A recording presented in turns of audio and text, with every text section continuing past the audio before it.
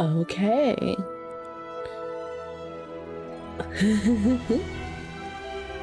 I think we're good. Let me check my audio once it loads on my screen.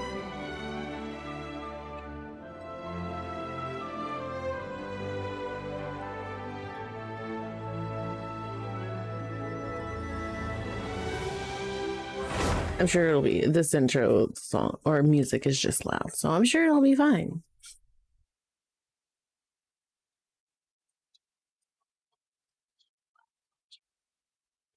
But so far, so good.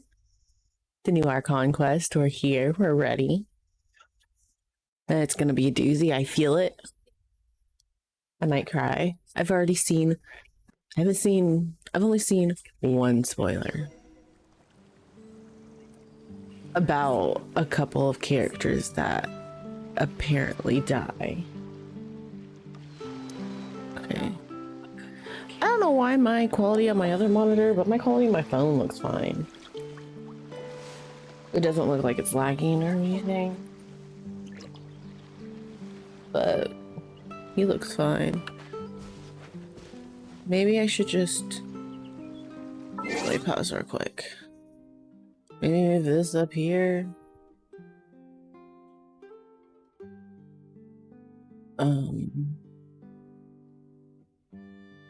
Move my Streamlabs, or I guess OBS technically right here. I don't really need a whole lot. And I'll just do this. That looks kind of better. It's high quality. But I think we're good. Everything looks good on my phone.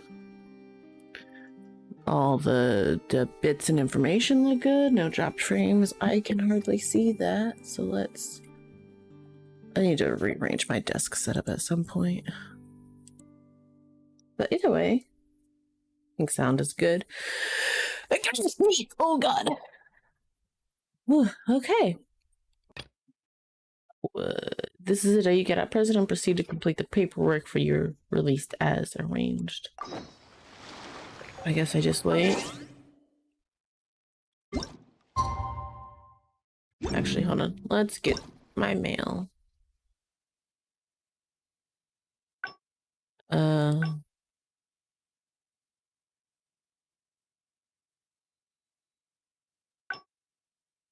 don't have his emos. I don't have his 6 constellation right now, at least. I am not logged on in a hot minute. However, we gotta get this party started. It is time.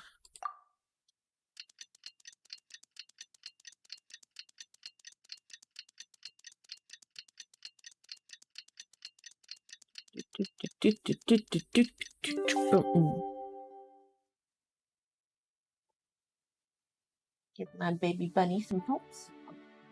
I say she's a baby. She's my baby, but she's not actually a baby.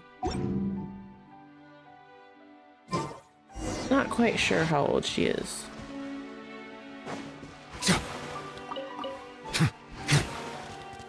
I'm sorry, I had to. They were just there.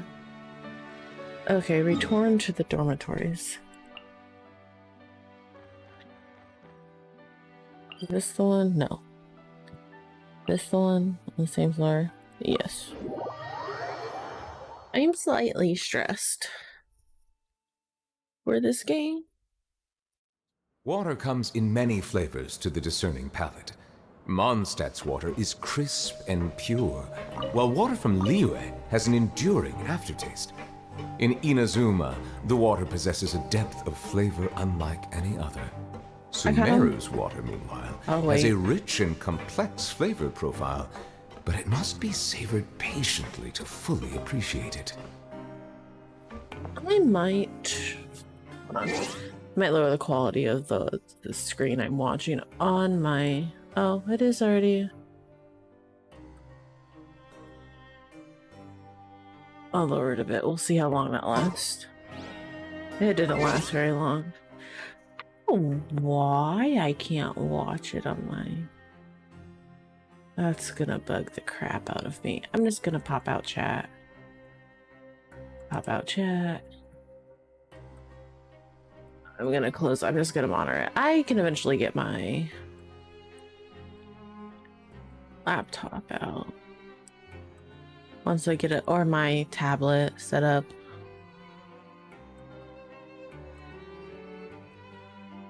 I don't know, man.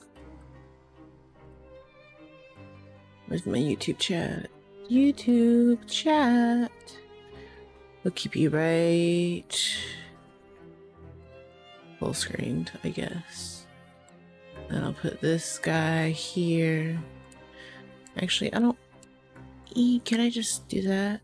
Then do like that, like that. I don't know what I'm doing.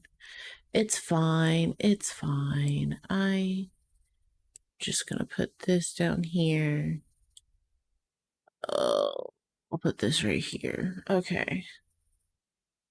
Bye. I see the value in my own work, but I also see the meaning in all the endeavors of the people of Fontaine. I believe I will continue to take pride in fulfilling my duties. Oh, do you know?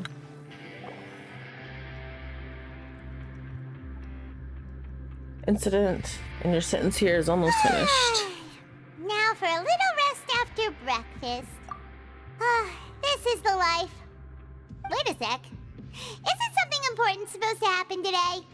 Oh, today's our big day! We're supposed to leave the Fortress of Mirapede! Come on, we've got to go complete the release procedures now!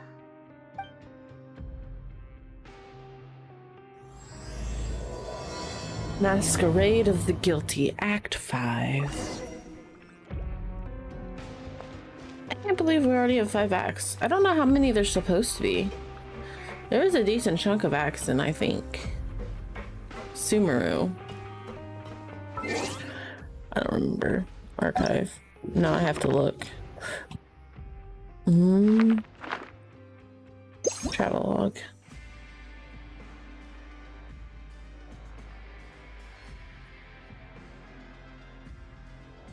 There's only 3.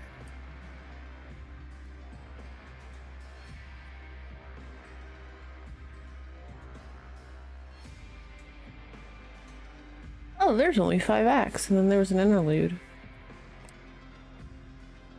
I mean, with everything going on in this act, it feels like this could be... I can't remember what they said, though, if there's anything special. Where are we going? Down? Down?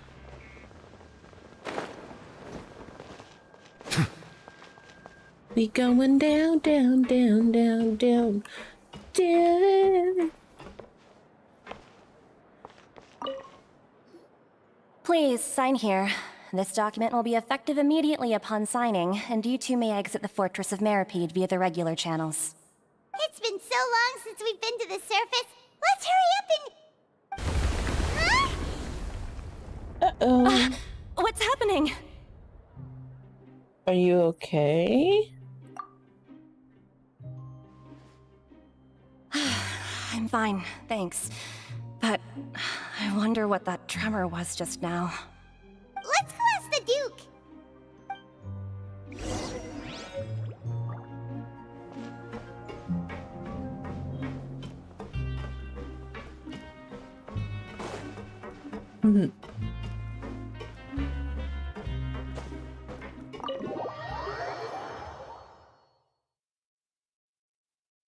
Or when shit's gonna hit the fan.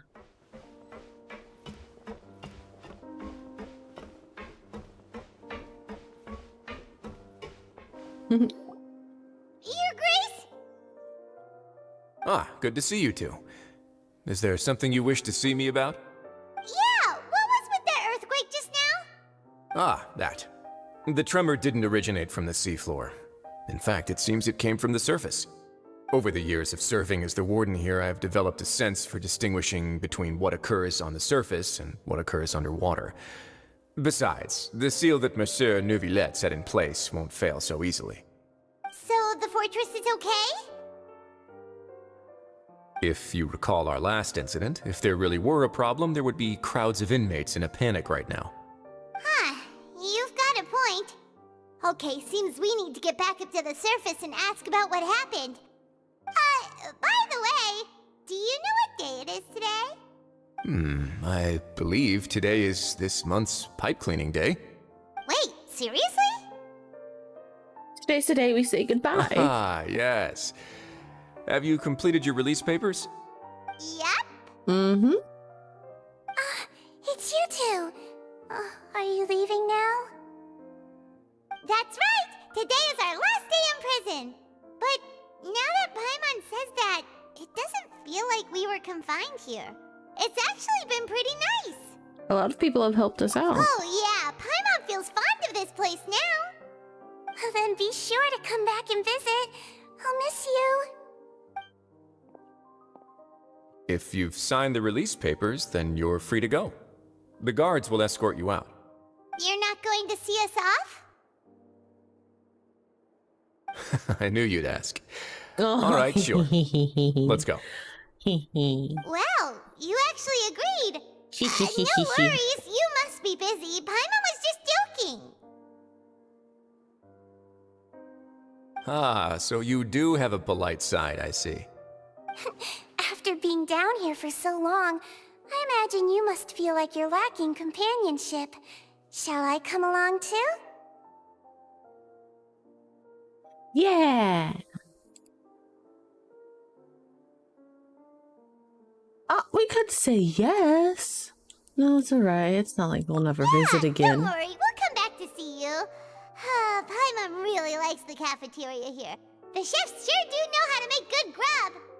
I hope you won't be here as convicts the next time I see you. We'll do our best to stay out of trouble. Well, it seems our work in the Fortress of Mirrorbead is finished. That's the end of another chapter in our journey. And since Nervalet was the one who asked us to come here, we should probably go report to him now. Next up, the Palais Mermonia. You're going to see Monsieur Nervalet? Please pass on our kind regards. I'm sure just your regards will do, no? I believe it would be the polite thing to do. You're right. I've heard the Palais has been terribly busy these days. Tell him that I hope he hasn't been overwhelmed by the recent string of troubles. We probably. He'll be fine. Goodbye, my darlings.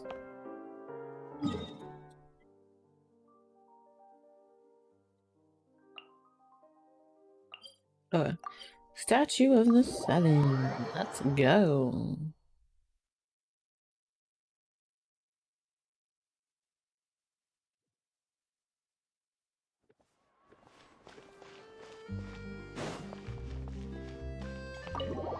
Let's see what happens. Let's see what's going on.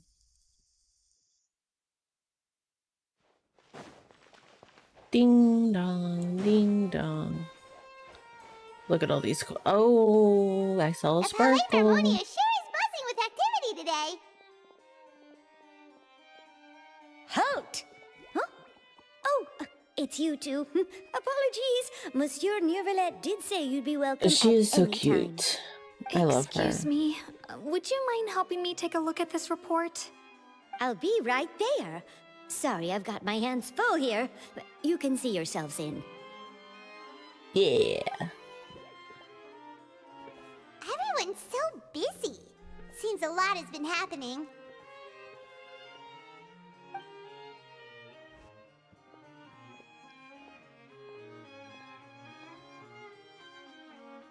Oh, that transition. Hello. You've come at the right time, but you'll have to wait for just a moment, as there are some urgent matters I must tend to first. In the meantime, please, have a seat. If you'd like to have something to drink, let the Melusine outside know. That's all right. We just ate. Very well, then. Let's take a break over there while we wait for him to finish his work. I love him with my whole heart.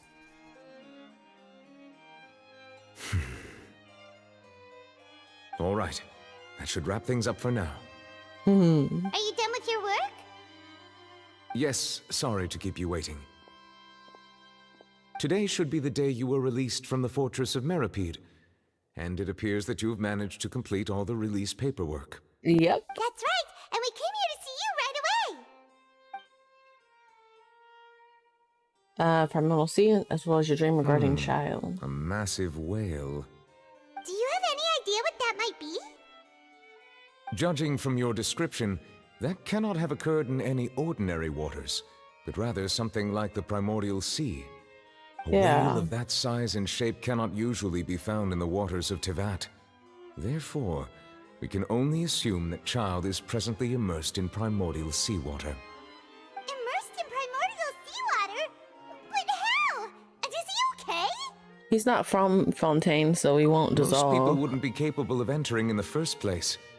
I'm not completely sure how he could have gotten there myself. Something we'd like to ask you about as well. What is it? I've heard that whale or that child is going to be a future boss, and the boss music sounds pretty darn cool. What was that tremor we felt? Right! Paimon felt it too! We asked the Duke and he said it wasn't from underwater, so we figured you might know something about it. It turns out that I have just received a report about this particular matter. In fact, that's exactly what I was busy with a moment ago. The source of the tremor was here on the surface near Poisson. After the shaking stopped, the water levels in the Poisson area rose at an alarming rate. Uh-oh. The water levels rose? Oh no! What about all the people there? I've seen something Fortunately, where the it water was... levels only rose for a short period of time and have already returned to normal now. However, I still have a bad feeling about the whole phenomenon. I don't know how true this is, and we might find out later, but I heard it was like Fontaine is sinking and not the waters are rising. Even though after Fontaine, that would be... Ooh, I'm very curious. This is very interesting. Let's go. If the change in water levels is connected with the leaking primordial seawater, then the situation in Poisson may be much worse than it appears. Navia should be in Poisson, right? We need to go check on her! Yes, the Spina de Rosula headquarters is there. I would also like to go there as soon as possible, but I'm afraid I can't leave just yet. We must immediately formulate disaster prevention plans for the surrounding coastal areas to avoid potential catastrophes. I'll have to ask you two to go to Poisson first. I'll meet you there to check on the situation once I finish things here. Sounds like a plan. There's no time to lose! Let's get going! Let's Please teleport. be careful. We will.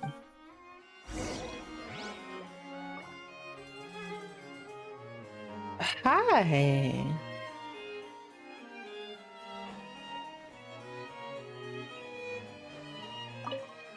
The two of you have my thanks. If you need any help, just let me know. I love the way he sounds. Okay. Let's go.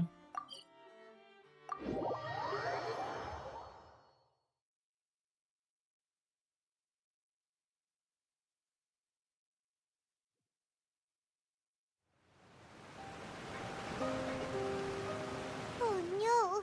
What happened here? All the buildings seem to be pretty rough shape now. Nobody around, were they all dissolved? No, let's not assume the worst yet.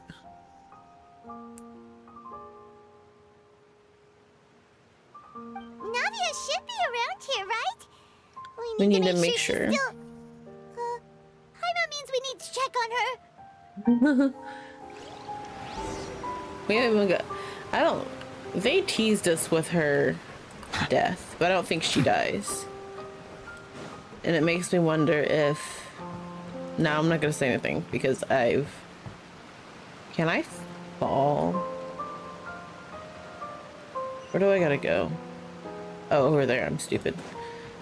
I was like, can I fall? Fish. We haven't seen a single soul all the way here. Maybe they Oh, already this is getting evacuated. scary. Time on. What will I ever do now? Disaster victim. There's someone on the roof over there. Just stay put. We're coming up. Watch your balance. All right, just hurry. Oopsie.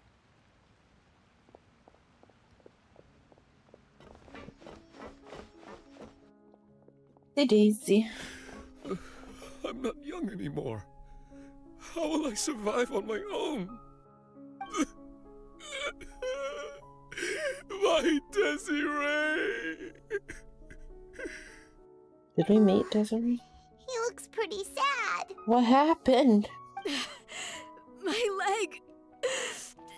My leg! How could this have happened? It hurts! Just hang in there. Help is on the way. You can hold my hand if it makes you feel better.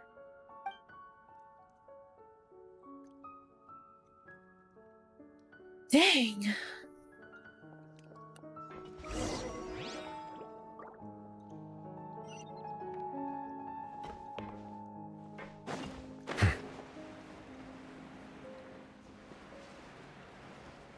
Can I fall?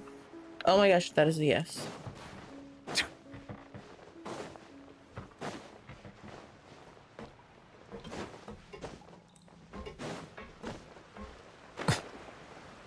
Oh, okay. Oh, it's Navia. She's over there. Hey, Navia, are you okay?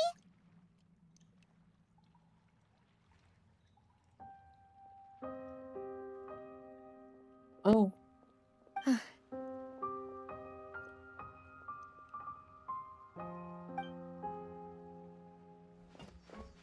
You're here.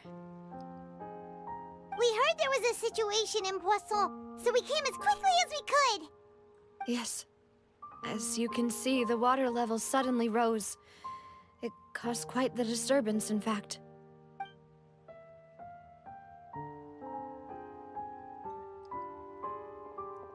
Demoiselle! There was a wounded resident next to a building southeast of here. We've already transported him to safety, but we've run out of medical supplies. He's wounded? How badly? He fell, so it's probably a broken leg. He's pretty shaken up. When the water level rose, he desperately climbed up to the roof. Once the water receded and he saw the ground, he became terrified and eventually... He jumped down then. Find the leader of Squad 1 and tell him to take the wounded resident to see a doctor. He should know where to go. Understood. I'll take over his search and rescue mission in the meantime. All right. You'll be in charge. Well. I'm sorry. Where were we? The situation in Poisson? Ah, right. Allow me to explain. I love A her little character earlier, design so We much. suddenly heard a loud noise. At first, everyone thought that something might have exploded in the waterways. But before we knew it, water started pouring out from everywhere. The rushing water seemed a little odd, almost like the unique color of primordial seawater. Some people didn't realize the danger and thought it was just ordinary water, leaking from somewhere. Everyone on the street who happened to be close to the water didn't have a chance to escape. Shoot. As the water levels rose, they suddenly disappeared. They were all dissolved. Those who realized what was happening started to flee in a panic, desperately trying to get to higher ground. Many were injured in the stampede, and some people fell from significant heights. Damn. The Spina di Rosula initiated rescue operations as quickly as possible, but there have been a lot of casualties. Fortunately, the water began to recede after some time, and the chaos came to an end. The water that flooded the area contained primordial seawater, so the lower levels of Poisson are still hazardous. To ensure everyone's safety, I've asked the people there to leave as soon as possible. No one knows if this could happen again. All we can do for now is try our best to help evacuate the residents. We still haven't completed the head count, but we'll have some numbers soon. How awful. And all of this just came out of nowhere. It was quite frightening indeed. I only wish that everything that just happened was a bad dream. Is there any way we can help, Navia? Yeah, we're here to help. Thank you for being so willing to help in a moment of crisis like this. You don't know how much it means to me. I really can't express how grateful I am. Wait, we're missing some people, aren't we? Oh no! No! Don't say that, Navia. That's what friends are for. I don't want to answer this question.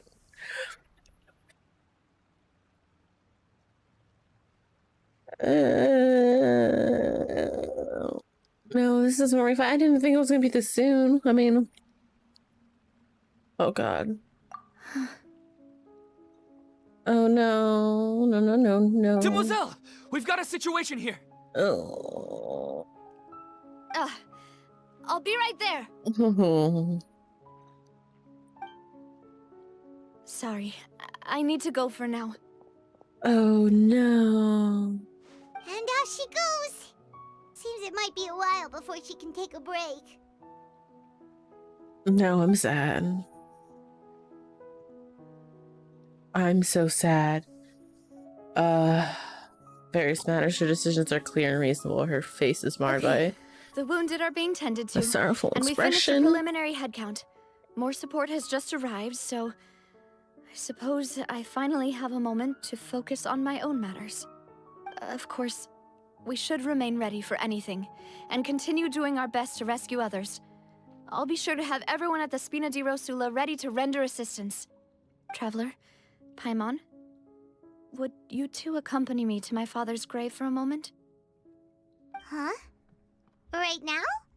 I understand. Thank you. Now I'm sad. My feelings are hurt. This is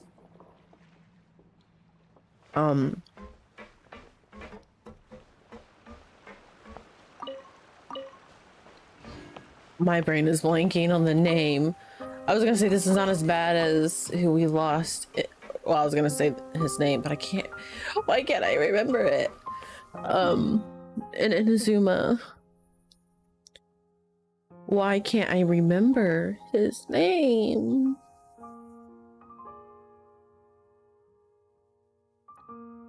No, because it is in my brain, but I just cannot access it right now. And I refuse. I refuse. I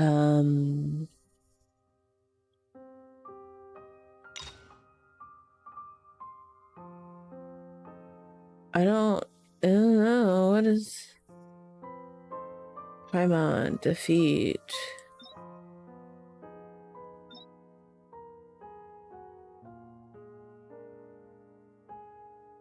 Tepe. Oh my god. It was in my name. I couldn't remember it. Tepe.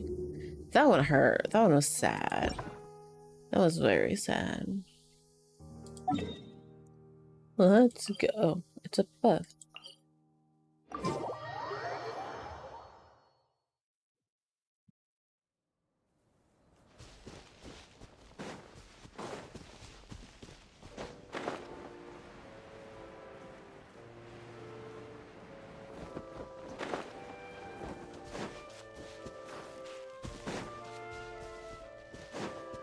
The reason why we're able to swim is underwater is because Fontaine's going to be completely underwater by the end of this Archon Quest. That would be interesting.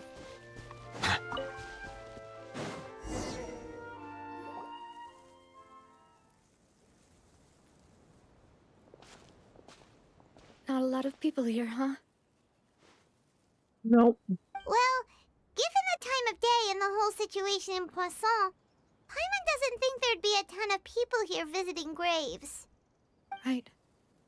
That's how things are now. The living are so exhausted that they've no strength to spare any words for the dead.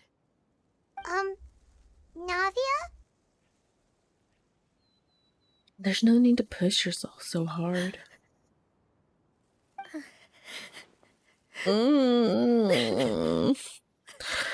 The fact that Genshin has added tears. I am sad. What's wrong?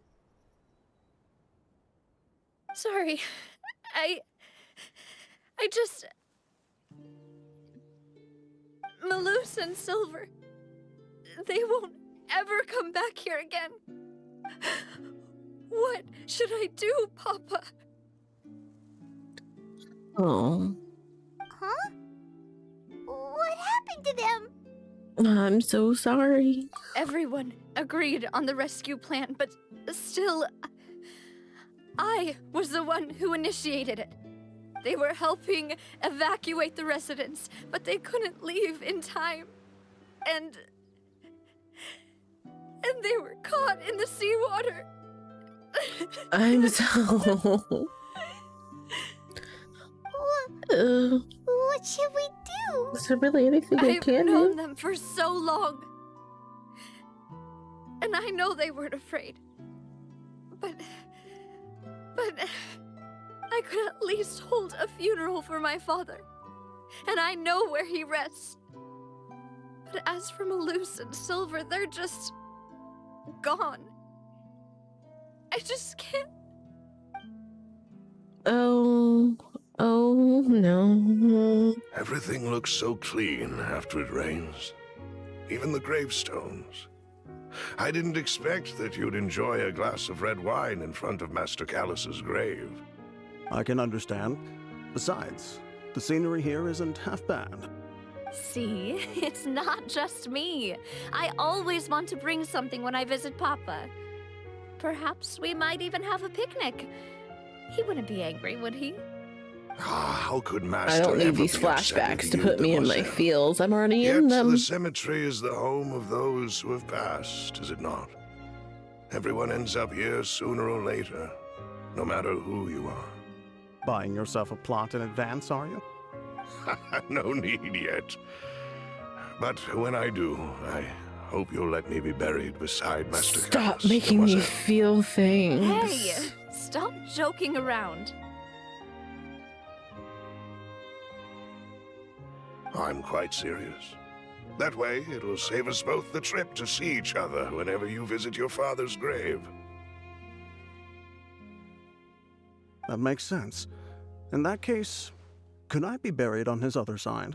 After all, besides you, Demoiselle, the two of us could certainly be considered Master's closest companions, no? Personally, I believe we fill those shoes just fine. Oh. Why are you bringing this up all of a sudden? Seriously. All right. I'll remember your requests. But I'd really prefer not to talk about this stuff. And what do you mean by saving me a trip? I'd make the journey even if I had to visit you two somewhere else. I'd My heart promised to let them hurts. rest in peace here. But here I am breaking that promise. You could still put gravestones for them. Maybe I'm sorry bury for an letting you see article me in a that they mess like own this. or something. I don't usually cry, really. Paimon doesn't know how to help you feel better. But, well, she understands how you feel. I had always thought I could make my wishes come true. But now that I think about it, that never solely relied on me. Many things can only be accomplished with someone else's help. Malus and Silver have helped me so much. But by contrast, I could do nothing for them. I'm so sorry. You can spend as much time as you need here, Navia. We'll stay with you. Yeah, we're here for you. Thank you. Right now, you don't know how much that means. By the way, you can have a look at this. It's a list of victims from the incident that took place here. Oh Obena, gosh. Khan, Burnett, Giverny, Francine, Karina, Daisy Ray, Joinville, Julianne, Esson, as well as Malus and Silver.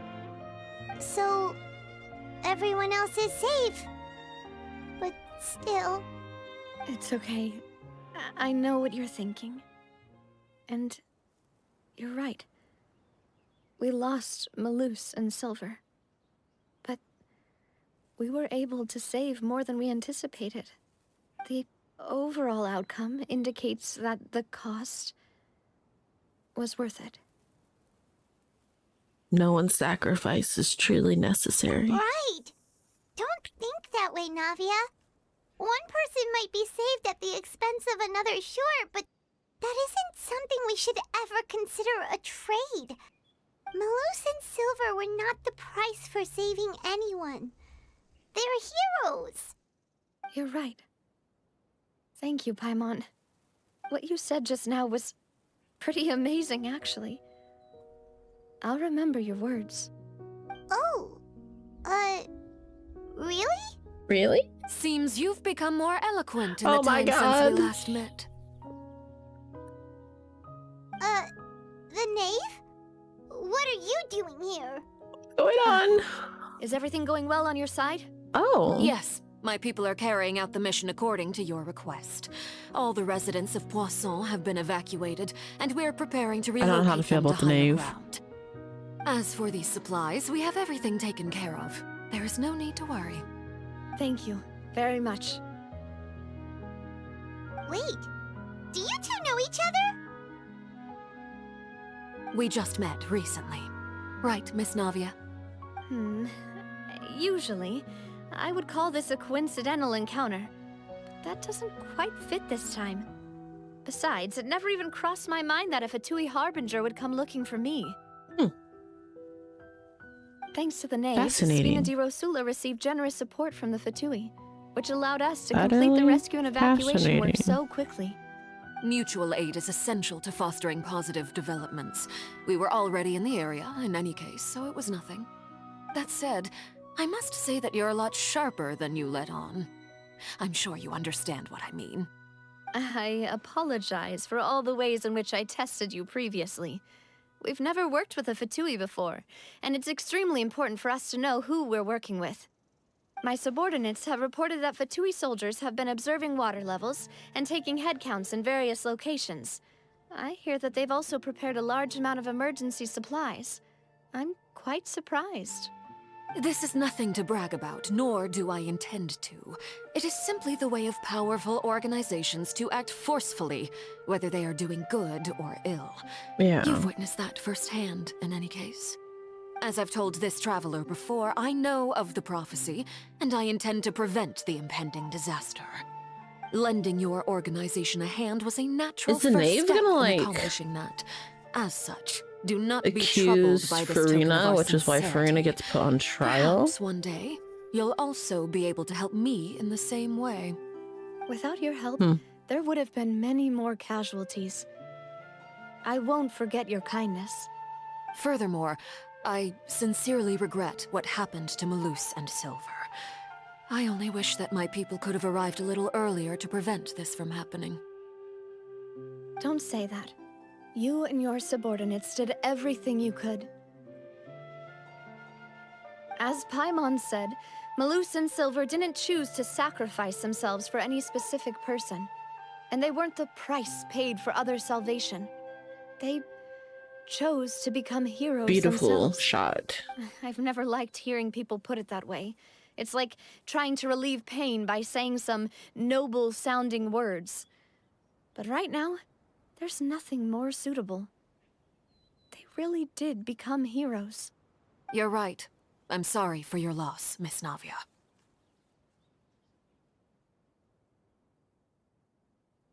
Water is life to Fontaine's people, and it also spells disaster.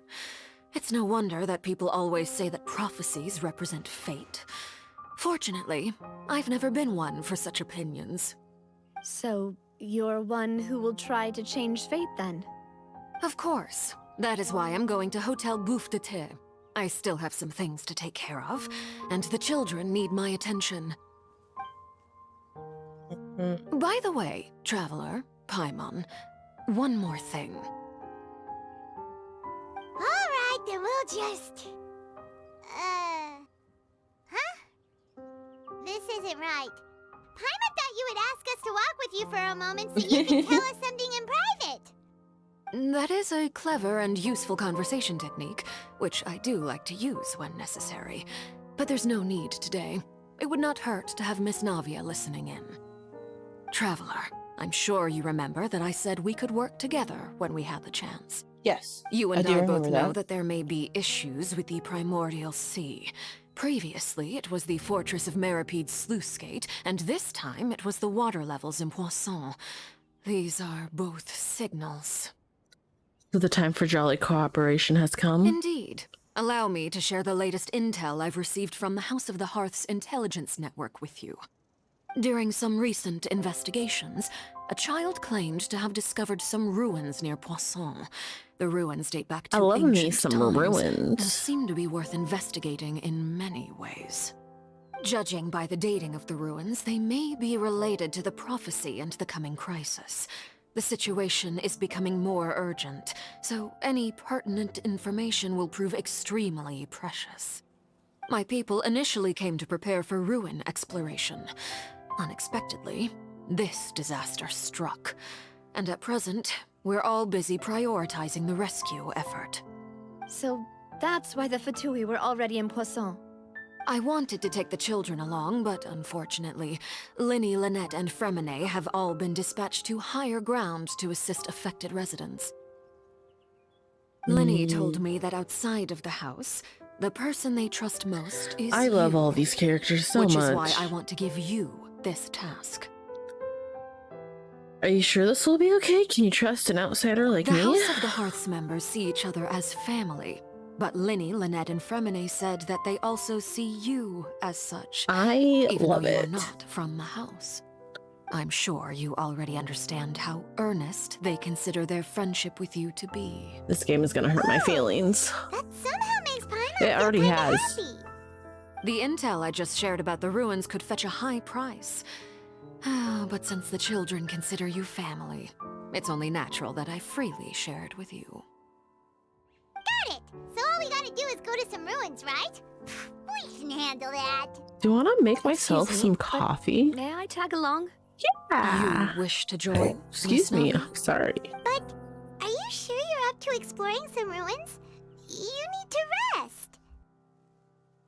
Well, I'm sad, yes. But I can't just go back and plop myself into a chair by the roadside and do nothing. There's no point in being depressed while we still have a disaster on our hands. As my father's successor, I must live up to the hopes he had in me. Besides, I'm also doing this for myself. I need something, a distraction, to keep my mind off Malus and Silver. Navi is strong, but she needs company right now. We can be that company if she goes Since to you put explore it the that way, ruins. I have no objections. What do you say, traveler? We'll go to the ruins together. All right. The ruins are to the south of Poisson. Here's the map. Okay, the three of us will handle it. Come on, let's pack up and get going.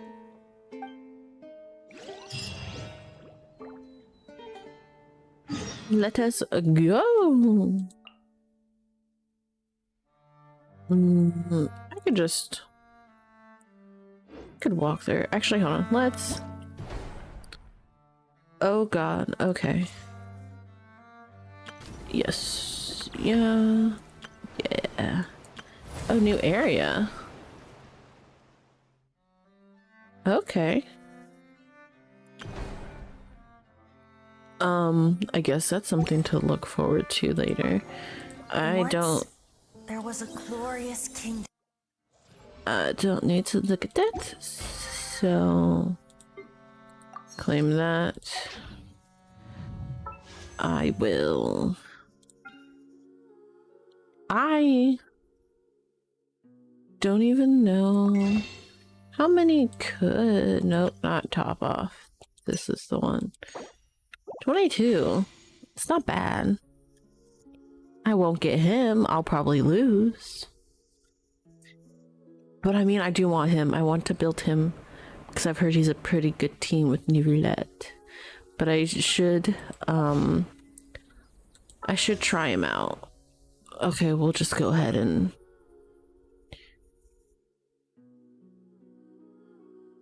I'm gonna do the Genshin math of selecting this one so I get this one. Now that I said that, it probably won't happen. However, what is his? Is this HP?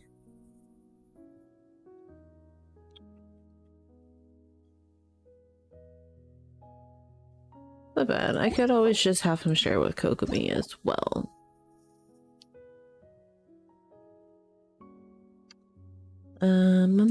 Crit damage.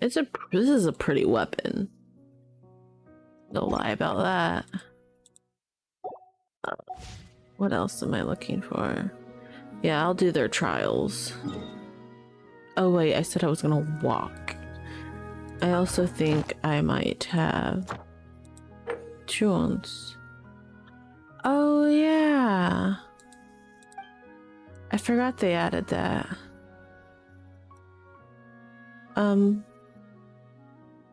Is this the whale? Oh shoot, I didn't realize it was... Okay, I'm gonna not look. But that's pretty cool. I kind of want to try the quick challenge. Oh, but I don't want to spoil the battle for me. I wanted to look at my commissions. Shh, because I think... Yeah. Beautiful creatures. Anyways. They are the pride of Fontaine. Be sure to befriend them and cause them no harm. It's a narwhal, not a whale. Whoopsie. No Into the wind. Order guide you.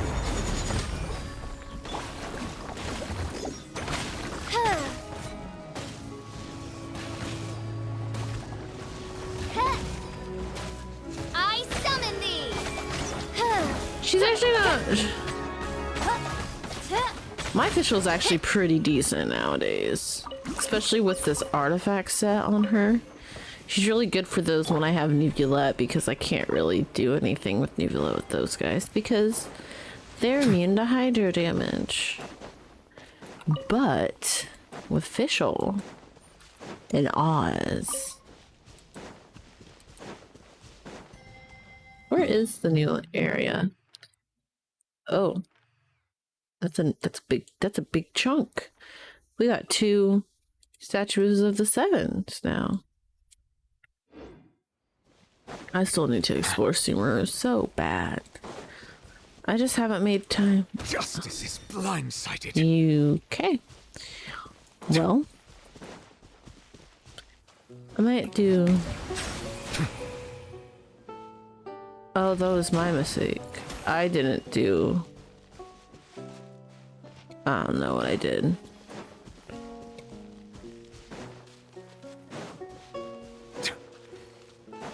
That was...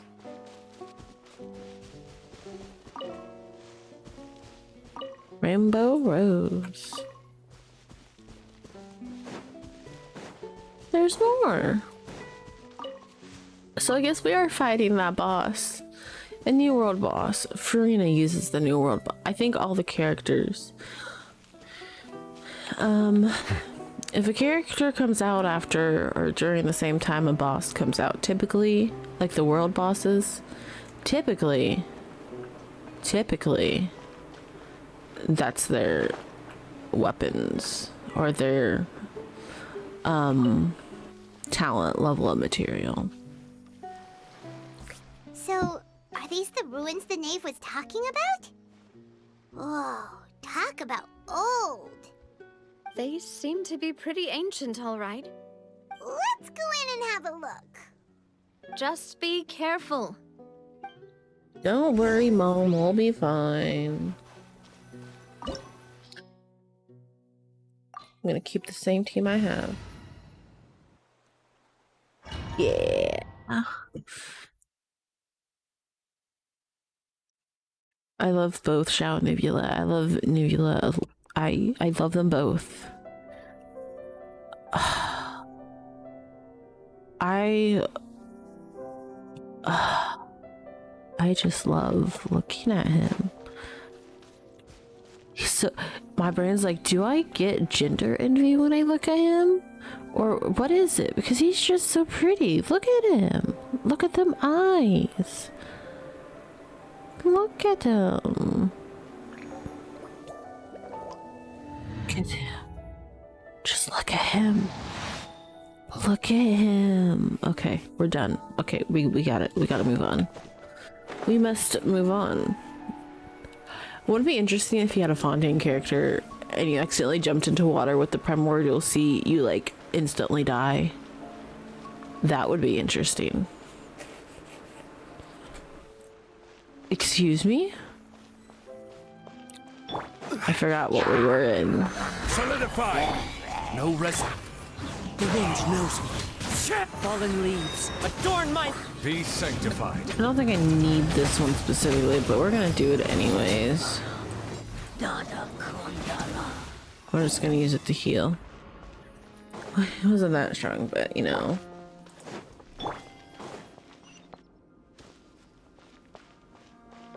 I need to make sure there's no straight chest anywhere.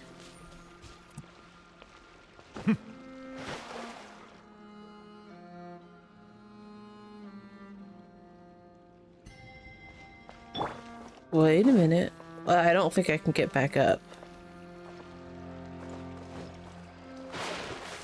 Yeah, nope. It's just instant. Huh. That's not exactly what I was going for. However, kind of does what my brain was thinking.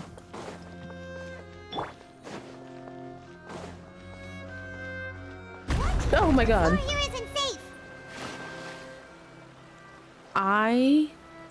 That scared me.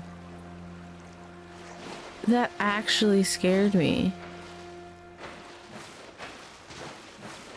Genuinely startled me. Oh shoot. Oh god. Okay. Into the wind. I summon thee. Let me just get you. Thank you. That actually got me and I'm upset. Ow. Jump scare. Okay. What is this? This place has also been contaminated by primordial seawater. Yeah. And a lot of it, too. A Fontainian would most likely dissolve the moment they fell in.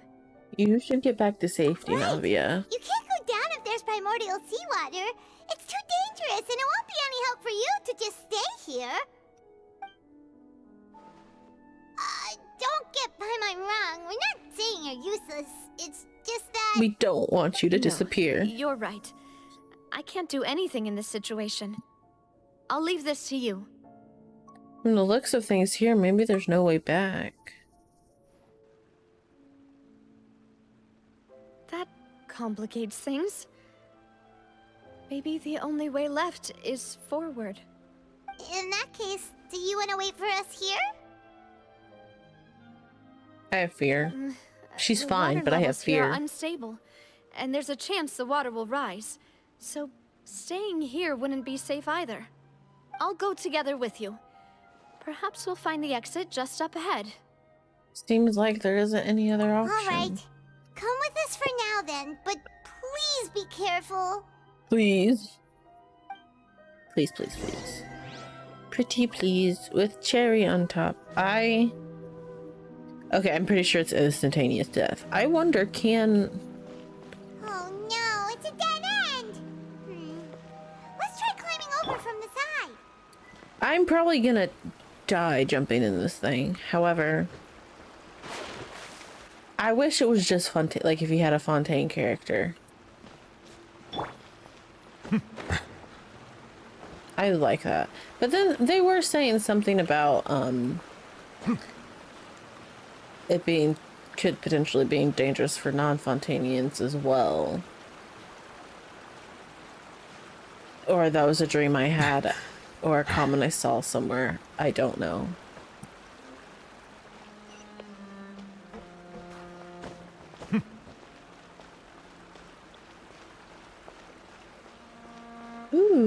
stuff. I like stuff.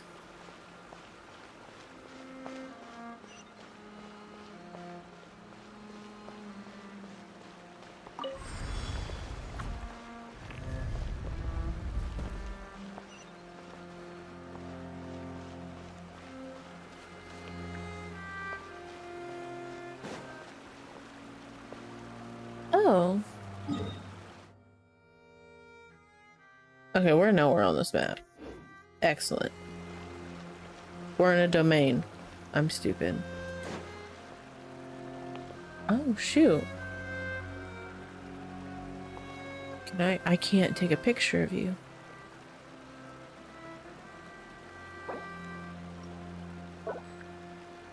Yes, I can. Give me... Water comes in many flavors Not to the that discerning voice line. palate. Mondstadt's water is crisp and pure, while Give water from me- Liyue has an enduring aftertaste. In Inazuma, the water possesses a depth of flavor Damn it, I unlike was any waiting. other. I mean, I could Sumeru's screenshot on my water, computer. has a rich and complex flavor profile, but it must be savored patiently to fully appreciate it. Okay, never mind. I give up. Is it Windows S? No. Is it Windows Alt S? No. Windows Shift S? Yes, but that doesn't work. Maybe. I like this camera angle. Wait. Oh god. There's something wrong with this bridge. Oh god. Oh god. Oh god. Oh god. Oh god. This is a scene from the...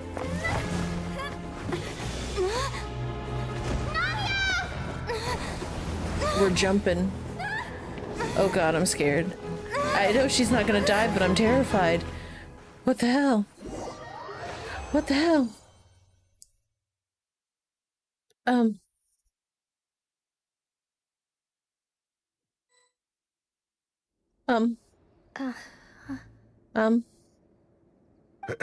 Demoiselle? Huh? What the hell happened? Demoiselle, what are you doing here by yourself? Would you be standing here till dark if I hadn't come to get you? What Maybe she just wants some time to herself, Malus. What is going on? Oh, was I sleeping? Yes, it would appear so. I must be tired. That's quite possible. However, you were the one that suggested we go out for a walk. Oh, right. I nearly forgot. It must have slipped my mind when I dozed off. I haven't had a nap today yet. Have I? This is a familiar feeling, yet something's a little strange. Is something the matter, Demoiselle? Oh, no. No, I'm fine. I was just trying to recall why we came out for a walk. Do you remember Mr. Giverny? He'd requested our help before with foreign merchants who had a debt dispute with him, and we'd resolved the matter not long ago. We were headed to see how things were going with him at the moment. Ah, right. Yes. I remember now. Oh, Miss Navia. Ah, Mr. Malus. And Mr. Uh-oh. Silver, too. Oh god. It's good to see all of you. She's not gone. I know for a fact How she's have not you gone. She been? can't be gone. I've been great. Thanks to your help, those bothersome merchants finally realized that I wasn't the one they were looking for. Why, I wasn't even the guarantor for that person. I refuse to accept it. They were knocking at my door day and night. Even my neighbor, Obina, was getting fed up with them. Sometimes force is required to calm someone down and get them to listen to what you have to say. That's right. Oh, by the way, Burnett, what was it that you wanted to give to Miss Navia again? Oh, yes. One moment, I have it right here.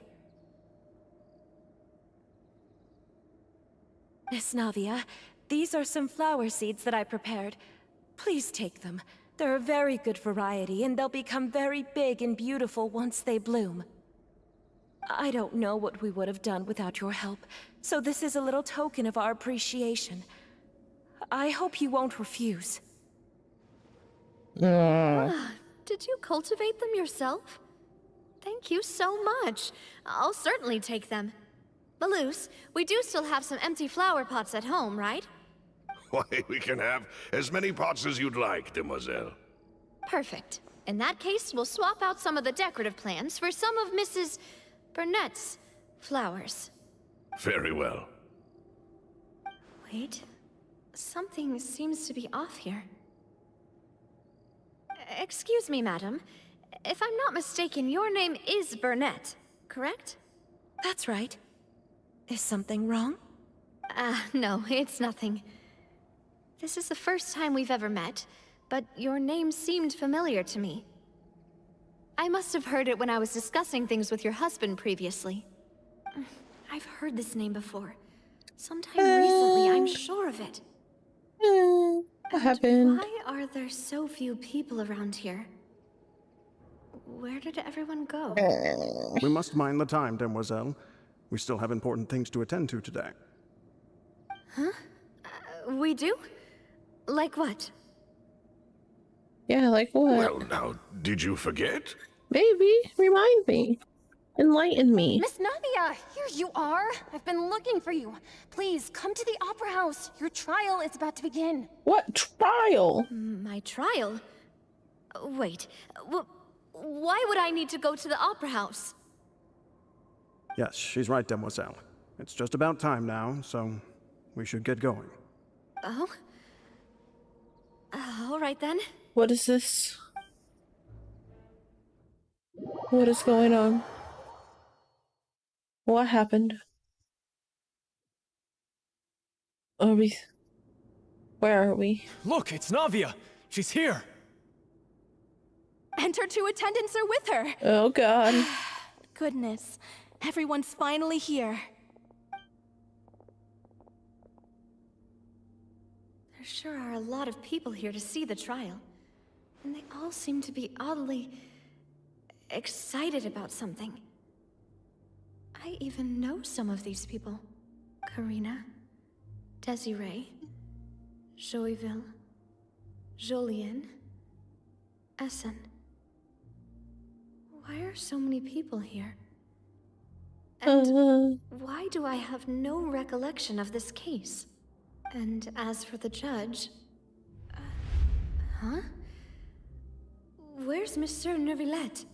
Please sit in the defendant's seat. Don't worry, Silver and I shall accompany you. All right. What in the world is going on? Are you sure you can stand behind me? What? Typically, it wouldn't be allowed, but today is an exception. Hey, what kind of place do they think this is? Come on, do they have any idea what they're doing? Seriously. Enough with the whispering! Could someone please Like there's a lot of people. There's like where 5, 6, 8 people. And why I'm standing 4 trial? right now, I see. I'm pretty sure My there's dear more. Miss Navia, have you not yet realized what you've done? In that case, allow me to explain.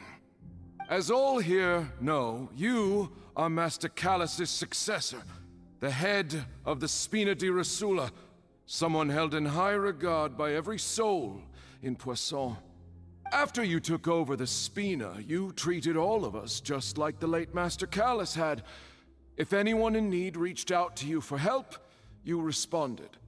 Not only you, but your butler, your subordinates, nearly everyone in the Spina di Rosula fought for the well-being of those in Poisson.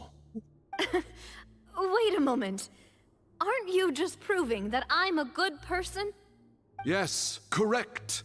Absolutely right. And that is why you stand accused. You have helped so many people get through so many difficulties. You are one with us.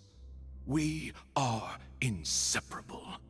We are one big family, all of us who are from Poisson, inextricably linked. And with you being so important, we couldn't possibly do without you. Therefore, this fair and honorable court shall declare you guilty, and you shall stay here. You will be together with us. That is absolutely insane. Huh? What are you saying? What does that even mean? Everything you have said is correct. I have indeed done a lot for my hometown, and I would be willing to be with you all, but what is the purpose of having me stand here like this? What is there to discuss? Ah, well, if that's what you think, then I have no further comments. How wonderful, Miss Navia!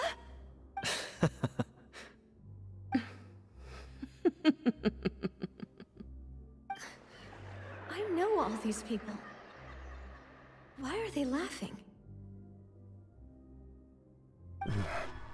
I seem to remember now. Yes, I get it. This trial is... Wait just a moment. This isn't right! Ooh. Malus? What was that, Mr. Malus? Our conclusion is very clear and unanimous. Let the court judge her now. She's guilty! Stay here, Navia! You're one of us! Let her go! Demoiselle, don't admit guilt. This trial means to keep you here forever. I wish to exercise my right to defend Our Lady. I love Mr. Smallfield, him. you only know of Navia's goodness, but nothing of her utterly independent mind. She was born a free and independent spirit. She has never been tied down by anything. Indeed, even the death of Master Callus couldn't stop her. Her actions cannot serve as proof that she identifies herself as part of any group. She merely acted as an individual, extending her hand to help others. Please do not mistake her actions as being otherwise. Really? As an individual, you say? Don't forget, we are all Fontanians here. This is the nation of justice, the nation of Hydro. Even if Miss Navia only voluntarily rendered her assistance, that doesn't change the fact that her beautiful soul must return to everyone. This is water interesting. Accepts all, blends with all. It will surely accept her kindness. Very Everything interesting. is measured here in the nation of Hydro, and in the end, everyone shall meld together. Thus, when a unanimous opinion emerges, that opinion represents justice. Now I speak for everyone. Our opinion is consistent. Navia should stay. We and Navia are one. And you would call this justice? Preposterous. You are merely jealous that Demoiselle still has a chance to exist as an individual. Have you forgotten how much you all once longed to become individuals, to become independent? Do you mean to defy our justice? If your justice is flawed, then why should we acknowledge it? As you said, we can also have our own justice. Silver and I shall defend Demoiselle. And that is how we will enforce justice. My head... it hurts. Demoiselle. Silver, it hurts. My head is spinning. All I can see is stars swirling in front of me. I remember now. Everything that seemed odd from the very beginning.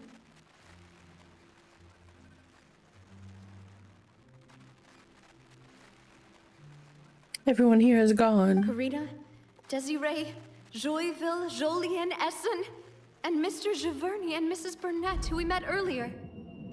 Even Malus and Silver. I don't want to admit it, but they're all dead.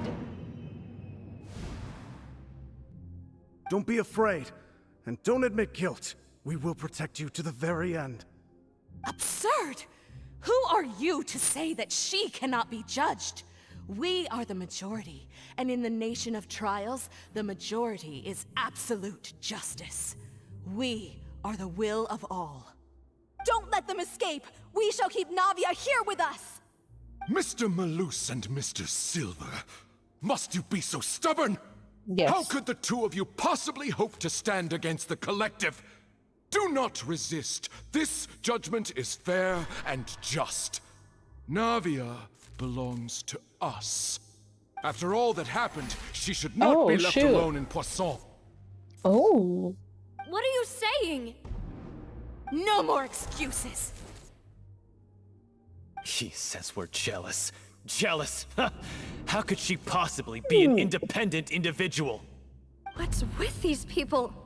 Who's jealous of her? She belongs to us. Miss Navia, she... Silence. He does come and save her. That's... I was like, what if Neuvillette? In my mind, it's like, what if Neuvillette? Monsieur Neuvillette! Such commotion is prohibited in the court. The accusations you just presented are nonsense and cannot constitute a proper trial. The court will adjourn for the rest of the day. In this, I shall hear no objections from any unauthorized party. Our thanks, Monsieur Neuvillette. Please leave with me, Miss Navia, while there is still time. His voice. Go on now, demoiselle. He sounds so This is your urgent. only chance to leave this place. What, can't bear to leave us behind or something? Malus. My apologies. I couldn't resist making one little joke once I realized that this shall be our last goodbye. I'm... Silver. Nope, that's not the one. Quickly, you must come now. Neuvillette? Demoiselle. Oh. I was like, Neuvillette's gonna have to come and save us. I love him. No, wait! Just a second! Navia? You're awake. Good. I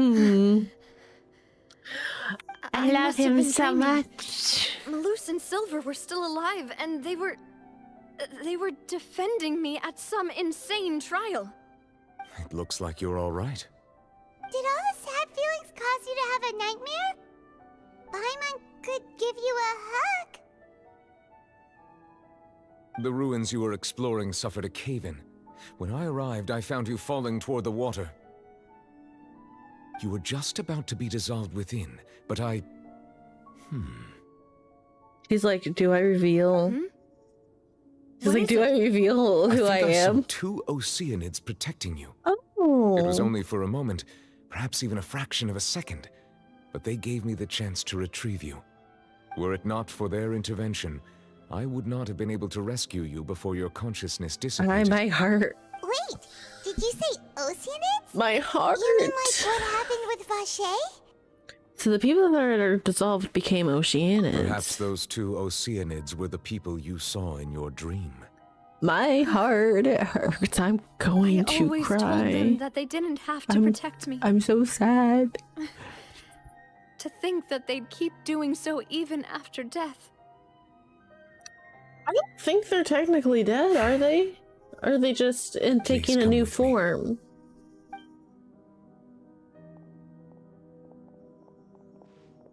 Neuvillette, are you okay? Oh, I am quite all right. Perhaps there's something we could chat about? Anything. Why do you look so stiff all of a sudden? Oh, Paimon knows. You're the type who feels awkward when there's nothing to talk about, right? Oh, I merely Paimon. thought that we should give Navia some time to herself. It's like, I don't know how to make small Why talk. didn't you just say so then?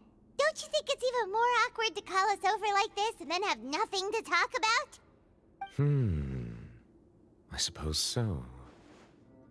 By the way, Szechuan sends her regards. Ah, Sigewinne. Sigewinne. I hope all is well with her these days.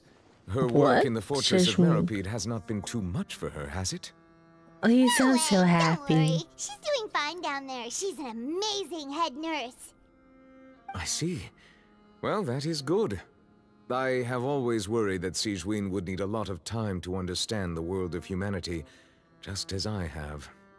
Oh, and the Duke also says hi. Even though Sigewinne made him do that. He hopes that you haven't been overwhelmed by all that's happened lately. Thank you. I have indeed been busy lately, and I also hope that everything is going well in the Fortress of Meripede. He still doesn't know what to talk about. Let's chat about something else then. You're the expert here, Paimon. What should we talk about? Oh, Neverlet. You're probably quite the swimmer, huh? Yes, of course. This isn't going anywhere. Let's try something else. How did you find these ruins? Did the knave tell you? Yes, in fact. I had arranged to meet you in Poisson, but when I arrived, I discovered that the Fatui were helping the residents evacuate. They had even transported a large quantity of supplies to the area. Amid my astonishment, I ran into the knave, and we had a chat. She informed me that she had asked you to investigate the ancient ruins here. Yeah, we originally planned to meet up with you, but we thought you might still be busy with all those official documents. We didn't think exploring the ruins would take very long, and who would have thought you'd wrap things up so quickly? Yeah. I hope Nalia can get back on her feet.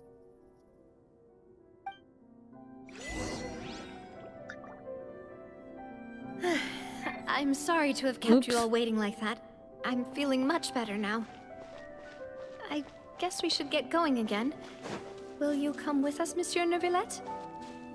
Yes, if you wouldn't mind my company. I never mind your company. Another one joins the party! Let's get going then! Trying to see if there's any hidden chests. Neuvillettes like, if any of them falls, specifically Navia, again.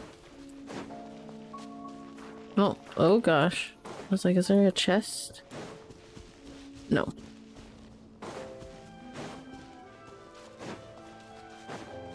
No chest. Let's go inside now. Okay. Stabilize. No rest.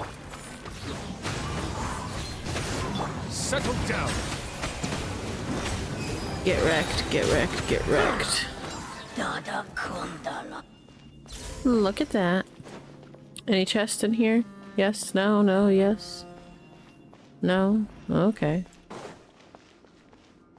Nothing for my hard work. Oh no, another unstable path. Goddamn. Watch your step.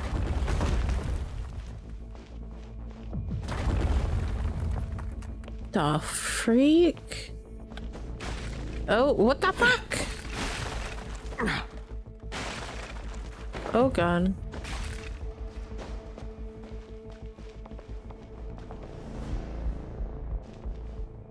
Genshin's really getting... I'm enjoying what Genshin is becoming. Watch out! There are rocks falling over here! It's fine, I got a shield. One with wind and cloud. Bow your head. Didn't really need his... I didn't really need Kazuha's, but here you are. I should have had him. Ah, but they got enough in there. Any chest? Yes, no, no, yes, no. Got it. Are more stairs gonna crack? Oh god. Oh, shit. Under pressure. It seems we're almost at the top. Keep it up! Oh god. Oh god. Oh god. Come on. Oh, let me just get this. Chest. These ruins are particularly ruined. Okay. Are you gonna... Okay, we'll save. No rest for... One with nature. Or not. Fallen leaves. Adorn my... This is order. Let the mighty be humble. I'm just go ahead and do this.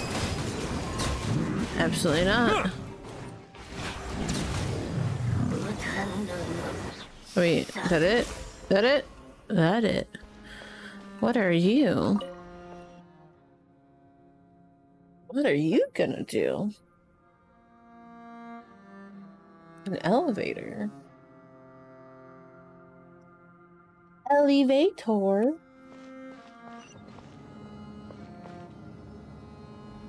Any chest? Nope.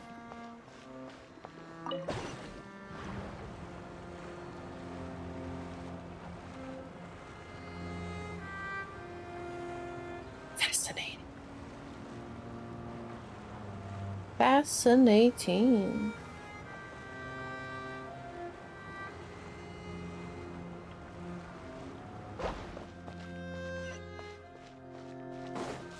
Go up. Statues. A falling statue.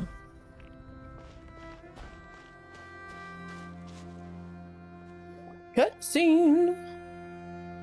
Looks like we've reached the end. This is the place. There should not be any other hidden spaces in the vicinity. The path sure had some twists and turns, but it turns out that this place isn't actually that big. There seems to be something on the wall.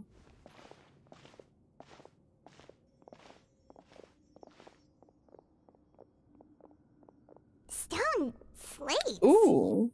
It seems like they were put here as an offering. Could we take them down and have a look? Perhaps we should just leave them be for now. Yeah, that'd probably be the best. There are 4 locations in total, but only 3 stone slates.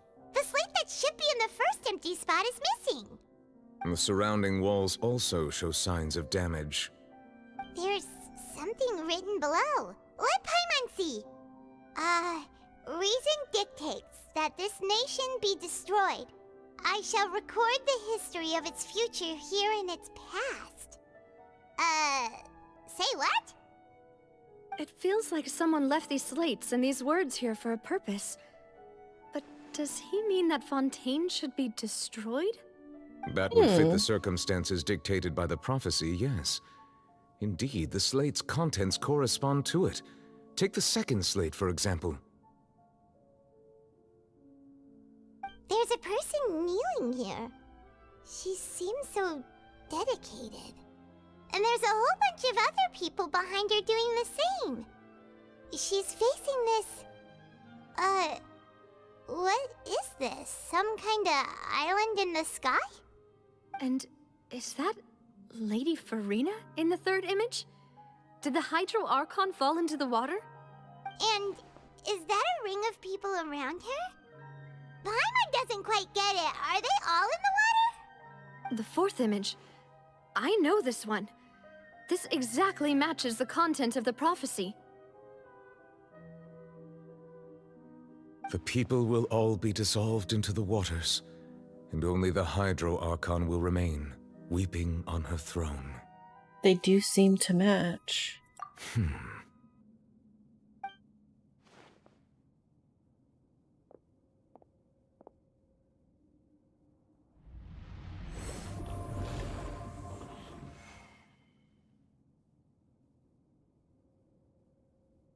More information should be hidden in these slates, but I fear I cannot easily uncover it, most likely due to us missing the first slate. I am very sorry. Don't blame yourself, Monsieur Neuvillette. Deciphering ancient stone slates isn't one of your duties. Ooh, Paimon's getting the chills just looking at these slates. This says that it's the history of the future, right? That means the prophecy's sure to come true. I really hope it doesn't mean that. Still, Paimon feels like these images are kind of weird when you look at them together.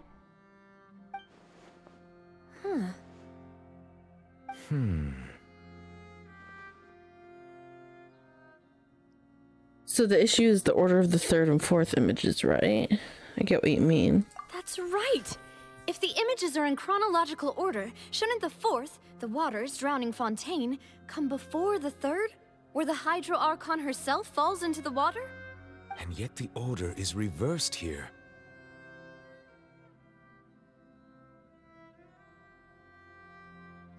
Second image is also concerning. What son are the people in the images confessing to? Lady Farina only emerges in the third image. That means that the person in the second image might be the previous Hydro Archon. Egeria, then. I had never met her, but her appearance here does match the records. The previous Archon kneeling before the floating island in the skies, as if confessing a sin. Did she herself commit that sin? And if not, why would she be in such a posture? Also, I'm still wondering why these ancient stone slates are here at all. Judging from their contents, could this place be the origin of the prophecy? Does that mean that someone, or some people, once saw these slates? But who would have created these slates and left these words here?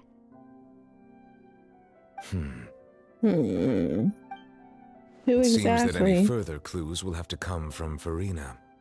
In that case, there's no time to lose.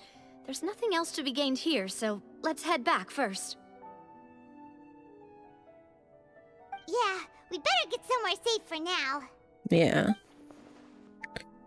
Dot. Honestly, who created these slates doesn't matter now. The real question is whether things will truly play out as the prophecy foretells or not. Fascinating. Oh. Was it destroyed or is it just gone? The first slate really... Well, it's always one of them that is missing. Always the most important one that can wrap everything up together. But I guess we will find out later in the quest. Because that's how things tend to work. Let's split up here. I'm going to check on what's happening with the Spina. You know how it is. There's some things you just need to be there for yourself. Yeah. You still have energy for that, Navia? Paimon's already beat.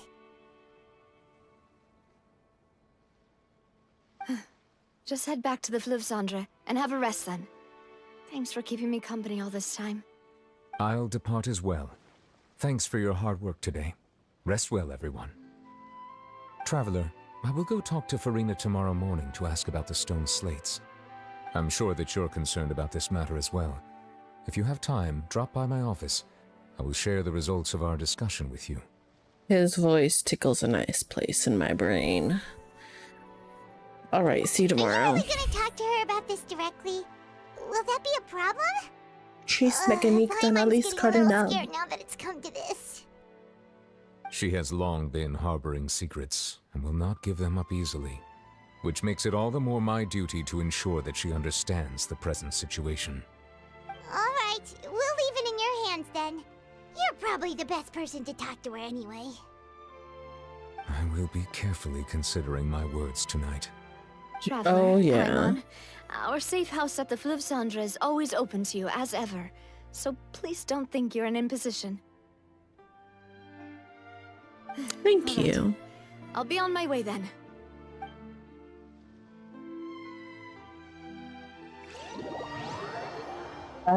You and Paimon head to the Spina de Rosula base at...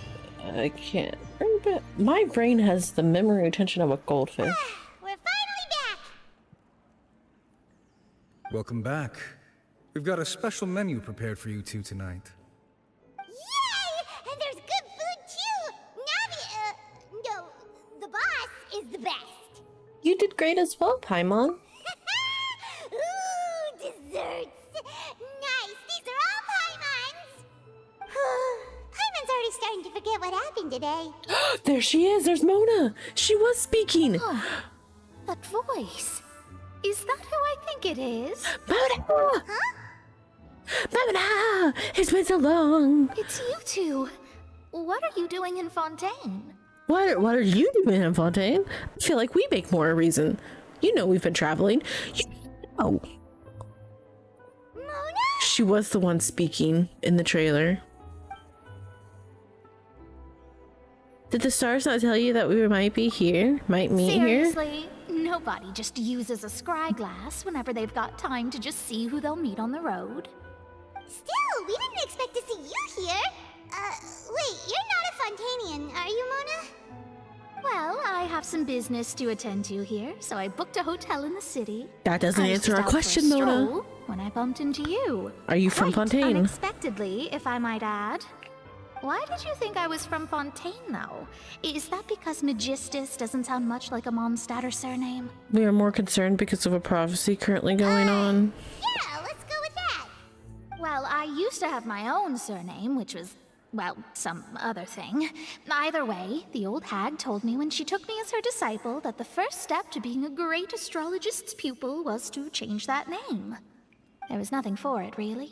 She really is amazing at astrology, so I changed my name to what it is now according to her wishes.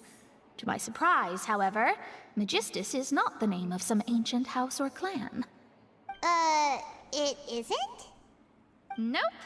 Although it is used by us in place of surnames, it generally just means great. The Great Mona Magistus? The Great Mona the Great? Imagine including a boast in your name. Wait, are you gonna have to put that into your genealogy as well? I reckon so. In any case, I'd give my disciple a name like this as well, if I were to take one. And may I ask what your master's name is? Astromancer Barbeloth Trismegistus. Oh. Whoa, that's a long one. Does it also mean great or something? My name means Mona the Great Astrologist. As for the old hag, hers is, in plain speech, the thrice as great scholar of the stars. Just take it as a title specific to astrologists. Thrice as great? That's so petty. I know, right? That's just how she is. She used to call herself Magistus, actually, but when she took me in, she changed her name to Trismegistus. Talk about excessive. Change your name to Quad Magistus. Magistus is thus the calling card of our school, so to speak, which makes it about the same as a surname. It's all right if you don't get it. You can look into it further should you need to study astrology more deeply. Or a triple appetite Paimon. Terrible! But anyway, you're not Fontainian, are you, Mona? You're from Mondstadt, right? Correct? Well, Yes I was or born no? in Mondstadt, yes. My parents migrated to Dorman Port, and I traveled with the old hag for a while, after which I settled down in Mondstadt City. Oh, that's a good thing then. At least we know you won't be dissolved by Fontaine's waters. Speaking of that, I'm sure you're aware that a bunch of things have happened here in Fontaine, right? I know you're not a local, but I'd avoid getting too close to any water that looks strange all the same. There's something ominous about it. Well, the water, I mean. Did you come to Fontaine because of the prophecy, Mona? That was the main reason, yes. Just a while back, the Steambird invited me to take part in a panel and speak about the circulation of the prophecy as an astrologist. The invitation was sent quite early on. I don't think anyone expected Fontaine to be in this much trouble. What do you make of that prophecy, Mona? Just tell us what you think as an astrologist. Your word would go a long way to make things more certain and less scary. I don't know about less scary. What I can tell you is that I'm an astrologist, and that this prophecy concerns the fate of Fontaine, even that of all Tevat. Ascertaining this is akin to reading the fortune of the whole world. I'm afraid that this is not something that just anyone can do. If I could do it, you would no longer call me an astrologist, but a visionary. But on the flip side, the prophecy is so huge and powerful that it must surely come from a powerful visionary. Its contents involve the fate of the world. Disregarding it would be a mistake. A visionary? Sounds really powerful and all, but does such a person really exist? Of course. The old hag could do it, and I'd bet there are others amongst those Hexenzirkel colleagues of hers who could do something similar. I need to ascertain the accuracy of the prophecy. Could you help me get in touch with your master? Huh? Are you sure?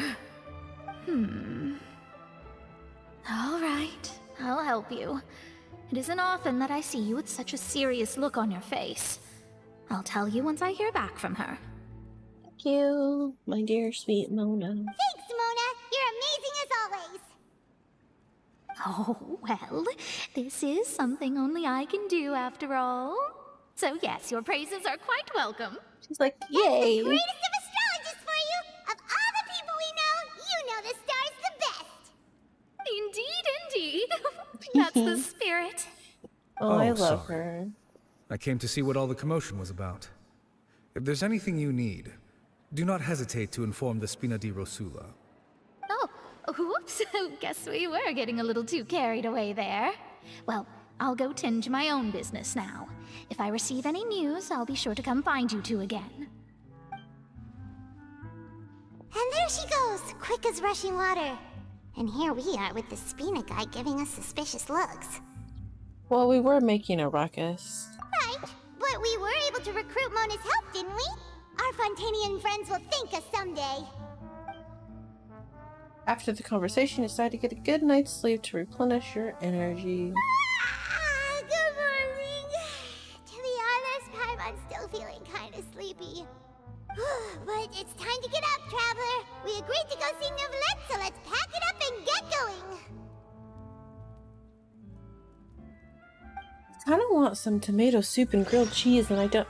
Well, I mean, who doesn't want grilled cheese? Grilled cheese is phenomenal.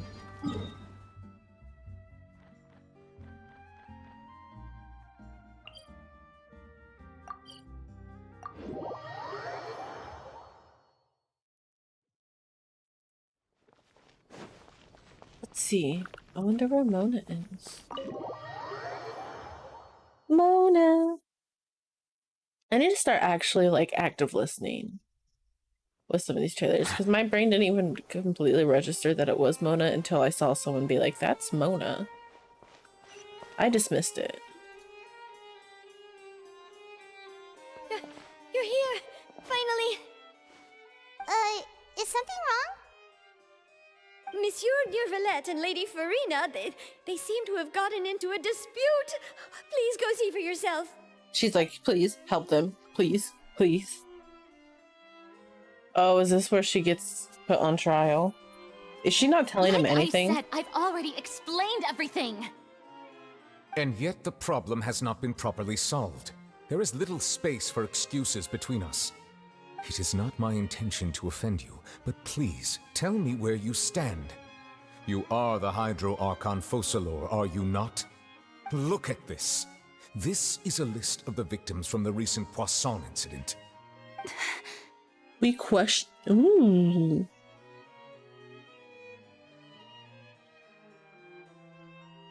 You mean... they're all...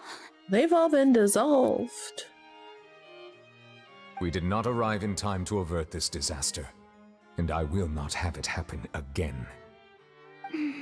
I will say this once more. You must tell me everything you know. Yesterday, I found 3 stone slates in some ancient ruins near Poisson.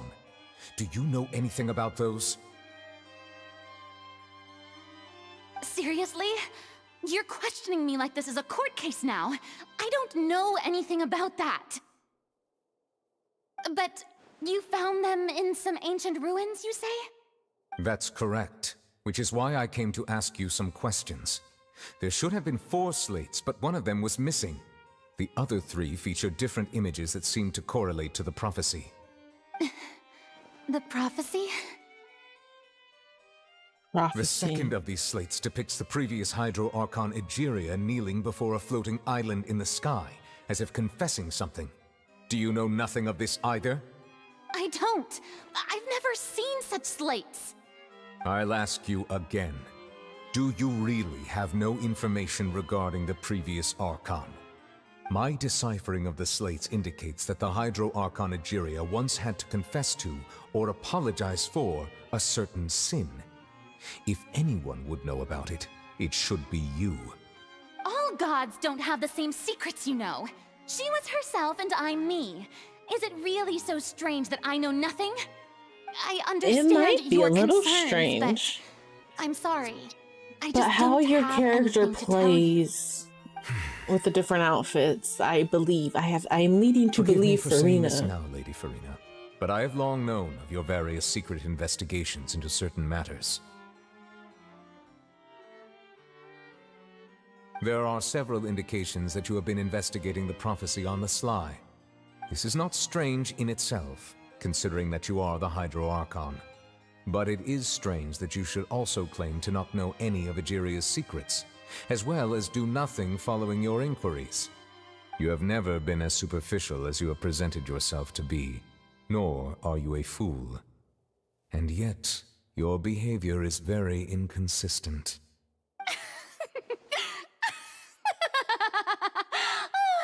So you've been watching me all this time, have you?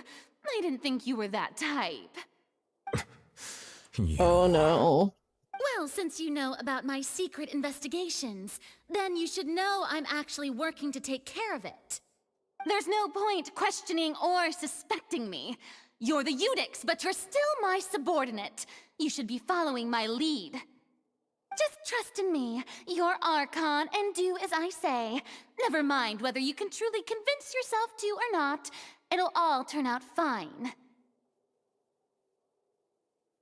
That's all I have to say. We do not discuss this matter again. Oh, the opera's about to start. Toodles! I don't know much about Marie Antoinette, but apparently Farina is Marie Antoinette coded. And, what's going on? She looks concerned. Did Farina not notice us standing by the door?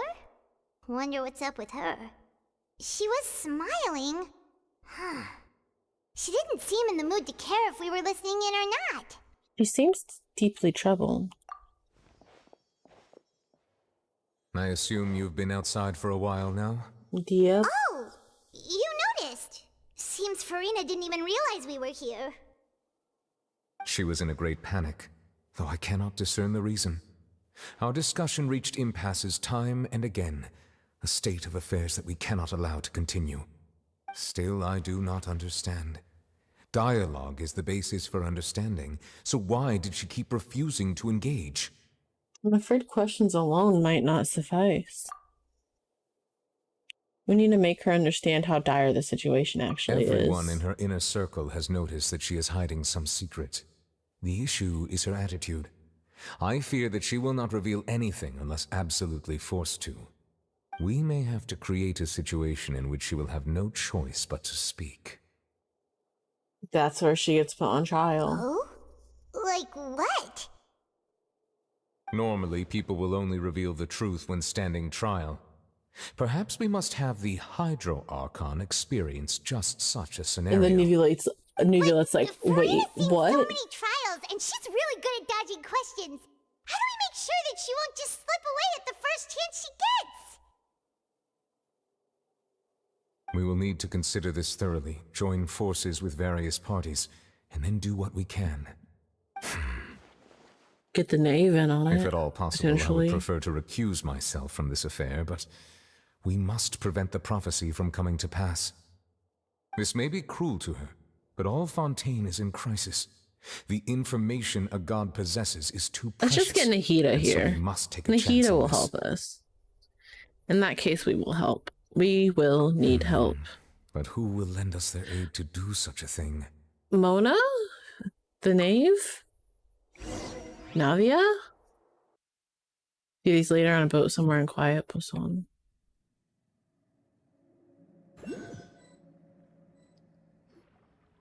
Well, that's everyone, huh? Speaking of which, it was pretty smart of you to think of hiding here. Poisson was just involved in a disaster, so it's presently devoid of people. That naturally makes it the best choice. And here you are drinking tea like it's the most natural thing in the world, huh?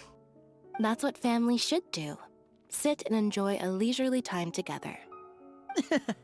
It's nice to enjoy tea here, you know? Care for a cup? Lend me your ears, everyone. Or perhaps one of you might like to start us off. How about you, friend? No, Remine. No, I don't think I can. Then, how about you, good sir? I fear that I will cause the mood on this boat to become as somber as it is in court. Oh, dang.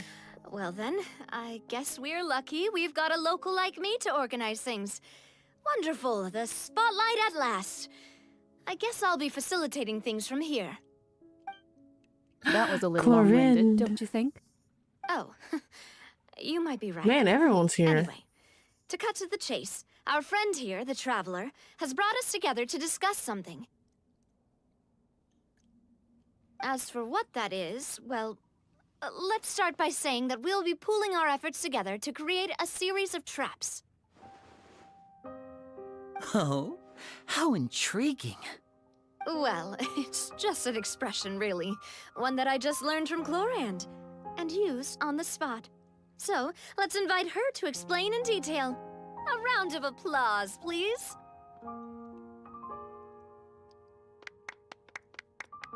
Clap, clap, clap, clap, clap. Didn't you say that you would be facilitating this? Oh, come now. Your work doesn't involve much public speaking, right?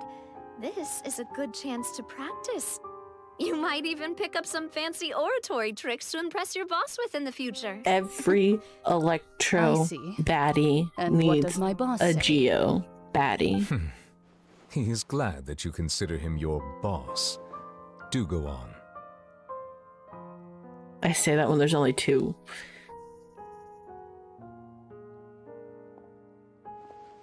In that case, do any of you have experience hunting? Not that I recall. Fremine and I once used a wooden stick in a basket to catch wild rabbits when we were younger. As for Lynette, oh, right. You were sick that day, weren't you? I've also gone diving to catch some fish before. Does that count? I'm afraid not. You may or may not have heard, but Fontaine once played host to a group known as the Marechaussee Hunters. Though that was their name, they did not hunt animals, but rather various monsters left behind by the ancient dynasty of King Remus. Today, Fontaine's monster population has already thinned greatly, so the hunters have blended back into society, taking up arms in other lines of work. I'm going They to even left a unique methodology of hunting in their wake. real quick. I'm going to get a snack and get something to drink. So I will be back momentarily, but I'll let you enjoy these beautiful, lovely human beings.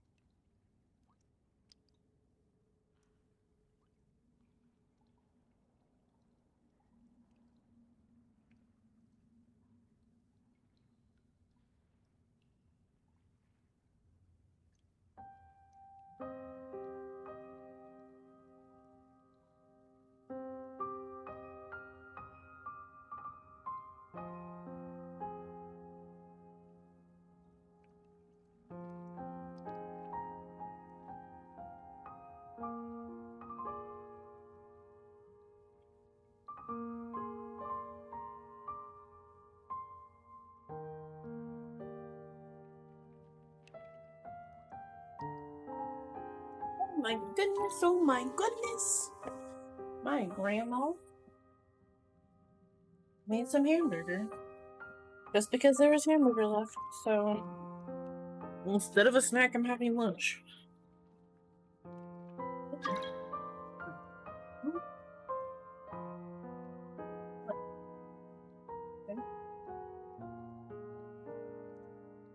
Okay, I don't know.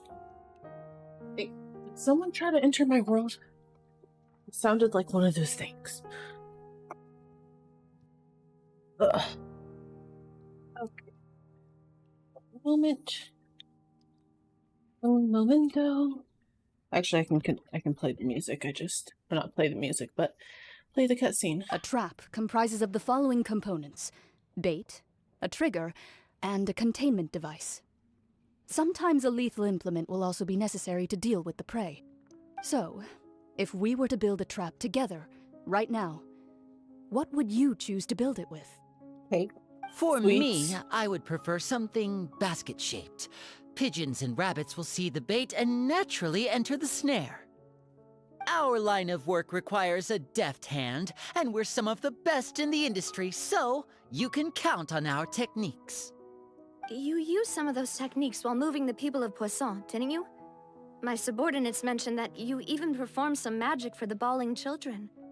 Yes, and I even managed to gather some intelligence in the meantime.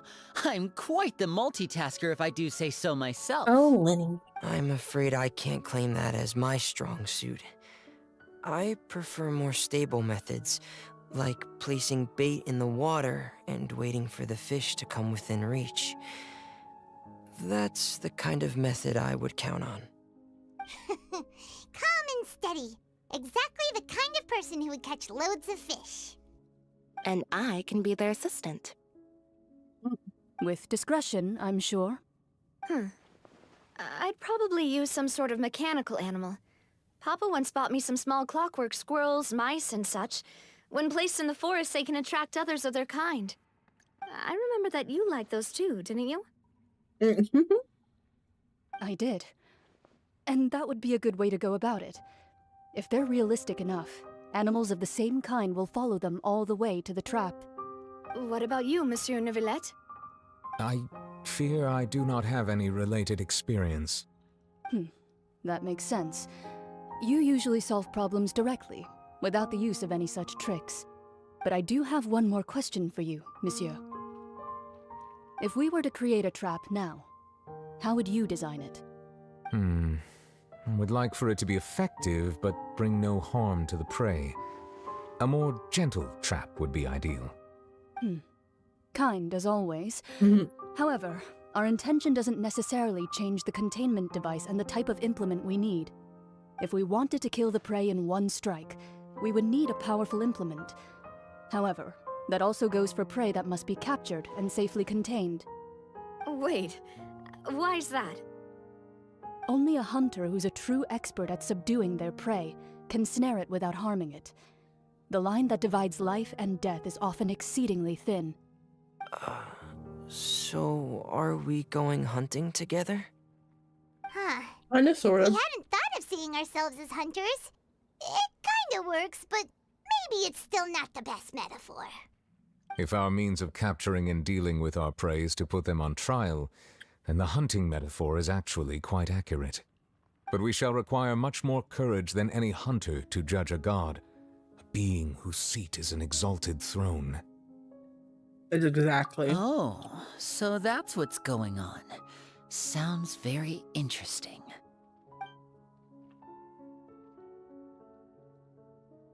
It's just that, a metaphor. You will not call this a hunt because this is not what you should do at present, nor has the relationship between you and Farina reached such a dire stage. Why do they feel the need to tell us this? Why do they feel to narrate this? What you need is simply the secret that she is keeping. Attempting to take her secret is an act of sacrilegious disrespect, but must be done to prevent Fontaine from seeking into the waters as foretold in the prophecy. There's neither hunter nor prey, but there must be a trap. That is what you will need. Fascinating. My food down. Map.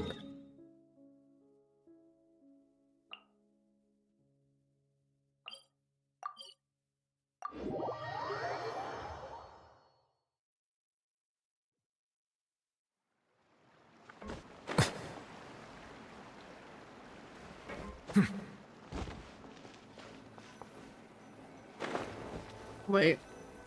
Oh, that's just... Oh, crap.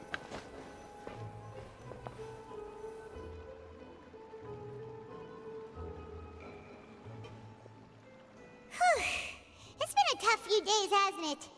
So much has been happening. Those meetings sure did make me hungry. Paimon didn't think the meetings would go on for so long, but everyone seemed pretty fired up, huh? Paimon thought they'd be at least a little frightened. Well, Fremine was, now that Paimon thinks about it, but everyone else just looked a little surprised. Do you feel more confident after the meetings, Paimon? Well... It's hard to say. Paimon doesn't have any experience with this sort of thing. But with you around, Paimon sure will do great. After all, you're the most reliable person in the world, aren't you? Huh? Is something wrong? Did you just pour some tea? Paimon didn't notice you doing that at all. I didn't. Then what's that? Paimon's never seen that cup before. Don't be frightened.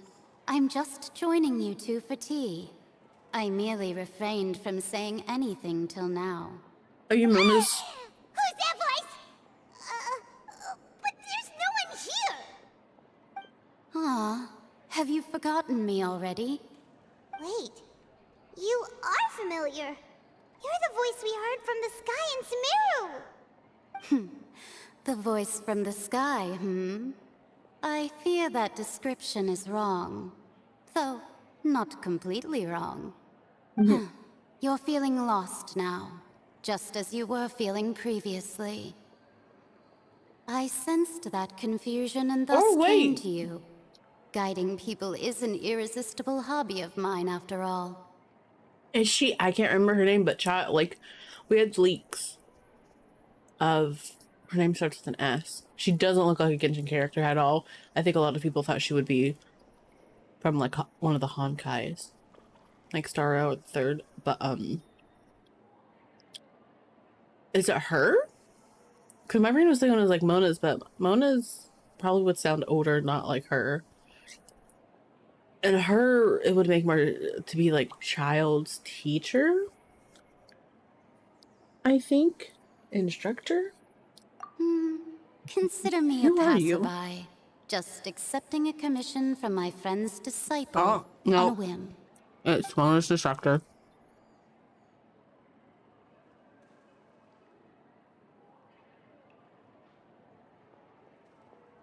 Oh wait, no, it could still be. Wait, I don't remember.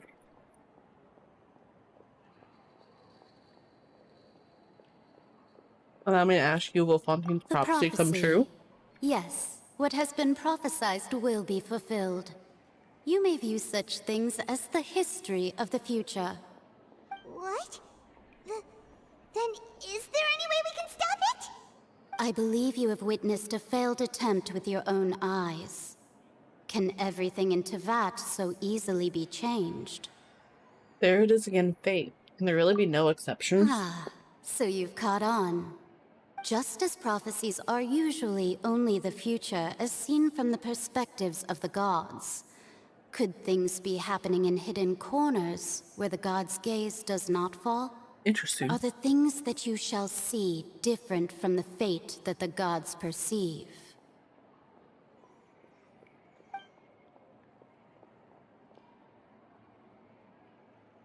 What is she talking about?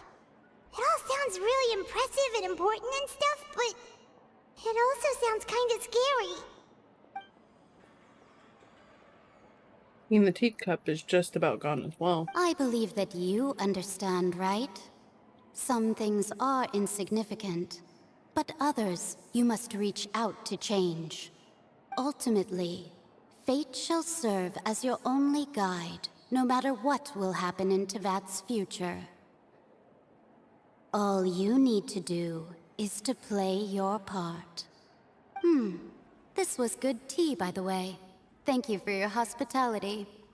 Well, that'll be all for today. The voice. It's gone. Interesting.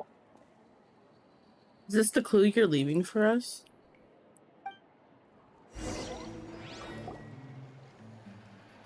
Complicated feelings, but when you wake up, someone seems to be outside. What? I want to hear someone talking. All right, coming. You're getting more diligent, Paimon. Hey, it's you who's getting lazy, okay? Well, I see I've walked in on some lively banter. How have you been these past few days? Fine, just fine. I went to take part in that Steambird panel. It turned out to be more interesting than I expected. Not all Fontainians are pessimistic about this. One journalist mentioned that sitting around and waiting for the end to come would be wrong, and that they should make their own rescue preparations. I agreed, so we had a brief chat with her. Did she have pink hair by any chance? Why, yes! It was Charlotte. You remember her, right? That daredevil journalist? I'm in full support of her view. Prophecies are very important, but how can people allow their lives to be commandeered by just a few words? That's right! Paimon's glad to hear something sensible for once. Ah, yes. About what we had discussed before. I did try, but I'm afraid I couldn't reach the old hag. I'll try again tonight, but I wouldn't get your hopes up. Actually, someone already came over. Tell Mona about your mysterious guest. Goodness gracious. Are you serious? I believe she came to pass a message to us. She said that even the god's gaze has blind spots. Pretty bold if you ask Paimon. Most people would believe the gods to be all-knowing, right?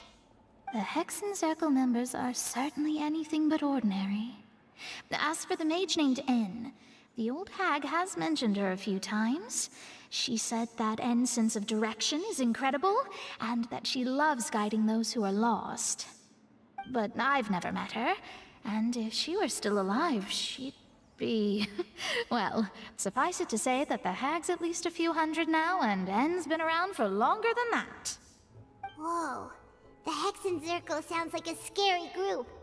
But they must really stay in shape to live so long. Their abilities alone are pretty terrifying. If she came to see you personally, then the problem you're facing must truly be of great importance. Well, it's not like Paimon could understand anything she said.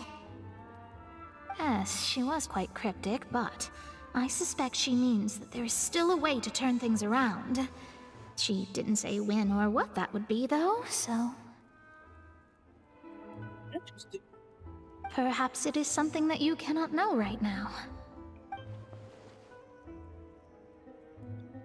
Wordsman Hufflepuff, but literally nice. What's the best answer? My question. Traveler, Excuse me. Paimon, are you two all right? Oh, we're fine. We're just a little down right now. It kind of feels like the end is coming, you know? I see. I feel that same sense of desperation, too. I guess you could consider me someone who has often witnessed fate.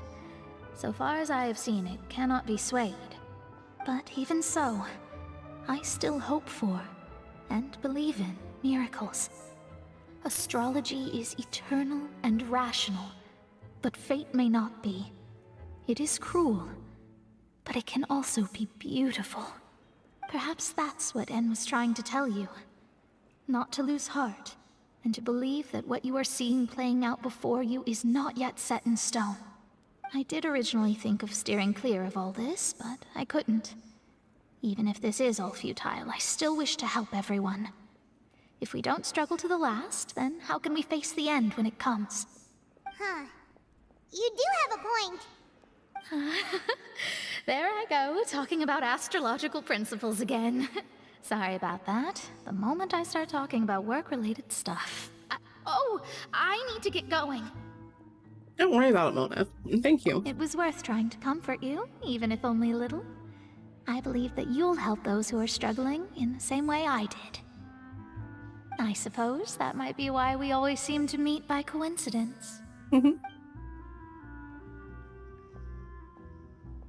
feels kinda moved by what Mona said. But also kinda sad, too. Hey, Traveler. Paimon suddenly feels like going outside for a walk. Let's go. Let's walk around the city, shall we? There's a few spots we always like to walk by. Wait, is this above?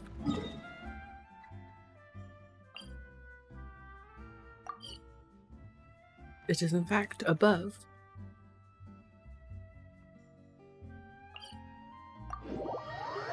We'll just teleport there for now. It will be the easiest. Are you hiding?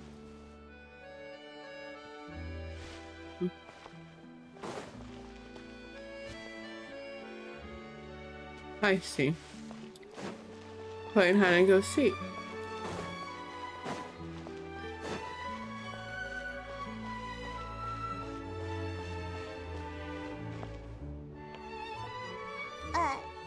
Huh? Our names are written in this newspaper. What's going on? Maybe we're famous. Let Paimon The underwater stronghold, the Fortress of Meripede, has continued in its noble autonomy, but that does not mean that others cannot interact with it. My recent attempts to enter the fortress bore little fruit. Huh. Guess Charlotte still hasn't given up on that. Thus, did an Outlander friend become the focus of this report, a blonde adventurer with their white fairy legends trailing in their wake. It is said that this mysterious traveler once visited the underwater fortress. So while the fortress's interior remains a mystery behind closed doors, do not fear, for the tales of the traveler contain surprises in spades. Journalist Charlotte's biggest scoop yet, the Traveler's Trail, World Walker. Huh. Charlotte took so many awesome photos of us and we never even noticed her. She hasn't been able to get a hold of anything at the fortress, so since we're easier to find, she's using us as the subject matter instead? Sure seems to be the case. Ugh, seriously? Well, fine. Those headlines and photos do look cool, so Paimon will forgive her this time.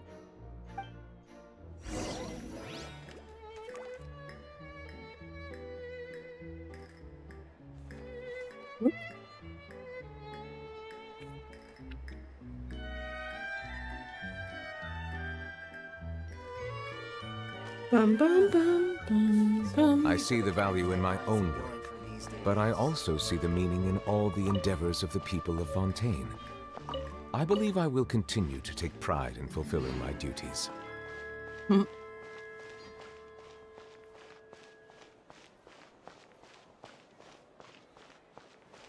Up we go.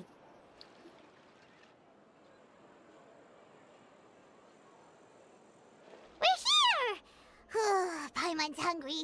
Should we go in and get something to eat?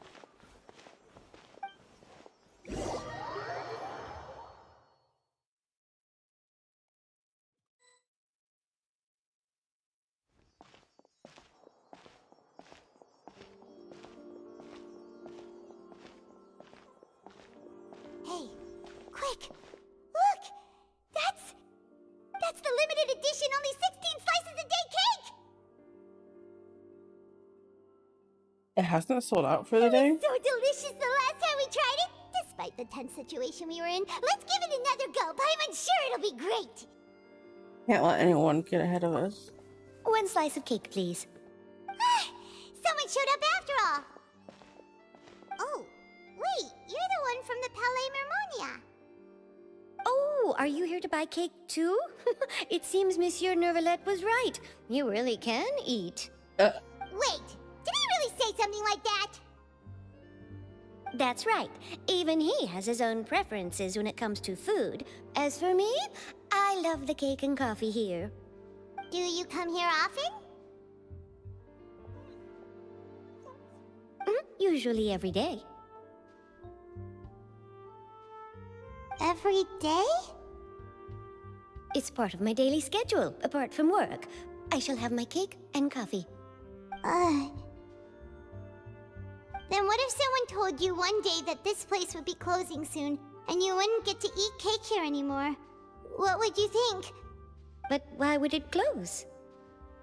Well, Paimon doesn't know either, but maybe the waters will rise tomorrow. You know, like in the prophecy. Oh, the prophecy. To be honest, I haven't paid much attention to that. No, still, even if there'd be no more cake tomorrow, that wouldn't keep me from having some today. No, it's the same for eating in general. You might not be able to eat tomorrow, but if you can do so today, then you should carry on. That's what people call living, you know. Oh, I love her. Huh. So much. Don't be sad. Excuse me, could I have 2 more slices of cake to go? These 2 slices are for you. Sijuin said that this kind of expression you're making is what humans call being sad. Oh, you know Sijuin? I sure do. She was born before me, and she sometimes comes to the surface to teach us things about humans. She said that humans are creatures that are saddened easily, yes, and you can only lift their spirits by feeding them delicious food. So please try the cakes here. I've got something else to do, so I'll be going now. You two try to stay in a good mood after eating, all right? Bye.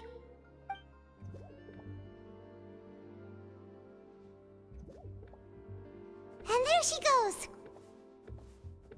All right, let's dig in. Paimon's sure this cake will be delicious. Yummy, yummy cake. You share a glance with Paimon and snarf down the cake. It's more delicious than last time. And the flavor gets even better with a sip of tea. It sure would be nice if we could come again tomorrow. Sure would be nice if we could always eat delicious food here. Y'all, everyone's being so sad. I have any recipes from here. I'd like to see the menu. I know I can buy all these. Okay, freak. I wish I could just multi-select.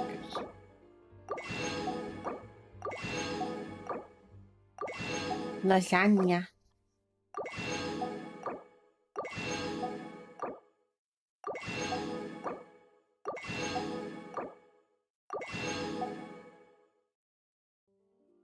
Cream.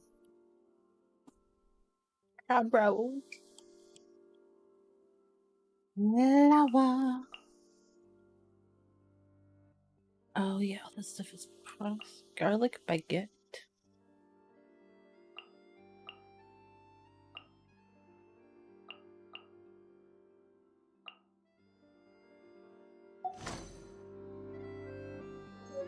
I didn't want to do that. I wanted this one. Go ahead and oh well. Awesome. Oh, that's taken care of.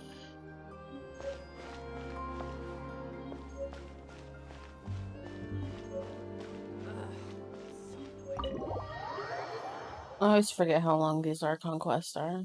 It's not even that long. It's only been like 2 hours. Oh, we're near the Steambird office. Let's go look for Charlotte and have a chat.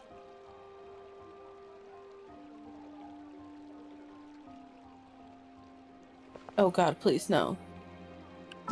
Please no.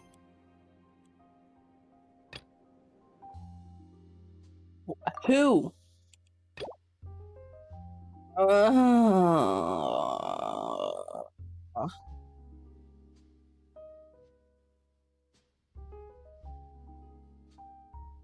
I hope.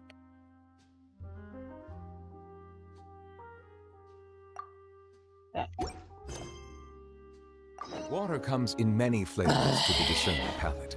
Mondstadt's water is crisp and pure, while water from Liyue has an enduring aftertaste. Yes, truly. Mary indeed. I don't even care.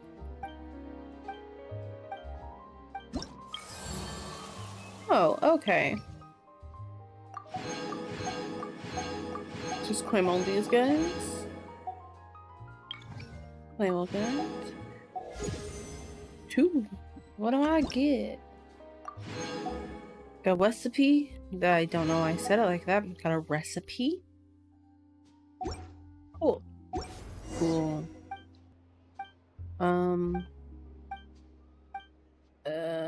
No need.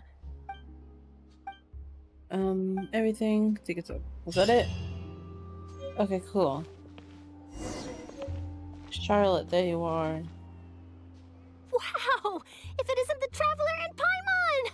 Oh, have you seen the article I wrote about you? Of course. You've got some nerve! You just used us to make some quick mora! Can we negotiate a profit split?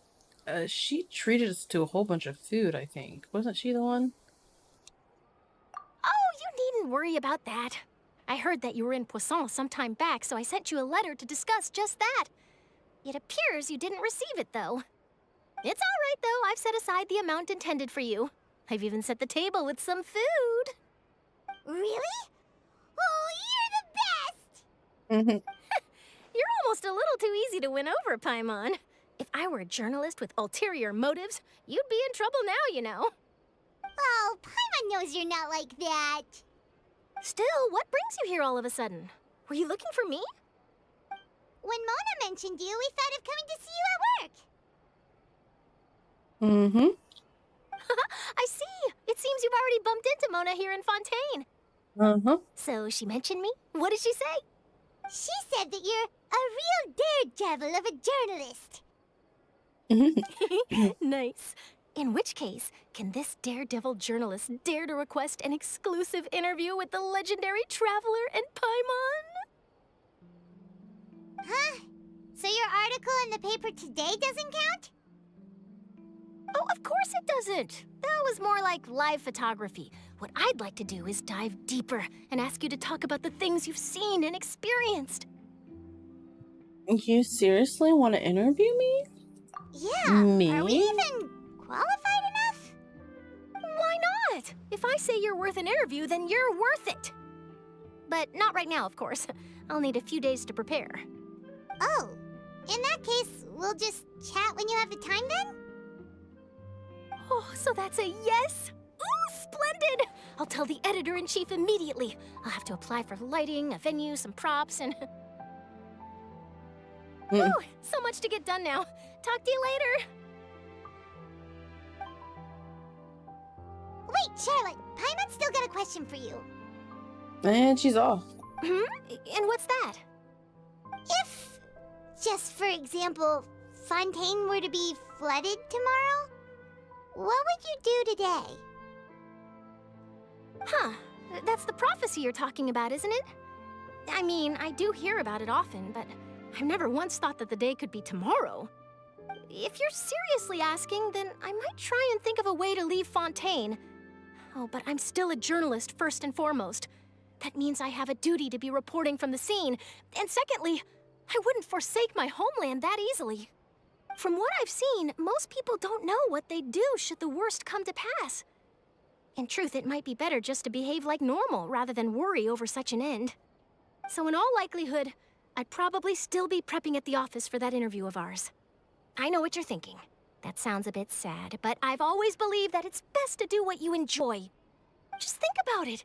If this nation really were to be suddenly destroyed tomorrow, but I still successfully finish an exclusive interview with a truly unique person, then the story I would wind up writing would truly be timeless. And then do you know what I'd do?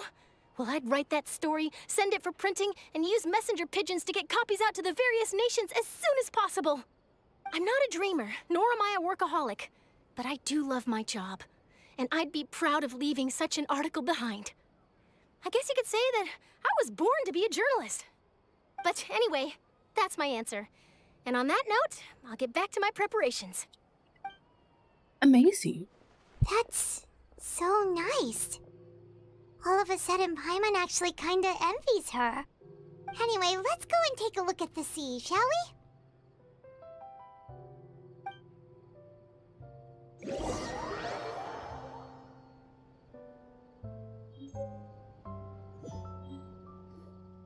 The sea breeze and scenery can be a pretty soothing combo, huh? Paimon's been thinking. If it wasn't Fontaine, but all of Tevat that would be destroyed tomorrow, where would we go and what would we do? No, Paimon should ask, if you could choose, what would you like to do? If I could choose? Just like Charlotte said, suddenly trying to consider what to do is pointless. We've always been moving to the next destination, so we haven't spent much time thinking about these kinds of things. We didn't have to either, with us always being on the road and whatnot. Until that moment comes, I'll think I'll keep journeying on. You mean, still traveling? Yes, cherishing every single moment that I have to look upon this world. Wait, isn't that what we've always been doing? Yep. The banter goes back and forth between the two of you as time slips by. As night falls, you return to your accommodations and end this busy day. The next few days are just as calm. Charlotte comes to find you, conducts the interview in the Spina de Rusa safe house in the, at the Navia, having finished her business in Poisson, even drops by to take a photo with the two of you. All goes well.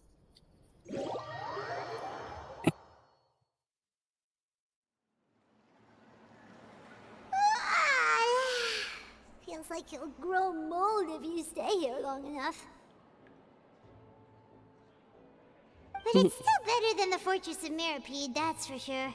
It's not only damp there, but salty too. Ah, so the two of you are still here. Wonderful. Oh, you're from the Palais Mermonia, aren't you? Yes, I'm Isadora. Monsieur Nervillet sent me to look for you two before. I heard that afterward you went to the Fortress of Meropide. So you're under the impressions that we might be wanted criminals. Not at all. I'm well aware that you're friends of his. Actually, I'm here to pass along a message from him. Did something happen? Yes, inside the Opera House. The Maréchaussée Phantom has declared the incident a small-scale riot. A riot? Well, that said, I don't personally think it was that serious. Lady Farina was watching a performance at the Opera House, and while she was resting during an intermission, some other audience members suddenly started harassing her, loudly accusing her of doing nothing about the prophecy crisis. And before she could respond, others started to join in. The crowd continued to grow, and protests against the Hydro Archon started to break out. So people have started to put the blame on Farina. Guess they finally found an outlet for the pressure they've been under due to the prophecy. I agree. People will naturally rely on gods, as is customary. But the moment people feel threatened, gods are also the first to be blamed. So what happened after that? Is Farina okay? Seeing that the situation was spiraling out of control and that further argument was pointless, she claimed that she'd gotten tired of this and left in a hurry. The Maréchaussée Phantom had their hands full maintaining order and did not catch where Lady Farina had gone. Only when things had stabilized did we realize that she had gone missing. So, you mean she's still missing? That's right. The Maréchaussée has dispatched many people to search for her, but we don't have any leads yet. That said, I don't think there's much to worry about. She is a god after all. Even if she were to fall into the hands of rioters, what could ordinary people do to her? I understand the Good. situation. Monsieur Nervillet sent me to tell you about the situation, but he didn't say anything else. Don't worry, this is more than enough to go on. Thanks for keeping us informed. Ah, is that so? Well, all right then. In that case, you two take care. I'll be heading back to the Palais now.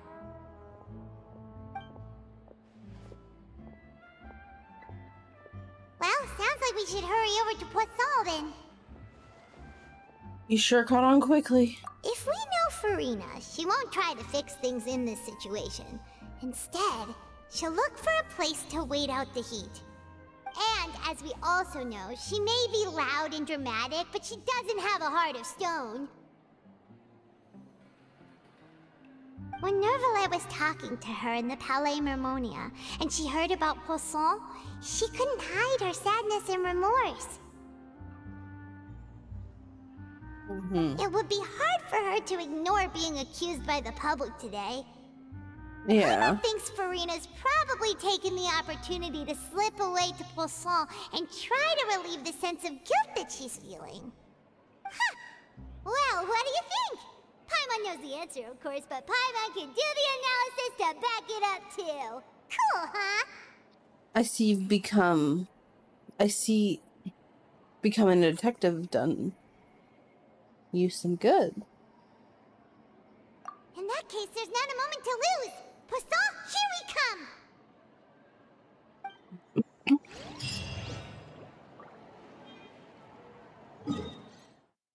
Oops.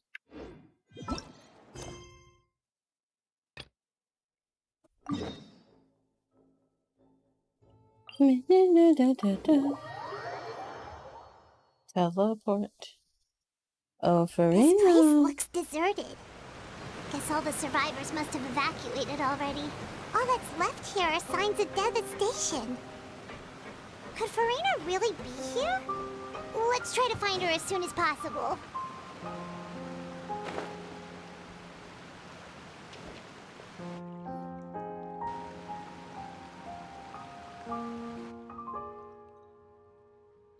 Oh, Farina.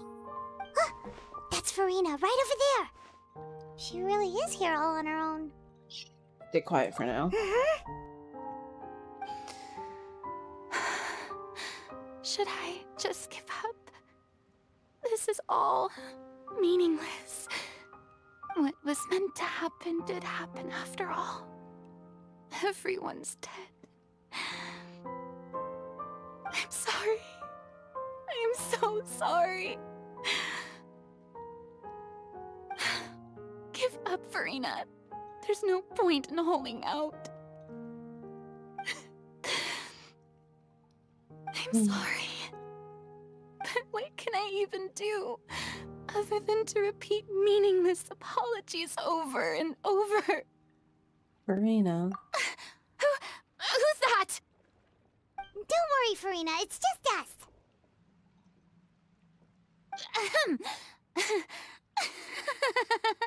So it is you, blonde traveler from another land. Why, I almost thought you were someone from that mob of my ignorant subjects.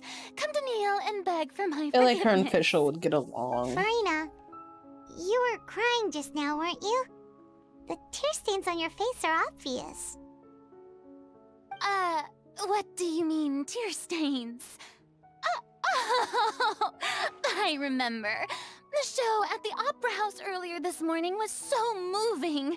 I'm still trying to process it.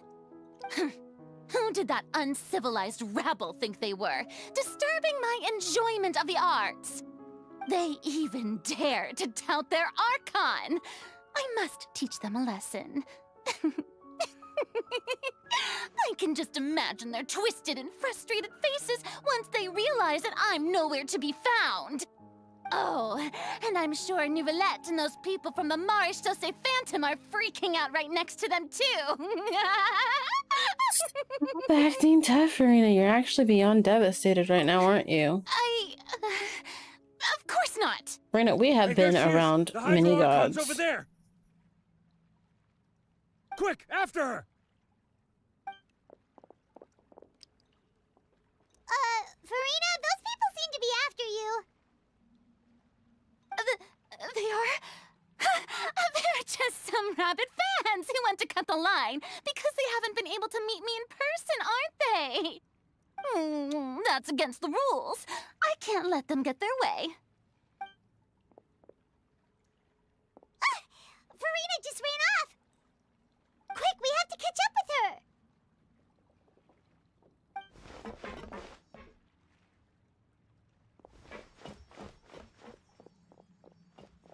Be running.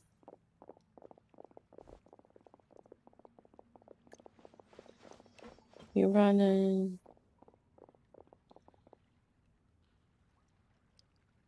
We run. We run.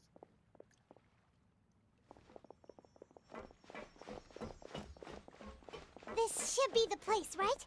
Hey, Farina!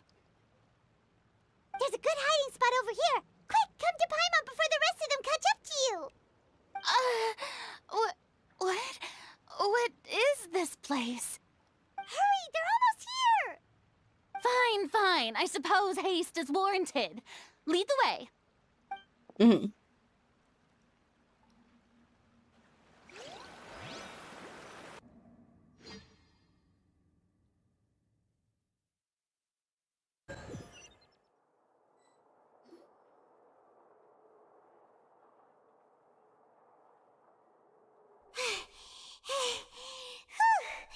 Paimon's exhausted.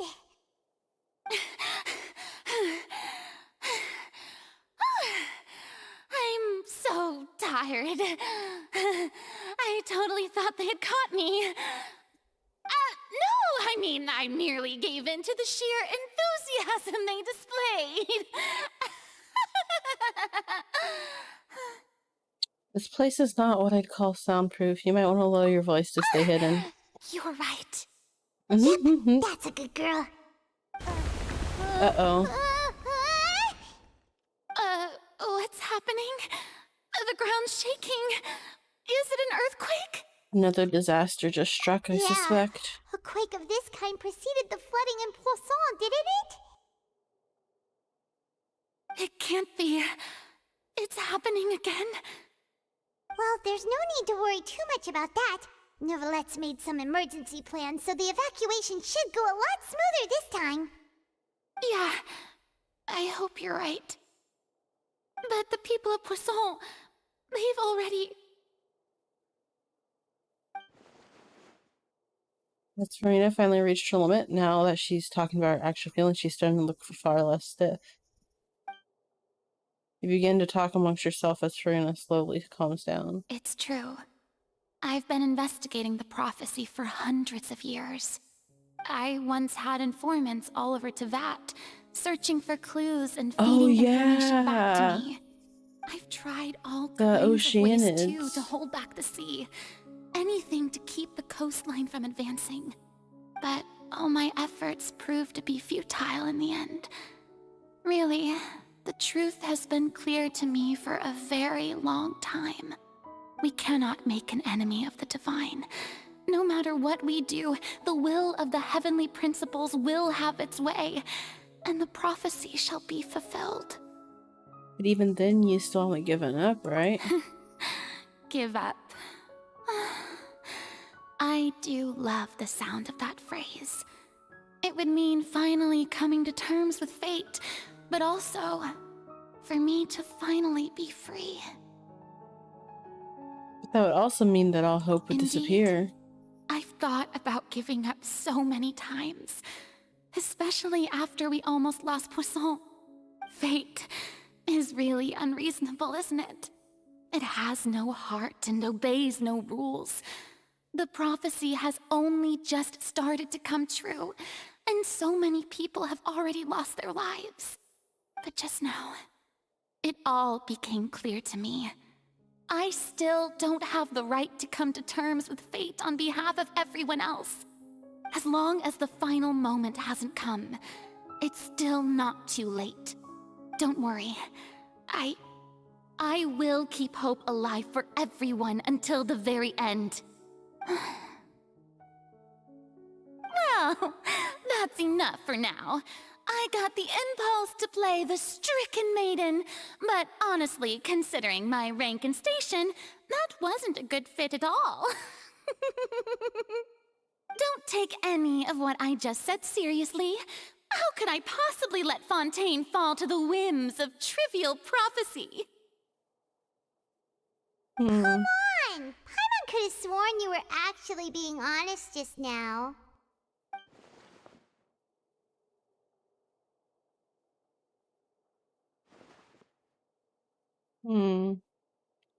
We're running out of time. We can't just go back to square one like this. Have to get more information. You might not have to shoulder this burden alone. Although I don't know what you might be keeping for everyone. Your people are more willing to share your burden with you. I just popped my ankle. Ooh, that hurt. That's impossible. It was fated right from the start that this would be my duty alone. But even if your burden doesn't need to be shared, you can still choose to confide in someone. Just share it with me. I'm what you'd call a witness. A witness?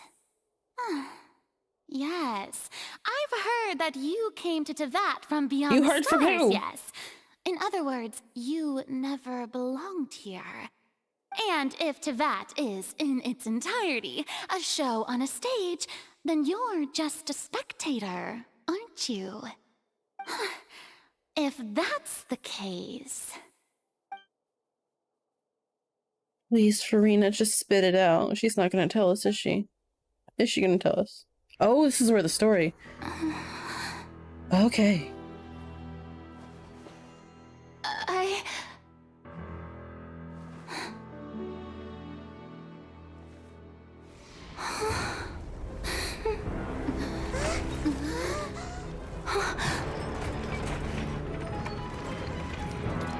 Oh no.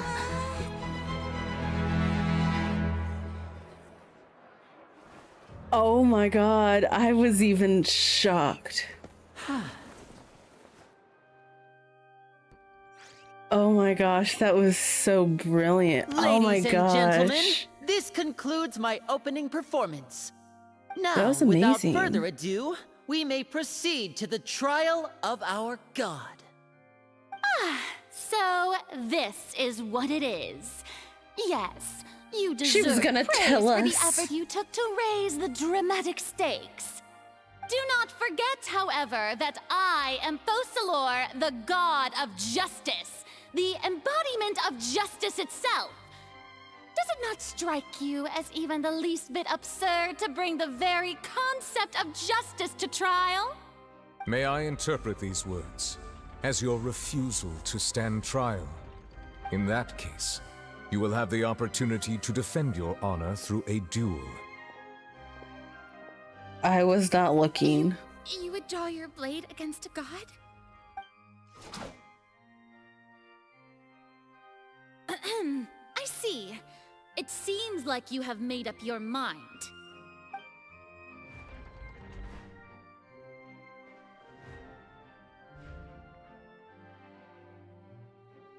Paimon can't believe it. She just surrendered. What the heck is going on? Did I just see an Archon surrender to a human? Wow, how utterly humiliating. Lady Farina, what is the meaning of this? Hold on, I'll be back in a moment.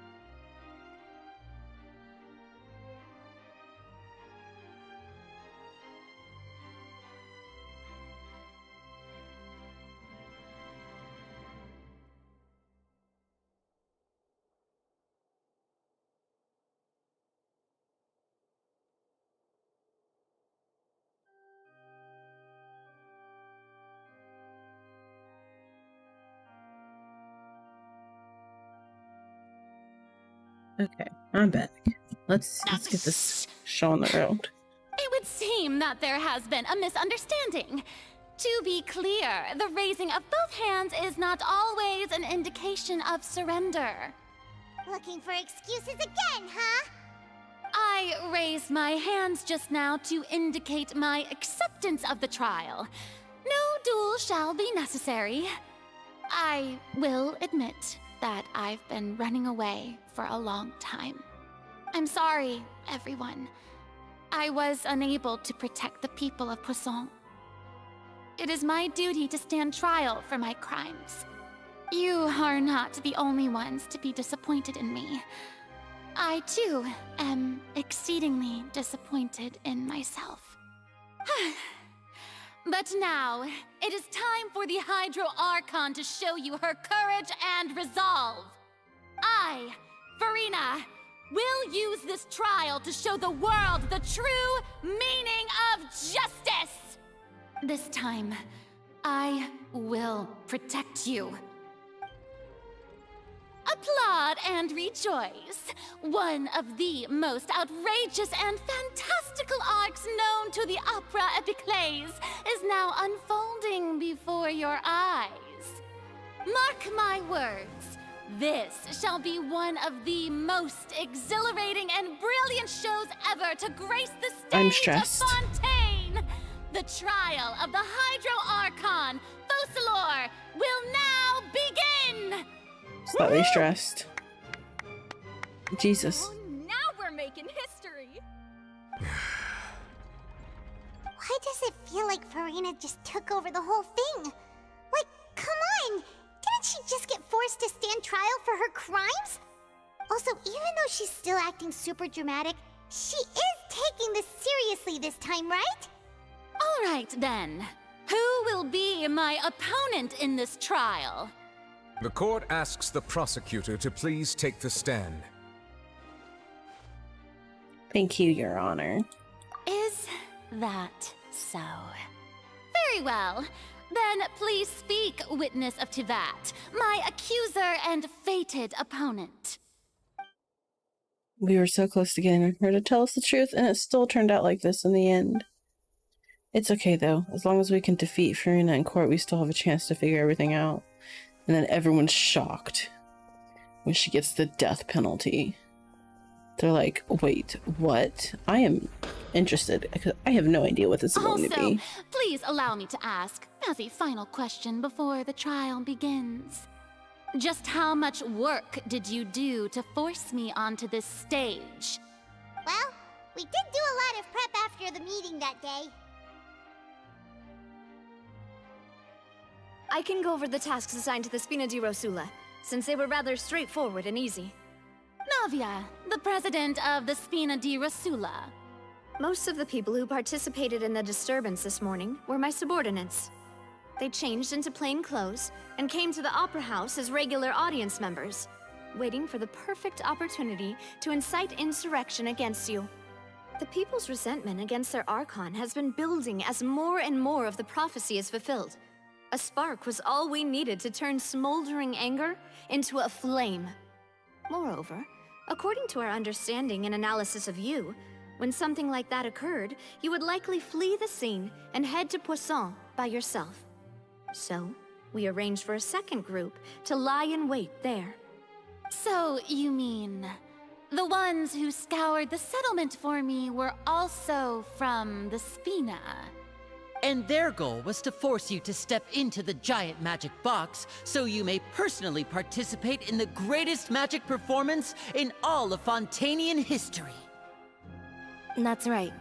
That house was a magic box, rather than someone's residence. As the super ultimate version of the setup that I used when I first performed at the Opera Epiclese, the volume of the box was increased by a whole order of magnitude, and the distance it traversed was the entire gap between Poisson and Areneas. Its cargo, of course, was an Archon instead of a human. My thanks, Farina. Without your help, we could never have pulled off such an extraordinary performance. You're welcome? Of course, this performance was only made possible with Father's support. The House of the Hearth spent a massive amount of labor in Mora to pull this off.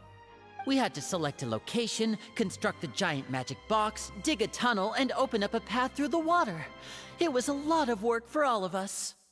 So, in other words, the earthquake that we felt within the giant magic box was just a normal tremor from the transportation of the whole house? That's right. It wasn't a sign of another disaster to come.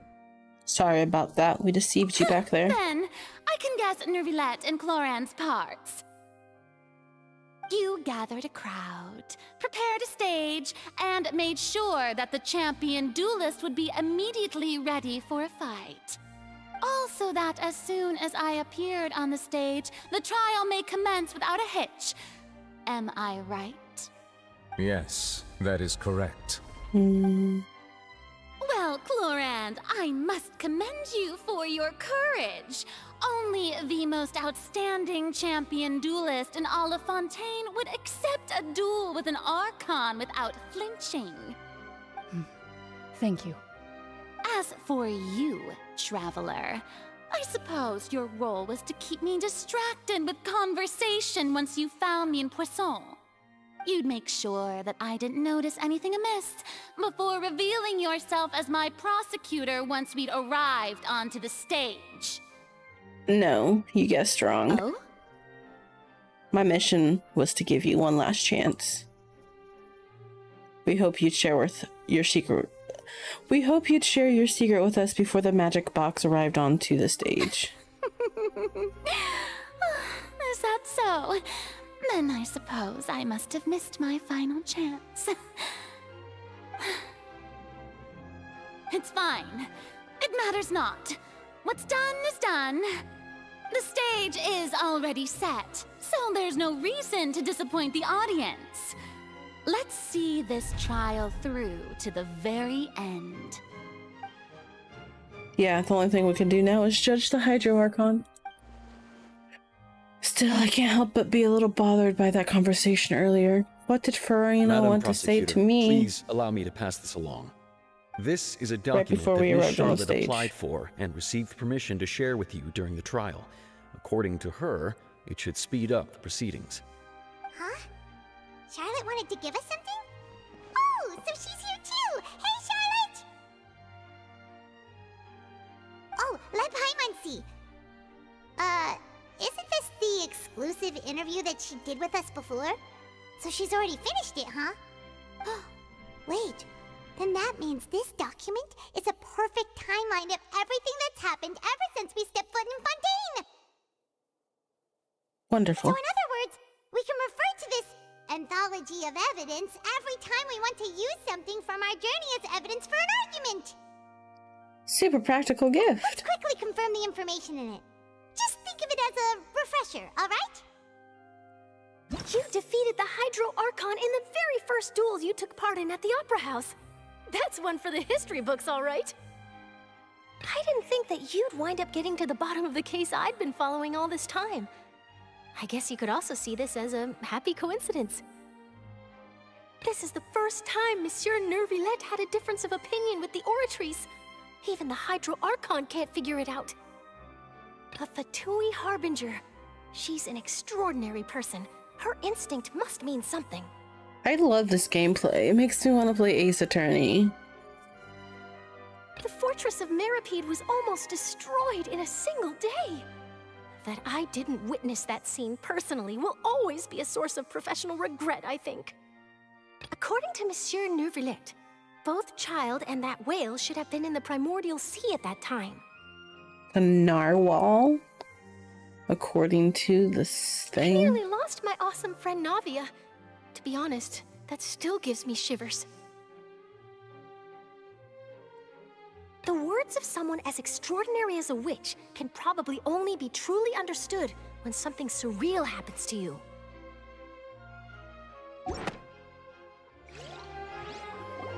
Amazing. The prosecution and the defense are both in position. The trial shall now begin. Oh, come on, Nervillette. There's no need to repeat all the unimportant legalese. Just fast forward to the part where the prosecution lays out my offenses. As the defendant and the lead actress of this performance, I still haven't even been informed of my supposed guilt in all of this. Of course, it is only natural for humans to struggle to understand the actions of a god. However, you will need more than that to convict me of a crime. That's true, but my charge here is Oh my gosh, I was so... your conduct as an Wow, Archon. we talking. Instead, I would like to charge you as a fraud who's never been the Archon in the first place. Wait, what was that? Lady Farina's a Wow. Hey, I came here thinking that we were going to try the Hydro Archon for forsaking her duty, but did I hear that right? She's not our Archon at all? Charge accepted. Lady Farina, do you plead guilty to the charge? She is shocked. Lady Farina. I like how we're getting more plead speaking not lines. Guilty. How can I be guilty? There is no way that I, Focalor, otherwise known as Farina de Fontaine, a member of the Seven and the Regina of all waters, kindreds, peoples, and laws of Fontaine, could be anything other than your true Archon. Yeah. Even though Lady Farina can be rather eccentric, isn't it going too far to doubt her very identity? Yeah, I've never questioned her identity either.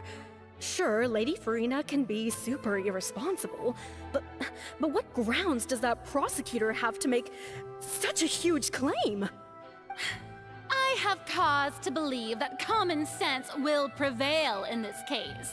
Many of the members of the audience have known me as the Hydro Archon ever since they were born. There would be no fooling their memory. See? Even the Oratrice has decided to show me its favor. Are you sure you want to commit to a charge that will never be upheld?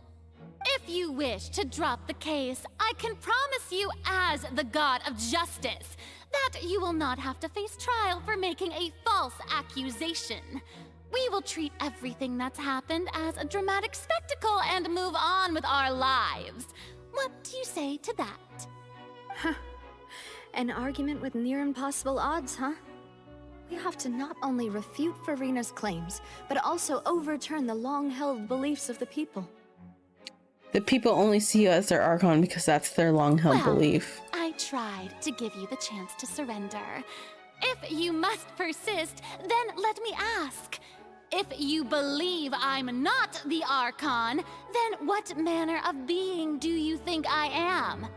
And if I was not the Archon, then how did I manage to live for over 500 years?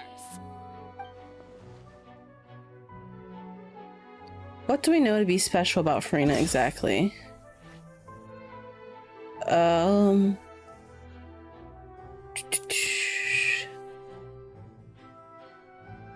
She's actually afflicted with some sort of curse.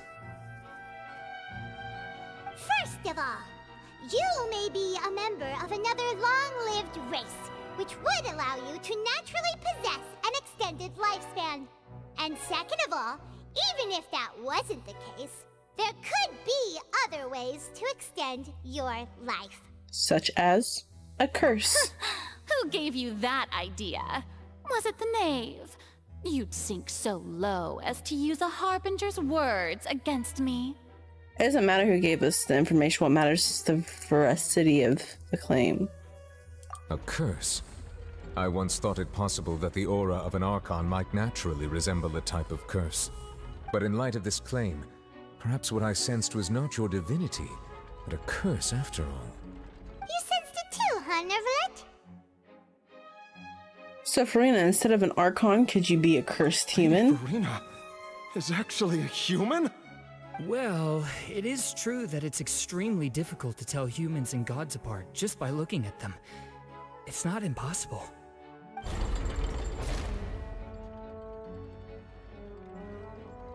Well, don't start celebrating too early now. Even if I have been carrying a curse like you said, how does that prove that I am merely a human being? Besides, everyone knows that the main difference between a human and a god is the possession of authority. Gods can do what humans cannot. That's why they're worshipped as gods. For centuries, manifestations of my authority have served the nation of Fontaine. One need only to turn their eyes towards the Oratrice Mécanique d'Analyse Cardinal in this very opera house, or consider the indemnitium that is used in every aspect of life. Wait, the one trial that proved opposite Fernie actually had no control. Over the Oratrice at all. That's where's Child?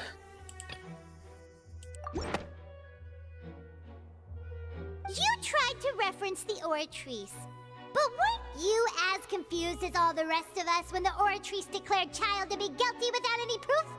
Otherwise, you should have come up with a good explanation for that by now. Didn't I make myself clear at the time? The decisions of the gods are naturally difficult for humans to comprehend. There is no need to provide an explanation. Lady Furina, I believe a reminder of your current circumstances is in order. While the court is in session, the principles of justice and the law must come before all else. While you are an Archon, you are also first and foremost the defendant in this trial. You will prove yourself unable to defend against the prosecution's charges if you continue to withhold vital information against the rules of the court. I never thought you'd use that kind of rhetoric against me. That was no trick of rhetoric, Lady Furina. I've merely reiterated the rules of the court. Rules that all should respect and follow. So, you neither knew why Child was declared guilty, nor did you understand the structure and operations of the Oratrice. Instead of having been created by you, the manifestations of authority you mentioned have been made by the real Hydro Archon, haven't they? The real Hydro Archon? Well, now you're really losing me. It is true that I did not know why the Oratrice gave out a guilty verdict that day. But the Oratrice handed out that verdict unilaterally, and it has been operating independently ever since it was first created. You can't argue that just because a divine creation is flawed, that the god behind it must also be no god at all. She's still throwing out all kinds of excuses. Seems like she's confident that we won't be able to produce proof that she has no power over the Oratrice. Sure, we can put the Oratrice aside for now, but then, Miss Farina, could you give us a brief demonstration of your powers as an Archon? My power as an Archon? There are many ordinary citizens in the audience. How can I just carelessly demonstrate the formidable power of an Archon? If that poses a concern, I'm prepared to extend my protection to the audience. You don't need to go that far. A brief demonstration of your power over Hydra should be quite harmless. Surely a Archon can at least match the capacities of a human with a vision.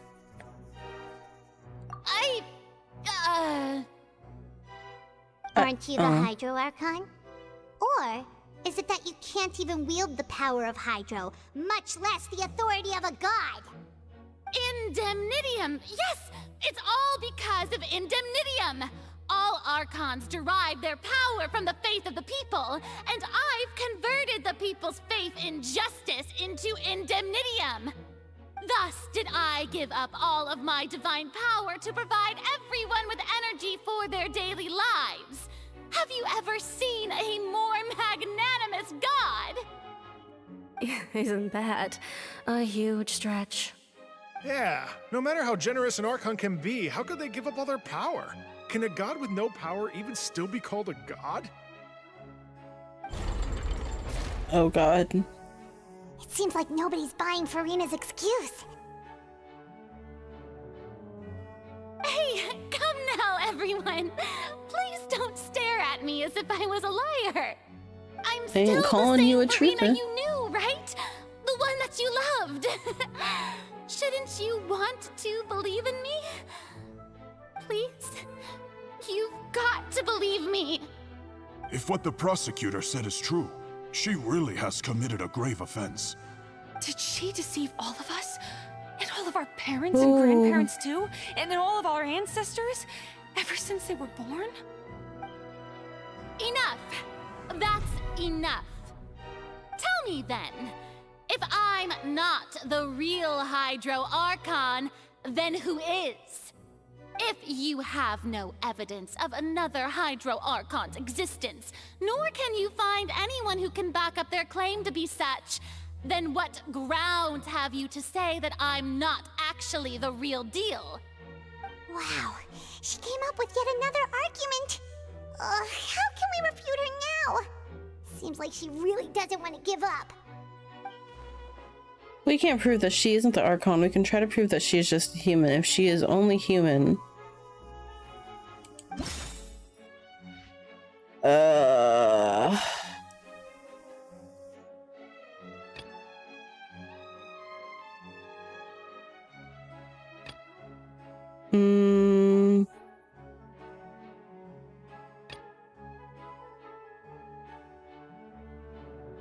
I think that this one is the only one that makes sense. That doesn't sound right. Okay. Never mind. Wait, what was that? What evidence can prove?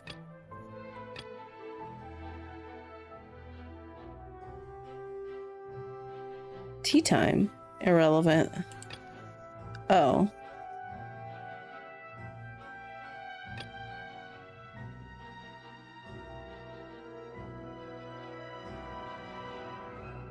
I guess this one? It's kind of the same what I was going for with Navia's. Established that But all Fontanians can dissolve in water from the primordial sea. And that means... Since you insist on claiming to be a god and not a human, then there's a method that you can use right here and now to eliminate all suspicions of you being the latter. Miss Navia, please apply to serve as a temporary attorney for the prosecution before addressing the court. Though you act in partnership with the prosecutor, you must still adhere to proper procedure. Super sorry, Monsieur Chief Justice. I swear this really will be the last time that I'll speak out of turn. Now, I've brought some seawater from Poisson. As everyone knows, a massive flood struck the area not long ago, taking many lives, including those of some of my closest friends. So, Miss Farina, would you dare to touch some of this seawater? If we are to believe that you are indeed the real Hydro Archon, touching this seawater would have no effect on you. All it should do is strengthen your case. But if you don't dare to touch it, then we would have basically proved the reverse. Oh, and I must remind you that after the disaster at Poisson, nobody wants to see any more people dissolve. I do hope you'll act prudently and choose the simpler path of admitting guilt. Navia from the Spina di Rasula. The Spina has governed Poisson for many years. I guess her suggestion is valid. If Lady Farina is indeed just a human, she's probably Fontanian like all the rest of us. Would she really dare to try? Oh, she's walking.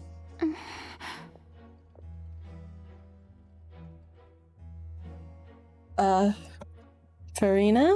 Lady Farina, this test has been unilaterally proposed by the prosecution.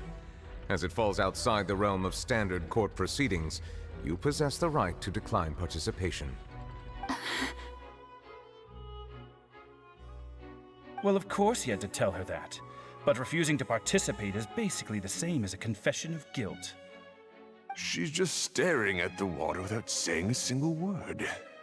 It really does seem like she's quite terrified of it. That could only mean... What's going on?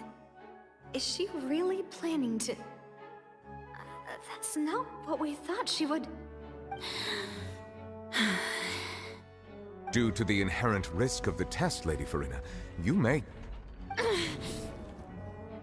What? Hey! She actually...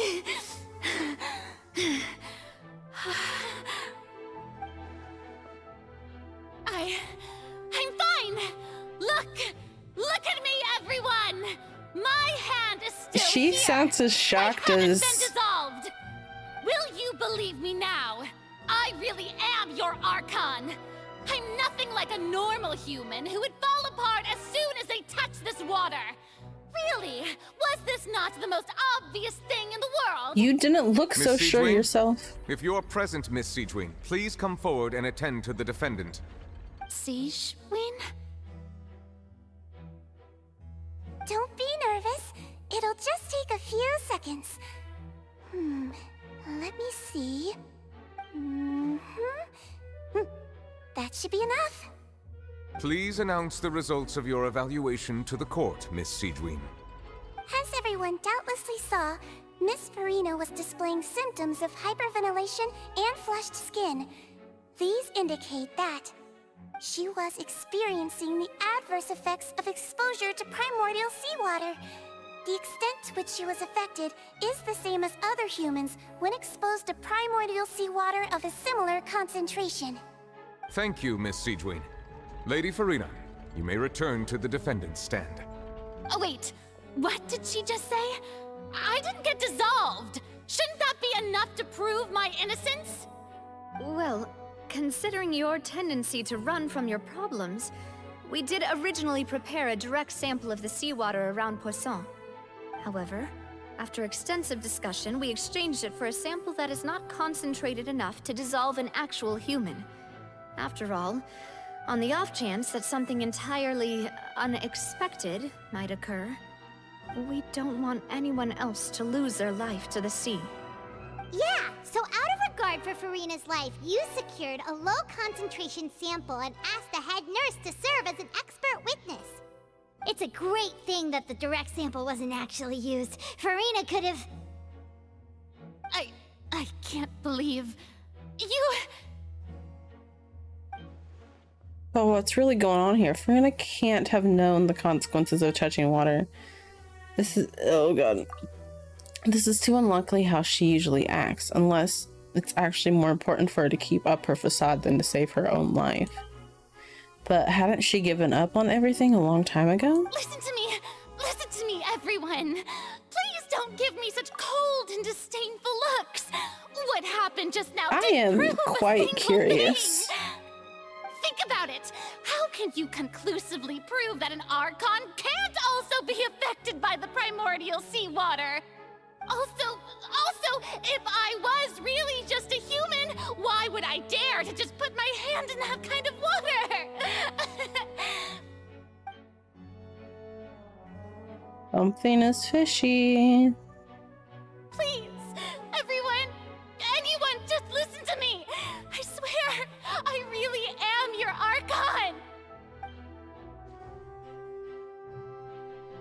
Oh god. Oh god. I'm getting sad for her now. I don't think anything she says at this point will sway anyone.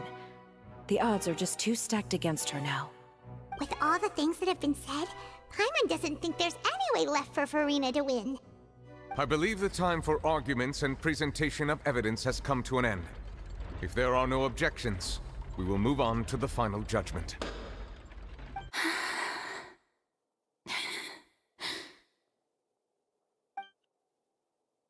I don't think anything she says at this point will sway anyone. She's too stacked against her now. This has truly been an amazing region. Everything gets fishier and fishier. In my capacity as Chief Justice, I shall now render judgment on Farina's misrepresentation of herself as the Archon of Fontaine. As a human who knowingly deceived her fellow citizens, Farina is... oh no. guilty. I'm just... oh gosh.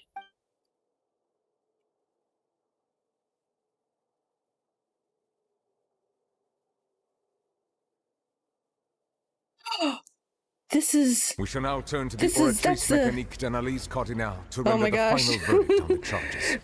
That's the picture. That's how she was sitting. Oh gosh. Is it really gonna tell us, like, she gets the death penalty?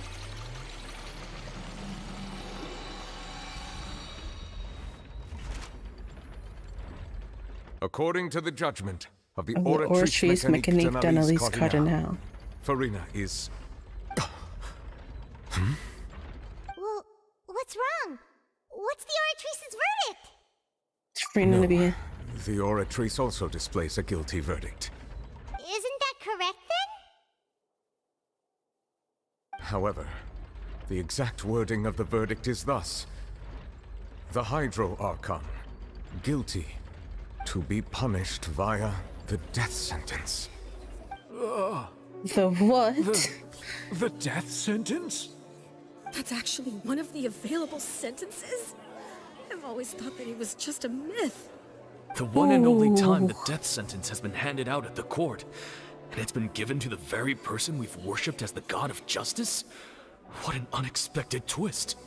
Farina's been sentenced to death by the Oratrice? We just wanted to use the trial to show her the seriousness of things so she'd tell us the truth. How did things escalate this quickly? This outcome is indeed quite strange. According to Fontaine's current definitions of justice, as well as its recommendations for criminal sentences, is this sentence really appropriate for the crimes that have been committed? That's the post she was in the thing, in the prophecy. Death by the Oratrice. You know, the real evil mastermind behind the serial disappearances case. What's more strange is, instead of Farina, the Oratrice rendered judgment on the Hydro Indeed. Archon. Not only is Farina's sentence overly excessive, the very point of our trial today was also to prove that Farina has never been the Hydro Archon in the first place. But now, the Oratory seems to have deliberately invoked the title of the Hydro Archon. What does this mean?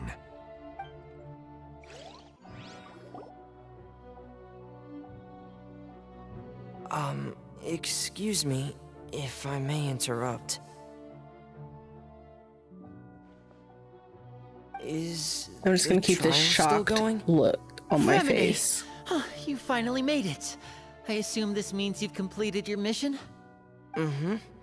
Any mission Father assigns to me will always be top priority. With some help from the other Fatui, Fermine brings a stone slab. That the first prophecy Oh. Who is this? Huh. So the knave privately arranged for Fremine to try and find the missing slate. I looked everywhere and finally found it at the bottom of the sea. It took me a long time to get around some dangerous stretches of water. But has the trial already concluded? Then doesn't that mean I've come too late? It's not too late for you to shine. Thank you for your hard work, Mr. Fremine. Please allow me Are to we gonna review get the this record cutscene? left on the slate. Are we gonna get the cutscene? Traveler, I believe that you have already seen the other existing slates, and would like you to come here and confirm their contents. I love this game so much. Huh? So what do you see? What is it? This looks like the previous Hydro Archon ring. Oh, turning Oceanids into. Oh, wait a minute. Wait a minute. I believe I've now made sense of the Hydro Archon's crime. It has to do with Fontaine's lost history. Oh, so it's not turning humans. It's turning Oceanids and back into their form? Guilty of deceiving her people? Oh, wait, no, that's Farina, and we've already proven that she's not the Hydro Archon. So when you say Hydro Archon, do you mean the real Hydro Archon we've been kinda talking about? In truth, everything that you've encountered in Fontaine up until this point can be traced back to the contents of these stone slates. However, I'm uncertain as to how much sense they currently make to you. An association between the contents of the slates and the events in real life. Let's try to recall the contents of the other 3 stone slates. Paimon will do her best to help you remember. Is this where we're getting a little story? Oh. Confine incidents. As the verification process, the fountain and the menu's interface will arrive when you have finished. Okay. The first stone slate describes what you just said. It seems to show the previous Hydro Archon using her divine power, and then the Oceanids turn into humans. Does that mean that Fontanians are transformed Oceanids? Oh, Paimon wasn't expecting that. But if Oceanids can turn into humans, then perhaps this process can be reversed as well. The second stone slate shows Celestia floating in the sky, and the Hydro Archon and her people worshipping it together. But the heavens still brought judgment down upon them. This must be the point when the Hydro Archon and the Fontanians were branded with their original sin. Does this mean that the original sin and the Hydro Archon sin are the same thing? The third slate shows the Hydro Archon sinking into the sea surrounded by many people. Huh. That reminds Paimon, didn't we also watch that happen to someone else? Well, the fourth slate is the prophecy the Fontanians have been talking about. People dissolving into the sea, the Hydro Archon crying on her throne, and so on. We didn't believe that such a crazy disaster could happen at first, did we? But after that incident, it was just a question of when and not if.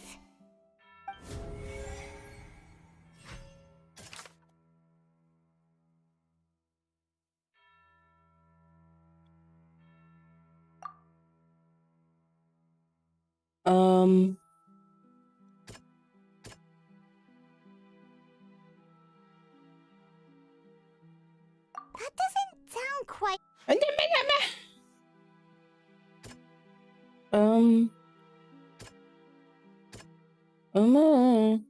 I guess this one would be it. We know from the case of the serial disappearances of young women that Fontanians can be dissolved in primordial seawater. And the first stone slate tells us that long ago, the Hydro Archon used her power to turn Oceanids into humans. This might be the reason that Fontanians can dissolve. So Celestia...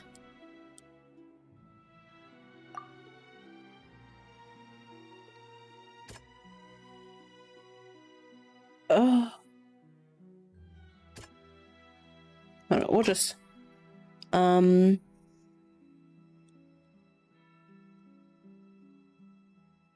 Would this be Navia's?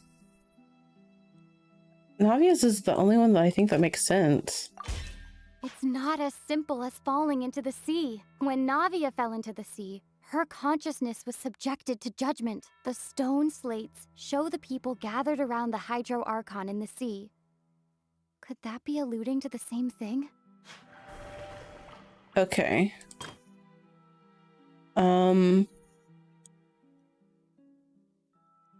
Sit on her throne and weep.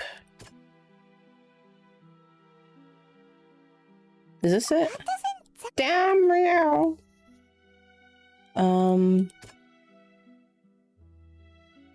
Well, I think the only one it could be now is... That doesn't sound...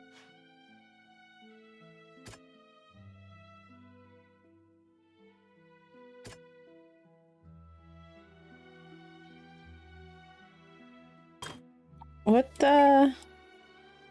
History...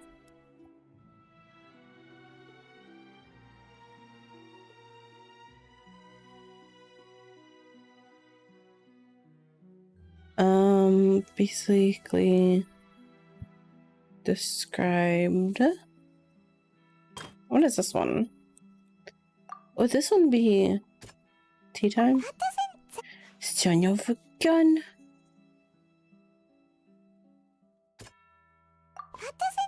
I'm just guessing. Perhaps what is about to take place has all happened before. The true sin of the Hydro Archon that Nervilette mentioned, and the original sin cast down on the people of Fontaine by Celestia, as recorded on the stone slates.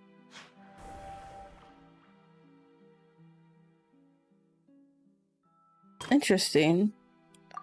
Okay, so this one... Would it be?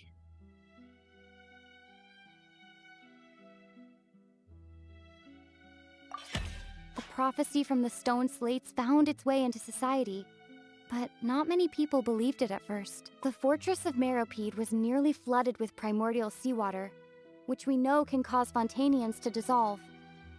It seems increasingly likely that the prophecy may come true. If we hadn't dealt with it in time, things could have gone very badly. Yeah. They'll dissolve into the primordial sea but won't cease to exist. Their essence will flow in the seawater, converge, and take the form of an Oceanid.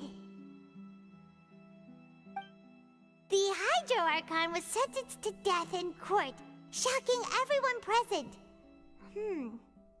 Perhaps this means that her sin was actually Fontaine's original sin. Navia fell into the water inside those ruins, and she nearly dissolved. She was surrounded by the people of Poisson in a court within her consciousness, and was forced to take part in a trial meant to make her stay. The eruption of the primordial sea at the fortress of Meropide was the surest sign that the prophecy was about to come to pass no matter what. The prophecy's contents can all be verified by recent events. If we combine what we know together, loads of truths should come to light.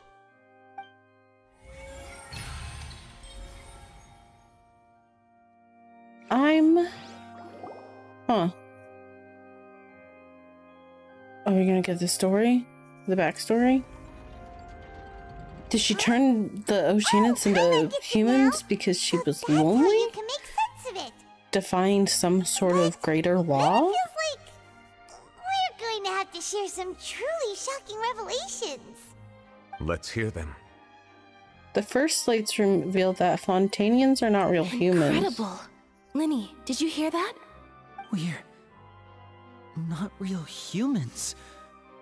All Fontanians were originally created by the late previous Hydro Archon, with Oceanids as their basis. The evidence for that can be found in how only Fontanians could dissolve in primordial seawater, and how all the girls Vacher dissolved were also turned into Oceanids. Oh, and according to Navia, when she was about to get dissolved, she also saw everyone gathered around for a trial, all of them in the shape of Oceanids. Indeed. The second slate reveals that the creme of the Archon was her creation of Fontanians from Oceanids. It follows from the content of the first slate that she probably angered Celestia by creating humans without prior permission. That could also explain why the Oratrice judged the Hydro Archon to be guilty. It's to account for that ancient sin. The Hydro Archon's true sin was creating us? And yet, after many hundreds of years, the Hydro Archon's creations have turned around to try to judge the Archon within the Opera Epiclese. The twists of history are often the most unexpected of all. As for the third slate, I'm still convinced that it should come after the fourth slate. Isn't the image here just like when Navia fell into the sea? So wouldn't it be trying to show the image of the Hydro Archon also falling into the sea once the prophecy has been fulfilled in the fourth slate? The fourth slate depicts the fulfillment of a prophecy. Of the prophet that's already widely known. The people will all be dissolved into the waters, and only the Hydro Archon will remain weeping on her throne. Only then will the sins of the people of Fontaine be washed away. Did Paimon get all that right? Yeah. You've made some keen deductions. I must say, given how much you still don't know, it is impressive that you've already managed to connect so many pieces of the truth. However, while you were able to decode all the information on the slates, they've also been etched with an additional layer of hidden information using a different power source. When we were at the ruins, I tried to decipher the hidden information recorded in the slates. But since we only had 3 slates at the time, I was unable to come to a full conclusion. Give now me that the pretty slate collection story is complete, and sad story. I shall make another attempt to decipher the narrative recorded within. If everything goes well, we should finally be informed of the unadulterated truth.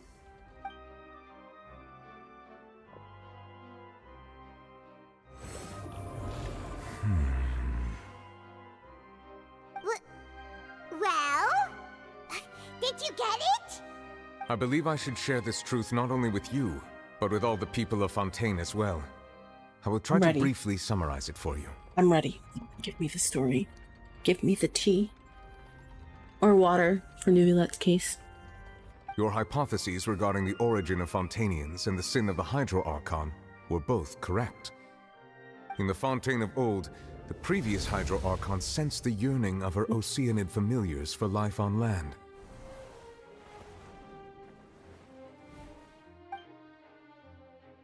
The Oceanids were enamored with the beauty and romanticism of human beings, and wishing to have those experiences for themselves, expressed to the Hydro Archon their desire to become of a similar kind. However, even though water as an element is intricately linked with the power of life, the Hydro Archon, as one of the 7, did not possess the authority to create a new form of human life. Not one to give in, she eventually found a way to create permanent humanoid bodies for her familiars by appropriating the power of this planet's primordial sea. She poured primordial seawater into the Oceanids' blood vessels, creating humanoid mimics in the process. But That's if actually kind of wild. to ever come into direct contact with water from the primordial sea, the power within their bodies would escape these artificial restraints and return to the sea. As a result, their forms would collapse, and they would be reverted to their original forms as Oceanids. Of course, the Hydro Archon never received permission from the heavenly principles to create a new human race.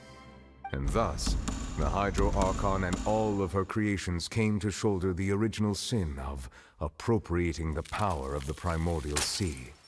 That is the true history of how the people of Fontaine first came into being. So we were all Oceanids before we turned into human beings? That's way too much information for me. I think I'm just going to pretend that I never heard a single thing. That's me. That's me. Wait, but if that's the truth, we can't let the Hydro Archon be sentenced to death. After all, her only sin was creating us. This really might be too much information for your regular Fontainian, but it does answer a lot of our questions. Alas, your hypothesis regarding the third and fourth stone slates was inaccurate. The slates' respective positions are, in fact, correct. What's the third slate supposed to represent, then? A key point of the visual on the third slate is how all the individuals depicted in the water are humans rather than Oceanids. They have not been dissolved, which implies that the water depicted in this slate is not water from the primordial sea. The nation of Fontaine is the nation of Hydro, as well as the nation of Trials and Justice. Instead of being the literal element, the water in the scene symbolizes judgment and justice. You may also recall Navia's experience. When she fell into the sea, her consciousness was surrounded by that of many others who intended to hold a trial to determine her fate. Therefore, the meaning of the third slate is that the people of Fontaine shall try the Hydro Archon at the court of justice. So we literally helped. We literally made this prophecy happen. It can't be. God, that we could have just. It refers to our present situation. It's literally our fault. I think I'm following now. So, what you're saying is, even though we decided to put on this trial to avoid fulfilling the prophecy, that in is truth, some everything we've BS. done has happened exactly as the prophecy foretold. So now, it seems, we're the ones making sure it comes true. What should we do? I feel like there's no way out of this. Huh. No matter what, the prophecy will be fulfilled. Is this what it feels like to be a prisoner of fate? If that's the case, does that mean the scene in the fourth slate will also be fulfilled soon? Traveler, I would like to point out another small fallacy in your deductions. About the fourth slate, you probably thought that the eruption of primordial seawater beneath the fortress of Meripede served as the surest sign that the prophecy was about to come to pass, yes? However, I believe that rather than being a sure sign, that eruption could in fact only be a small warning of something far worse to come. As for the root cause of the catastrophe, I believe you've already encountered it once before. The fucking narwhal. The whale. The fucking whale. It's the whale, isn't it? This eruption was just a small warning of the things to come. We must find the root cause of the disaster. Wait a minute. Wait, what?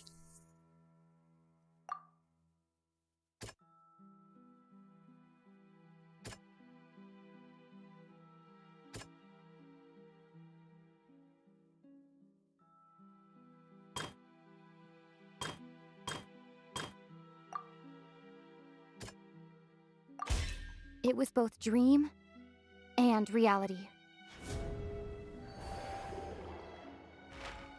If we're talking about a true culprit, that could only be that thing inside Is the that why primordial sea, Child was rendered guilty?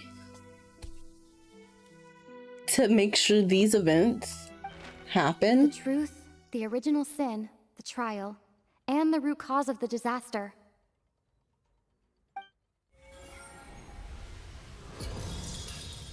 Uh-oh. Uh-oh. Uh-oh. Uh-oh. Oh my god. Ooh. Ooh. Oh, this is interesting. Oh my god. Oh my god.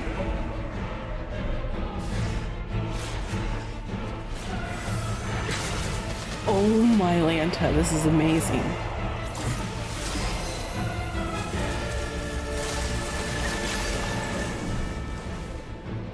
Oh my freaking goodness. I don't think Hydra is going to be a good element against this.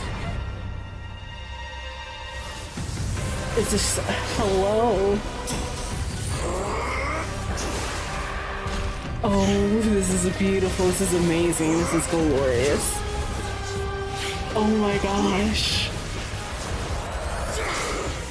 Oh, this is breathtaking. This is amazing.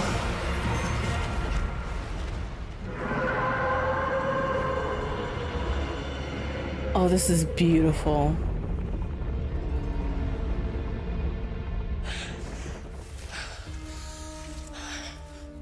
Child, are you okay?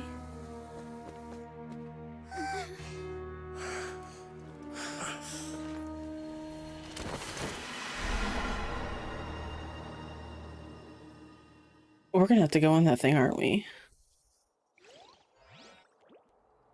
That was way too close! How did that thing just burst into the Opera House? That was actually phenomenal. Was that the huge whale you saw in your dream? I wager it's also the one that child saw when he was young. That's fucking wild. So we've met it at last. I understand very well why it has chosen to make an appearance here. That whale does not belong to Teyvat. It is a monster that has traversed the stars, weeping all the while. It has been greedily consuming the energy from the planet's primordial sea, using it to grow. That is the main cause for the rising sea levels. And once it has finished consuming all of the energy contained within the sea, its next step will be the people. You said that when the Hydro Archon first created Fontanians out of Oceanids, she filled their blood vessels with primordial seawater. Precisely. That whale finds the blood of Fontanians nigh impossible to resist.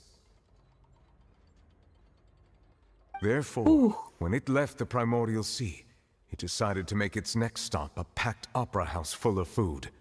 Food in the form of Fontanians. We just barely managed to push it back, right? In that case, won't it come back to target the people again once it's managed to recover its strength? That is correct. Indeed, it is more accurate to say that we should thank that Harbinger for buying us some time. Without him, the whale would have likely come onto land far sooner. From the way he looked, he must have been fighting the creature for quite a long time. That Battlemaniac.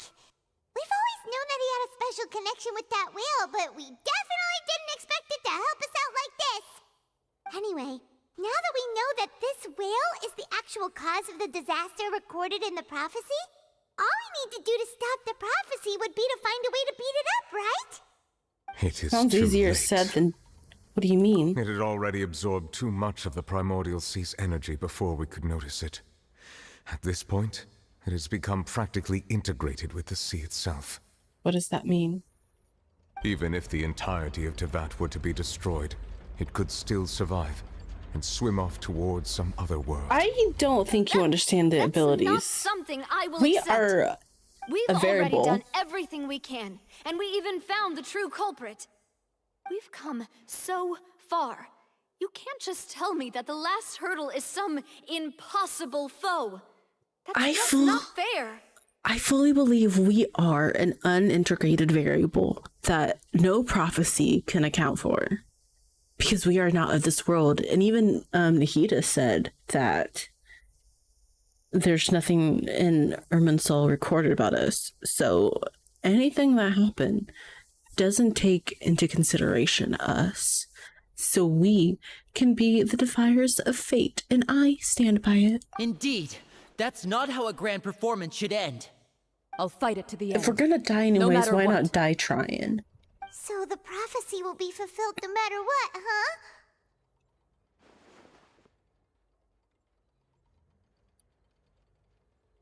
The prophecy. Yes, what has been prophesied will be fulfilled. You may view such things as the history of the future. After all, it still turns out like this. We couldn't fight against fate. Wait, but if this is all about fate, Justice prophecies are usually only the future as seen from the perspectives of the gods. Could things be happening in hidden corners where the gods' gaze does not fall? Ultimately, fate shall serve as your only guide, no matter what will happen in Tevat's future. All you need to do is to play your part. Interesting. Could it be that even if the prophecy will be fulfilled, there will still be a way to save everyone?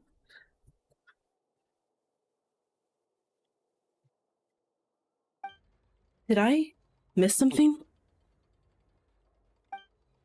Wait, I forgot about Farina. What was it she wanted to say to me at the last moment in the Grand Magic? What is her real secret? Farina!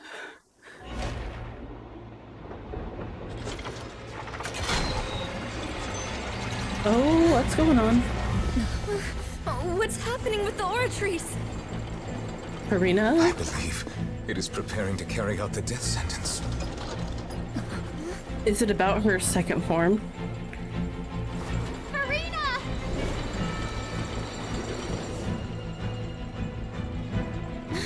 No, I still need answers.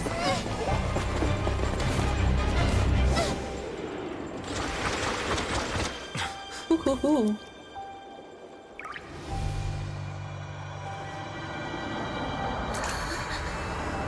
What's going on?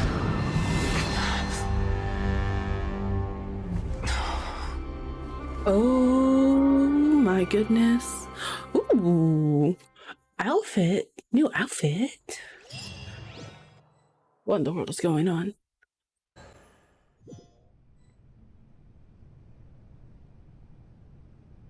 Oh, is this the original? You. Farina? Sorry. That shocked expression on your face is just too I love how it's I couldn't Farina. help myself. You are not Farina. Who are you? Who are you? The sweet sound of bewilderment. Marvelous. A sure sign that my attempt to deceive everyone was a resounding success. But to answer your question, I am Focalor. You know, the god. Focalor. Why did you deceive us? Oh, that wasn't my goal, of course. Goodness, no. But I had to fool everyone else too, if I was to stand any chance of deceiving the heavenly principles. Deceiving the heavenly principles? It's all Fascinating. because of that pernicious prophecy. Dreadful, wasn't it? Everyone doomed to dissolve. Fontaine condemned to be flooded. One was not amused. In fact, one was positively bemused when that problem was thrust upon me by my dearest predecessor. That's the former Hydro Archon Egeria, for the uninitiated. It hardly gets more disastrous than a preordained national catastrophe, now does it? She knew full well that the prophecy would surely come to pass. And as one of the seven, she also knew full well that one defies the heavenly principles at one's peril. So yes, as you have no doubt surmised, it was a rather impossible situation that I found myself in. I spent a terribly long time mulling it over, alone on the ocean floor. And I was almost growing barnacles by the time I finally realized there was only one possible solution to this confounding conundrum. I had to outwit the heavenly principles, allow the prophecy to be fulfilled, ostensibly at least, while saving everyone at the same time. I'm a genius, I know. I can only assume that's why Egeria chose me as her successor. Although, looking back now, it was hardly the inheritance one dreams of. Between the task of saving the nation, the quotidian duties of the Hydro Archon, And not to mention the original sin of creating a new race of humans. I dare say she left me quite a colossal mess to clean up. But one can only play the hand one is dealt. I did not choose this, any more than I chose to be one of her Oceanid familiars. So you were also once one of the Oceanids, transformed into a human by Egeria's hand. Yes, I was. I always dreamed of becoming human. And I still do, even now. In my eyes, to be human is to be part of the greatest opera ever known. After becoming a god, I separated my divinity from my body and spirit, leaving behind only a self that was as naive and bewildered as my past self on her first day as a human being. The me you see before you now is that divinity. And the human counterpart I left behind, I named Farina. She could feel joy, sorrow, and everything in between. She could be as vain and conceited, or as meek and vulnerable as she wished. Her strengths were of a kind only a human could possess, as were her shortcomings. But in my eyes, Farina's humanity was what made her perfect. She was perfectly human in every way. The person I always wanted to be. Anyway, so then I cursed her. All part of the plan, of course. The plan to deceive the heavenly principles. Do you still remember the final scene of the prophecy? The Hydra Archon, alone, weeping on her throne. In order that the prophecy might appear fulfilled, I invited Farina to be an actress, to play the part of the Hydra Archon in the prophecy. Under the curse I placed on her, so long as I, Focalor's divinity, continued to exist, she could not die. But nor was she free to live her life in the pursuit of happiness. Instead, she was forced to take the stage in the opera house, to embrace the role of leading lady, to forever play the part of the god from the prophecy, all to create a deceitful appearance of that prophecy coming to pass. I suppose now you probably understand why your court is called the Opera Epiclese. But Farina is only human, isn't she? Even though she has had a long life, her mind is no stronger than that of any other ordinary human being. I cannot begin to fathom what she has had to endure. It must have been torture for her. It has indeed. And although she is, in a sense, me in human form, I most definitely owe her an apology for it. It's been 500 years, and all along, she's been playing her part in the most unimaginably long, unbearably lonely, and agonizingly painful opera of all time.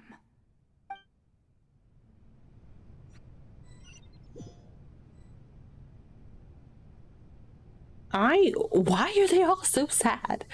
Why are all the Archon's backstories progressively getting sadder and sadder?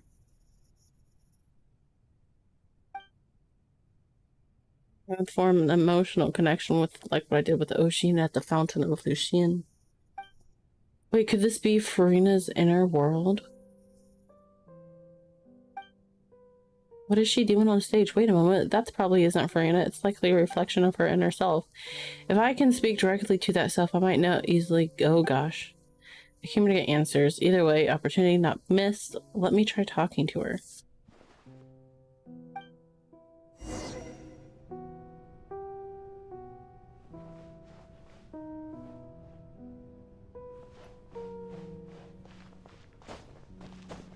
Okay. Stairs it is. Stairs it is.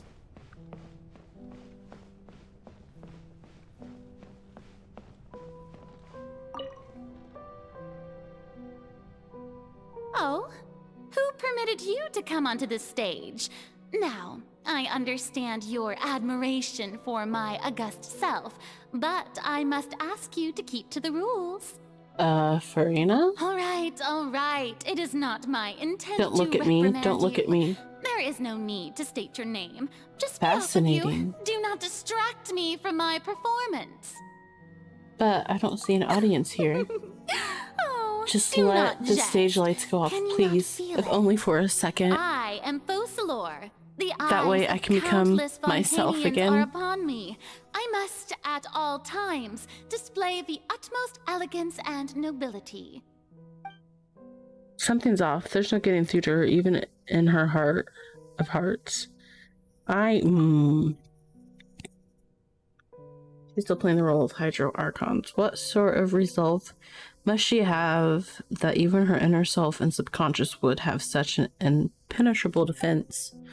I have to find a way.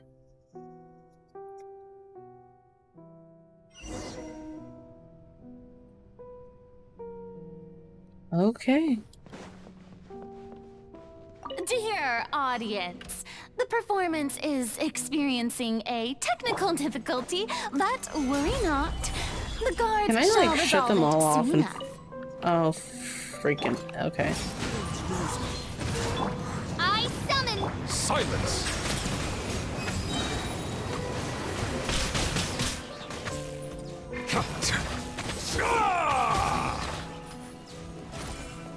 Okay. Hey, what gives? The audience is still watching me, you know. Guards? Wait, where are the guards? Guards! I don't really need to waste my burst or anything. Like that. There's no... And Farina's heart, they must have symbolized the eyes of the people on her. Speaking of which, I think I just received some sort of signal. Was that her true voice? A ticket. When did that end up? When did that end up here? Ooh, story time? Story time? Either way, it looks like the show's about to begin. In that case, show me how you truly feel, Farina. Is this the story? Scene 1, before a mirror. Farina. I'm set to autoplay.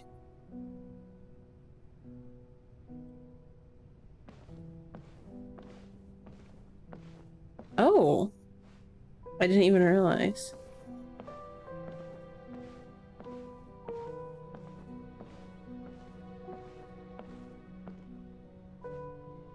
Farina.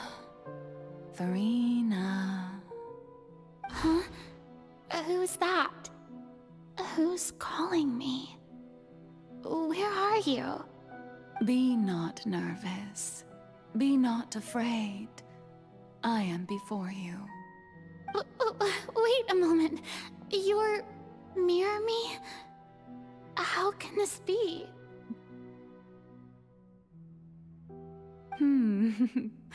Mirror you, huh? You know what?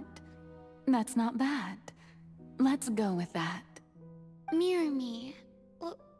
What Mirror do me, you mirror wish to me on the say? wall. The prophecy. Have you heard of it? What prophecy? Wait. I know. I think. I don't know why, but it's in my head somehow. The people will all be dissolved into the waters, and only the Hydro Archon will remain, weeping on her throne. Only then will the sins of the people of Fontaine be washed away. Oh, very good. You know it well. What's going on?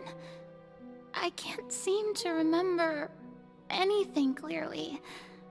The only thing I know for sure is this prophecy. Will it really come to pass? Yes, it will. And that is why I've come to you. Disaster will come to Fontaine sooner or later. Things will develop just as the prophecy declared. There is no escaping it. But doesn't that mean everyone will die? I'm a Fontanian just like them. Will I dissolve too? Oh, don't worry. Magical meetings exist in this world precisely to give people a chance to turn things around. It is the reason why you met me today. I will tell you how to save everyone, but you may have to suffer somewhat. Oh, so there's still hope after all. Goodness, you frightened me. You spoke so much and with so much certainty. As for the suffering, well, I will admit that the first thing that came to mind was, why do I have to be the one to suffer? But if the prophecy will come true, I'll also die anyway, right? So if I've already met you as my magical meeting in this world, if there were scales, with all the people of Fontaine on one side, and my pain on the other, is it not obvious where the scales should tilt? You truly are the perfect human. My ideal. I suppose this would also be the justice that belongs to you. Huh? Don't worry, it's nothing. Listen well. Fontaine has just lost its Hydro Archon. I need you to play a role. That of the new Archon. Play as a god? That's right. You must begin a never-ending masquerade. You must never let anyone suspect your identity. If you can keep it up, then I shall have my way of defying this prophecy. But should your identity be revealed, then all hope will be lost. But how will I do this? A human assuming the role of a god without being exposed. Don't worry. What you must do is not to turn yourself into a real god. You simply need to play the role of a god as humans imagine them to be. Being a human yourself, I'm sure you already know what such an entity would be like. Remember, your true challenge will not be pursuing divinity, but contending against humanity. I'm still not sure I understand, but I'll try. I'll try to do this. So, how long am I going to have to play this role? To accomplish this mission, you will have to stay on the stage for many, many years. You will endure and not grow old until your task ends. But I promise you, all will eventually end in a magnificent and dramatic trial, and everyone will be saved. A trial, huh? How exciting. I'll be looking forward to it. Scene 2, a session speech, Farina? Oh.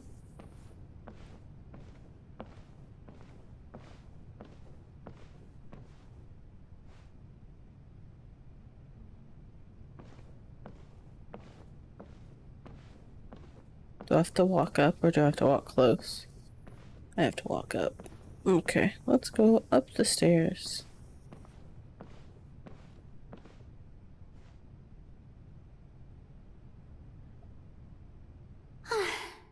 The Maison Cardinalise has announced my accession, but this is my first time facing the people. What should I say to most appear like a god? To be honest, I still don't know. Perhaps I should first try to act natural. Summon courage.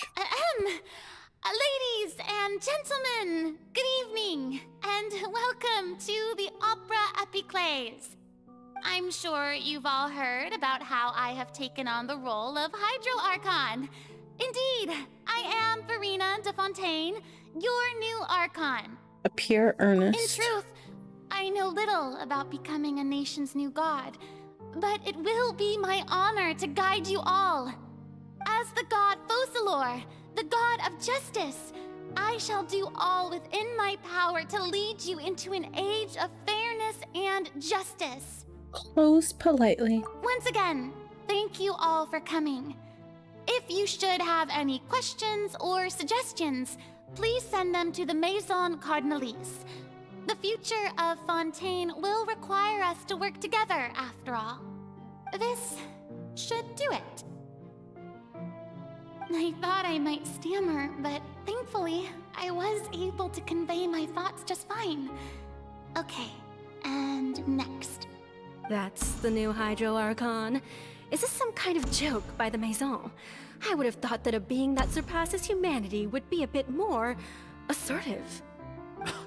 Hey, did you hear that? She even told us to send her suggestions there at the end. Shouldn't gods be all-powerful? She's being so modest. What's the difference between her and an ordinary person, then? If you ask me, perhaps the succession didn't actually happen. She might just be a Maison-back puppet. Wait, what's going on? Why is everyone suspecting me of being a fake? Oh, this is bad. If I get exposed here, there'll be no saving the people from the prophecy. Right. Mirmi said that I just need to play the role of a god as humans imagine them to be. Calm down, Verena. Think. What do the people want? How would they imagine a god to speak and act? Assertive, with a strong sense of presence. One who can dispel all doubt. That is the character I'm fated to play.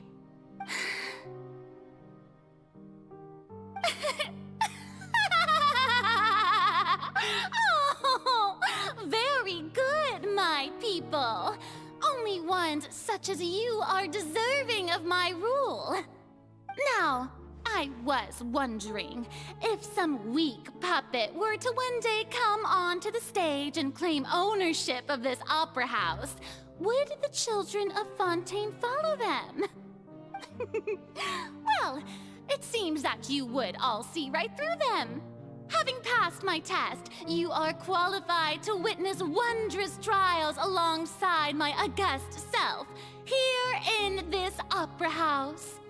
You may consider my previous act a door gift of sorts. I thought it was a debut that suited the atmosphere. Now then, let us be reintroduced. Ah, so that was just a performance. How could I have forgotten that we were inside an opera house? Her personality. It's quite shocking, to be honest, but I suppose it's a better look than before. Such a fascinating and bold deity. How wonderful! Our future may yet be bright after all. It seems I've turned them around. Best follow this flow and restart my accession speech. Yeah. Summon courage resolutely with conviction. My dear people, whether you acknowledge me or not, whether you trust me or nay, I say to you, keep faith in your ardor for justice. We have heard it said that this nation's sins can no longer be washed away. Well, I say that justice is most fragrant when it blooms amid sin. Medicine? Turn up the drama.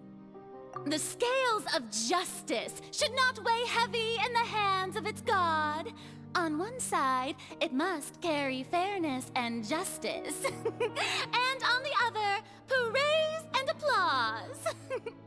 May law be the prayer on our lips. May judgment be our worship. Let us light the fires and drink to the future of Fontaine! In the speech, empathetically. Close lightly. There is no trouble in this world that justice cannot solve. All that is needed is for you, my people, to believe in it, heart and soul. So long as I, the Archon Quest, stand within the Opera Epiclese, so long as I stand before the Oratrice, I shall even judge the gods of this world!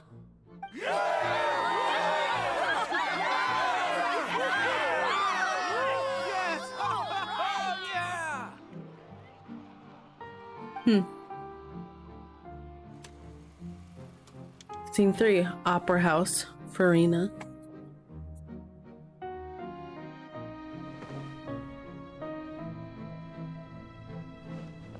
I can run now. I can't jump? I guess, we're gonna be going through all this. Lady Farina, here are today's case reports, as well as a summary of the follow-up for your perusal. Come now, was I not just at the Opera House in person? Leave these kinds of things to Neuvillette. Besides, none of these trials were the one that I'm looking forward to the most. If I may be so impertinent, what kind of trial are you truly looking forward to? A magnificent, dramatic, and wondrous trial. A trial to end all things. How could you hope to understand? That's true. I fear I lack the ability to grasp your divine thought, Lady Archon. No need for fright, and do not take what I said before too seriously. Go now, do your duties. The trial I await. It will come one day.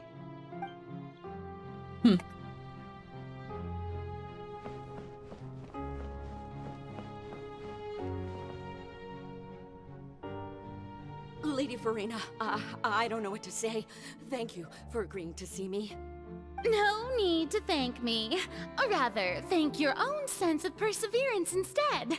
Long have you stood in line to meet me, have you not? Oh, I'm afraid that's just an inevitable consequence of my divine charm. All right, Deuteria, is it? How is your son's illness? You remembered me, and you knew of my family, too. He is doing much better now. In fact, he is far more of an ardent believer than I. He was the one who forced me to seek an audience with you, and to bring your words back to him. Oh, good. Very good. If this should happen again in the future, please do not hesitate to come and tell me. Going down to citizens' homes every so often, while not usual practice, should serve as a fine change of pace. Oh, you're such a gentle and wise god. Thank you once again, on behalf of my son.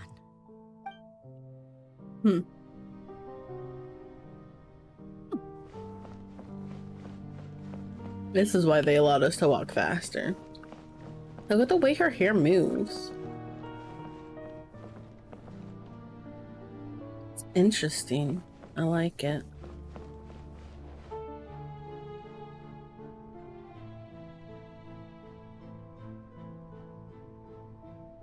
Lady Farina, here are the latest hydrological reports. As for the specific parameters you asked to take note of, I'm afraid things still don't look good. I see. It's as I thought then.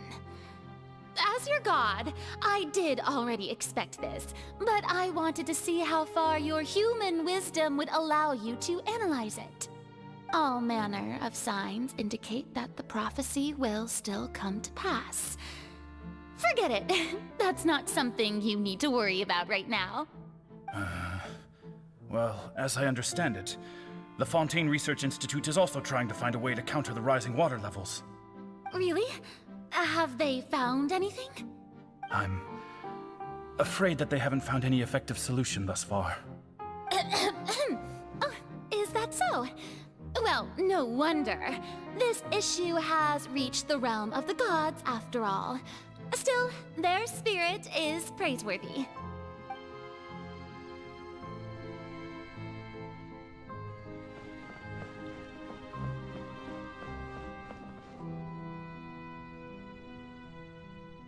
is finally over.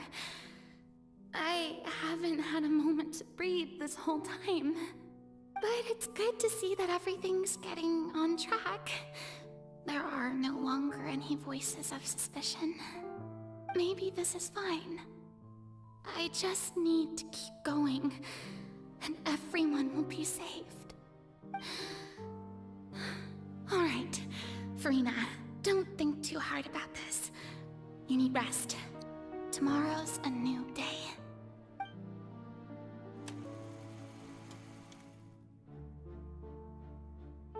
Scene 4. Opera House. Lady Farina, here are the new trial reports for the latest cases, as well as a summary of the follow-up. There'll be no need for that.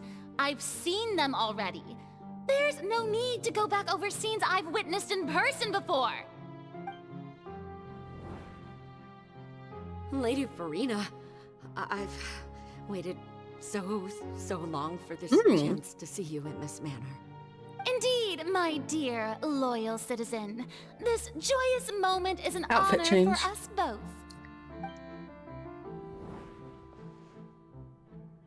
Lady Farina, we're detecting significant hydrological anomalies near Poisson. Understood. Keep monitoring. Keep me informed should anything come up at the Institute.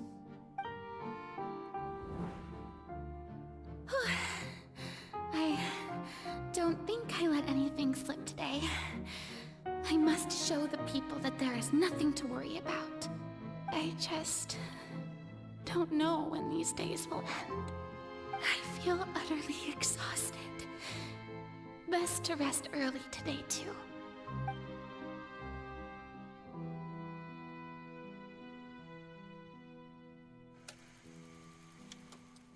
The Opera House. Scene 5.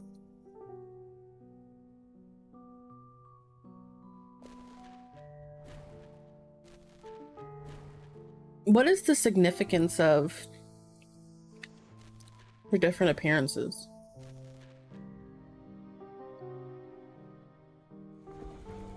My thought is that her dark is her human.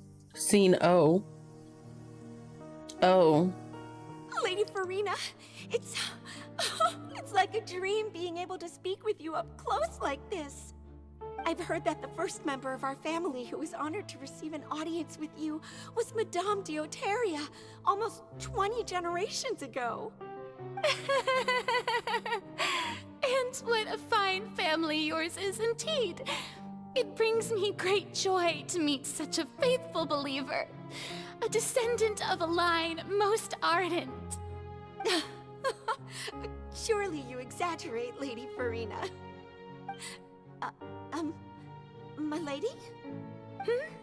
What is it, good citizen? Oh, are you crying? Uh-huh. Oh, really now? I didn't even notice. This must be the overflow of hydro from my person. Well, can't quite help being the god whose dominion is the waters, can I? No wonder. No wonder. A manifestation of your power, then. Oh, Man, you Archon, feel like I am can't cry and all honored to have Farina witnessed can do it. is Honored cry. indeed. I am feeling so sad. So interminable. So lonely. Just how much longer? Hundreds of years must have passed by now. Perhaps the show must go on for hundreds more. I never imagined that it would hurt so much. Have I reached my limit? No. Perhaps I reached it long ago. Today I didn't even notice my own tears. I want to tell someone, anyone, about this. Oh, she had so much hope that she could tell us, because we're not a part of this world. I've conducted so many investigations across the centuries. But there's not even a sliver of hope that we might break the prophecy. All I can do is keep heart. I must maintain this act. It is the only way to save Fontaine. Please, mirror me. You have to succeed.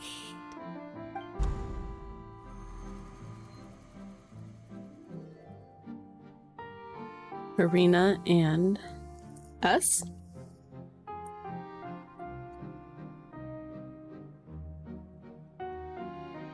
Farina, you don't have to shoulder this burden alone. Although I don't know what you might be keeping from everyone. Your people are more than willing to share your burden with you. She wanted to tell us so bad. Share my burden. That's impossible. It was fated right from the start that this would be my duty alone. But even if your burden doesn't need to be shared, you can still choose to confide in someone. Just share it with me. I'm what you'd call a witness. A witness? Yes. I've heard that you came to Tevat from beyond the stars, yes. In other words, you never belonged here. And if Tevat is, in its entirety, a show on a stage, then you're just a spectator, aren't you? If that's the case... She's right. I could confide in her, couldn't I? But if things don't play out as expected, the people of Fontaine will be the ones to pay the price. No, Farina. You shouldn't be selfish. But what if it's really alright? Farina, you've worked so hard for so long. Surely it would be okay to put yourself first for once. Just this once. Is it such an outrageous thing to do anyway? To find someone in whom you can confide your frustrations and sorrows? Surely it could not hurt. If you let this opportunity slip through your fingers, it might never come by again. Think about it long and hard.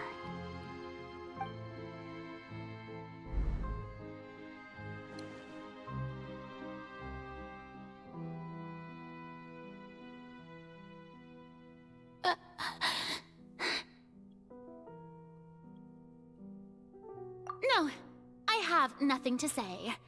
I am Farina, the Archon of Fontaine. Everything will surely get better.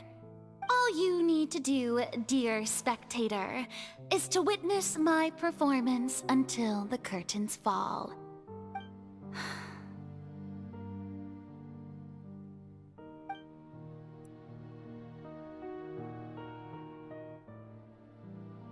Fine.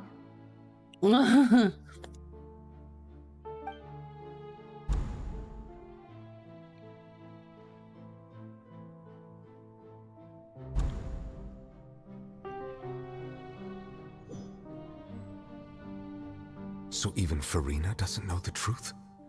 You've never once let her in on the full plan? Uh-oh. Yes, it had to be done. To deceive the heavenly principles, you must first deceive yourself. She did very well. If she had let her resolve falter even once in these 5 centuries, Fontaine would have been doomed to the most tragic fate. It seems that trusting humanity was the right decision after all. I believe that I understand how your deception works, but that is only half the truth, is it not? How would you build on this foundation to save the people of Fontaine? That is the most important thing. Ah, good. Of course, the Iudex of Fontaine has pinpointed the crux of the issue. I'm sure you've long sensed that the Oratrice is no simple machine, yes? I've always suspected that it had its own consciousness. And Lenny did mention that he heard a human voice within the core chamber. It now seems that that person was you, hidden within the machine all along. Am I right? And then I became one with the oratories, taking Fontaine's gnosis with me. Yes, it would seem so, wouldn't it? Alas, your understanding of this device still lacks sufficient depth. In truth, it is no enactor of justice. Oh. It is, in fact, a device created to kill the god of justice. Oh. It's who? Beg your pardon? Oh, you have it. And to be more precise, not only will the oratories take down the god of justice, it will also take down the divine throne upon which she has been placed. I mean, did you think I would be the sort to enjoy peaceful repose while Farina suffered? My work over these last 500 years has been to constantly accumulate indemnitium within the oratories. But really, some have already discovered that only a small fraction of the energy generated by the device was ever used to provide power to Fontaine. The vast majority had to be, accumulated to enact this death sentence. It was all a part of your plan, then? Both the trial and the sentence? Indeed. This power, accrued over 5 centuries, could have sustained Fontainians for millennia had it only been used for that purpose. Almost all of it has now been stored within the oratories. But only power of this magnitude could hope to destroy the Hydro Archon's divine throne, shaking the rules established by Celestia, and breaking through the institution that is the Seven. So the Oratrice's call for death was for neither Farina nor Focalor, but for the Hydro Archon. Mm-hmm. The destruction of that divine throne. If I do not misunderstand your intent, you must be... returning what's rightfully yours to you. Oh my gosh! Oh my gosh! This was all done to return the authority of the Hydro Archon to the Hydro Dragon Oh my of this gosh! planet. Oh my gosh! Oh my gosh! Oh my gosh! This is his ascension line. I didn't know it was going to be carried out in this way. Oh, what? Getting sad again, are we? The authority of the ancient dragons shall soon be yours once more, O Hydro Dragon Sovereign. And this is the face you make. All you've done throughout the years is just so you can sacrifice yourself at the very end. Oh my gosh. I've never quite seen it that way, you know. Even now, I'm quite pleased at how well my deception worked. Yeah, oh. Oh. Oh. Hydro Dragon. Hydro Dragon. Don't cry. Oh my gosh. My heart is breaking. I must say, had it been within my rights, I would have loved to judge the heavenly principles themselves. Were they not guilty of essentially the same crime? Egeria stole the power of the primordial sea, and the heavenly principles stole the power you ancient dragons possessed. I, for my part, am the god of justice. And is it not just that your original powers should be returned to you? Speaking of justice, I have always believed that justice lies in the process of pursuing human existence itself. So, if the theft of the primordial sea's might was Fontaine's original sin, then, leaving matters of procedural right and wrong aside, the descent of the Fontainians as humans and their right to exist in this world would be Fontaine's original justice. In other words, existence was Egeria's justice, and to me, justice is the continuation of that existence. defying the prophecy and ensuring that Fontaine's people shall live on. That should be the justice enthroned over all others. At this point, we, whether it be myself or all other Fontainians, have shouldered the burden of this sin for far too long. Iudex Neuvillette, the highest judge in our land, when you regain your full power as an elemental sovereign, what verdict shall you pass upon us? So when I was invited to the court of Fontaine to serve as Iudex, I see now that that was your idea too. He sounds so hurt. At last, I now understand the true purpose behind this position. In the beginning, I was uninterested in human existence. But these 5 centuries of living alongside them have gradually brought about mutual understanding between us. And I have even attempted to feel as they feel. You are a devious one, Focalors. Oh my gosh. Things being as they are, surely you know that I could never declare them to be guilty. I'm... Oh. The hour of my execution is almost here. For the sinner, the curtain call has come. I know I may not sound it, but faced with death, I find myself a little afraid. Perhaps this is one thing both gods and humans have in common.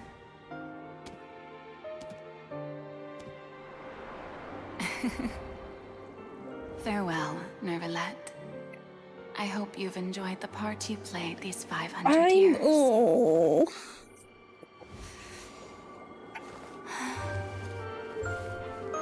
Oh gosh.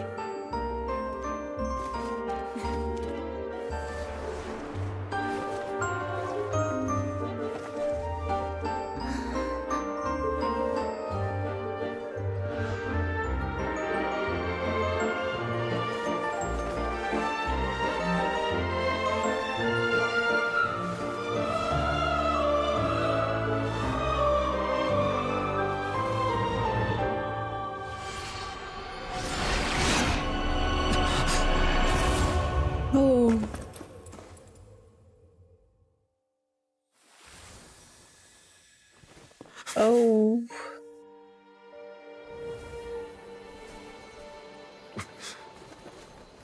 Oh.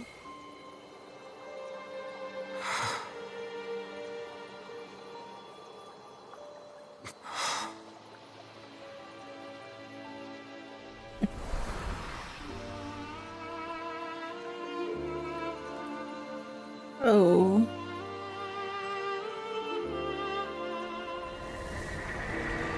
Thank you, Farina, for all you've done. From this moment on, please live happily as a human, just as I wished we could. Meh. Oh.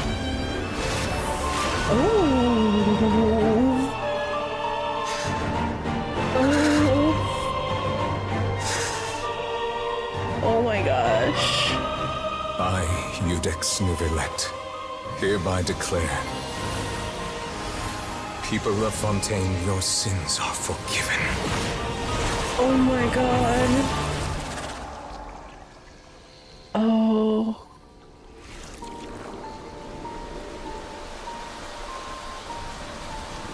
Let the rain wash away your sins.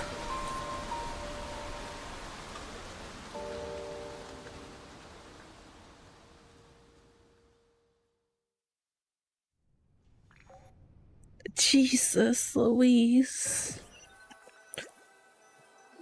Oh my gosh. What just happened? Has the death sentence been carried out? Was that bright light some sort of misdirection? I have a feeling that something huge just happened. But since we're all still alive and haven't been dissolved, I assume whatever happened was good for us. It's time to end this. We must mete out punishment to that beast. But didn't I'm ready. I have gained the strength sufficient to deal with it. Through certain means, I now have the ability to separate the power of the Primordial Sea from that creature. We should seize the opportunity to pursue our quarry. Just now? Traveler, now that the oratories can no longer function, I require an executor to help me mete out justice. You mean me? The root of the calamities befalling Fontaine. The beast that enacts the prophecy. Its name is the all-devouring Narwhal. Come with me, traveler. The hour of execution I feel like they should have done something different than Narwhal, because a Narwhal does not sound intimidating to me. Narwhals swimming in the ocean, causing a commotion, because they are so awesome. Ooh, I don't think I'm ready for this.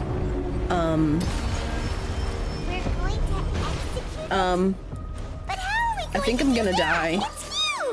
Oh god. I've already done my best to separate the power of the Primordial Sea from the whale. Considering the size of the beast, I cannot reach the power source. Unless we can find a way to attack it from within. I shall share a part of the ancient dragon's power. We shall look for an opening together.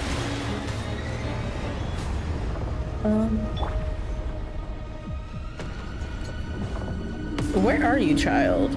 This is actually really cool sound. Gather! I can feel its sorrow turning into hostility. Bow your head. Wait, what? Be sanctified.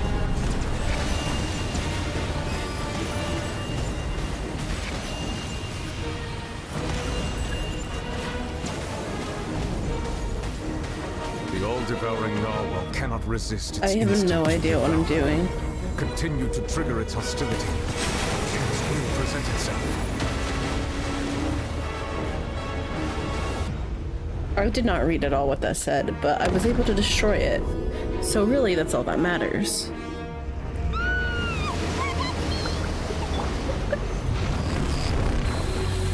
What is this? Oh. What's that hole thingy over there?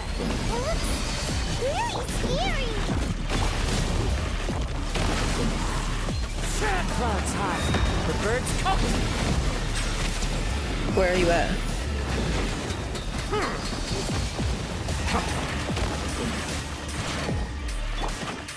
I have granted you my protection. Do not fear. Seize the moment and use my power to suppress its root from within.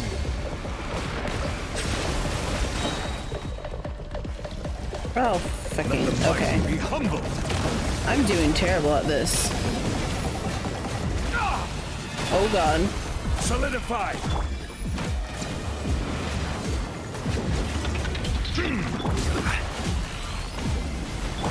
Shadow Raven, Black Knight. The wind knows me. Stabilize. Order guide you. Found your head.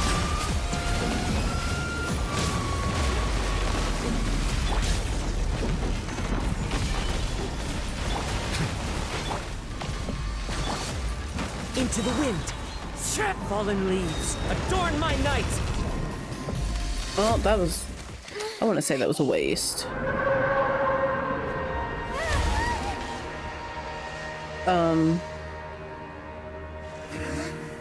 Something is making me nervous. This is not the end. I don't believe this is the end. It was not this simple. I don't believe it's this simple. Even in a story, I don't believe it's this simple. What is this? Who is this? Oh.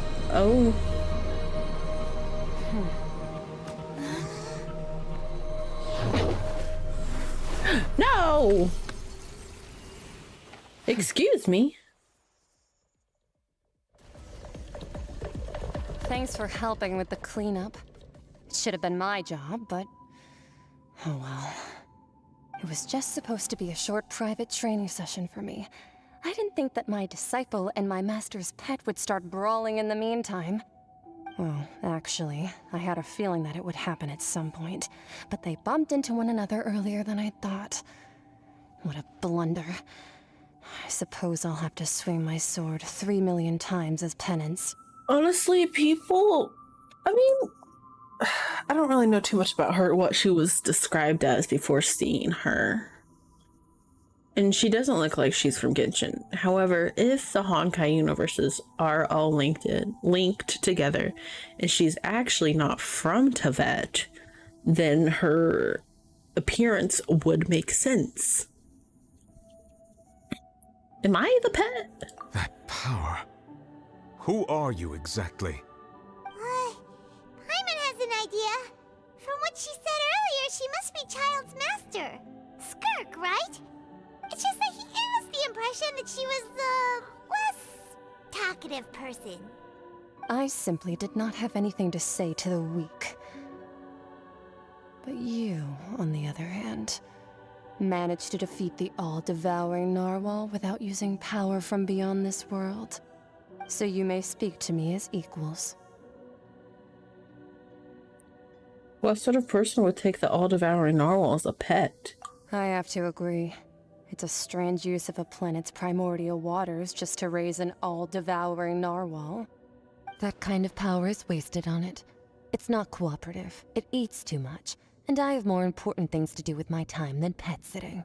The only thing that creature has going for it is its looks. All in all, it fails as a pet. Miss Skirk? I think you might have missed the point. The point being? Well, being that this pet almost destroyed an entire nation. So what sort of person is your master? Well, Child's master's master. Wait, is that right? Oh, right. So you don't know him. Sorry, I assumed you did. His name is Sertologi. That name means nothing to me.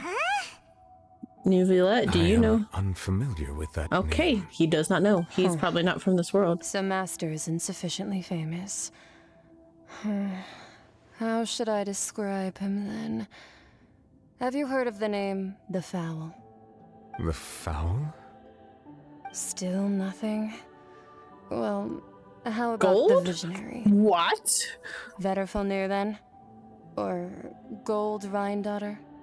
What? That one we've heard. Rhine-daughter's part of the Hexen Circle. She's Albedo's mom, right? What? So you do know that name. To be honest, I also heard all of those names and titles from my master. I'm sorry. I don't actually know them either. Okay, so Child's master's master is Gold, who created Albedo. Does that mean, in a way, Albedo is Child's uncle? In theory? In a weird sort of plug-in, Albedo's gonna be Child's uncle. But That's I what I'm suppose getting. you understand now, yes? My master is likely a similar sort to Rhine-daughter. They are both pursuing some form of perfection. Wait, didn't you also mention a visionary person? Paimon didn't quite catch their name. I'm confused. Are they all like the Actually, same never person? mind that. I believe it expedient to inform you that the all-devouring narwhal used up nearly all its strength fighting you. Such roiling hydro energies will prove difficult for the planet's deep seas to digest. As such, the fontaine back on the surface has most likely been thrown into chaos. In other words, the prophecy that you've been fretting over should now be in full swing. What? There's little to be surprised about Paimon. It is natural, after all, the prophecy will surely come. We knew this and accepted it. However... Not to worry. Focalor has already managed to deceive the heavenly principles. Fascinating. In the end, the people will all be dissolved into the waters, and only Farina will remain, weeping on her throne.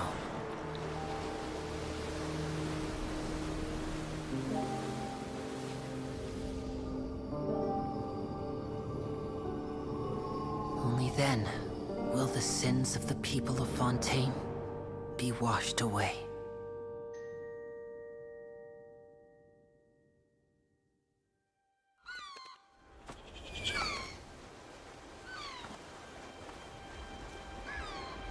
Wait a minute.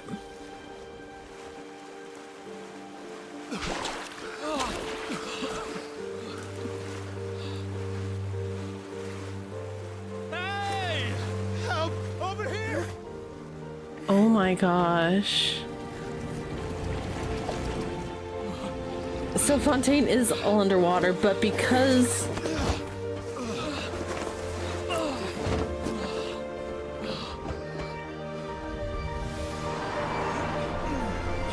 Oh my god.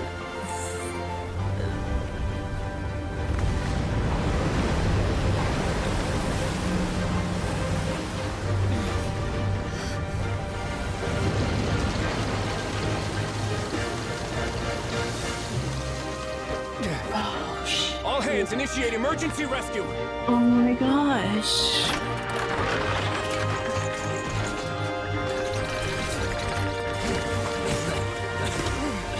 Hurry!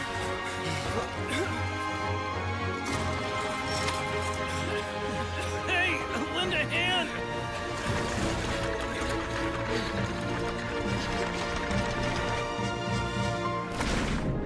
Oh, look at him. Look at him go.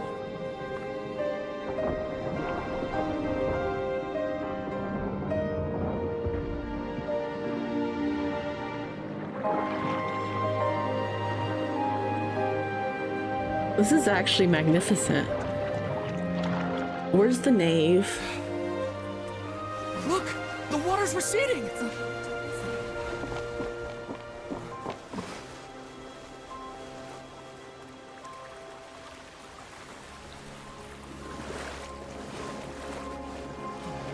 It's a miracle! Water's receding. We didn't dissolve. The prophecy was wrong. The prophecy was wrong.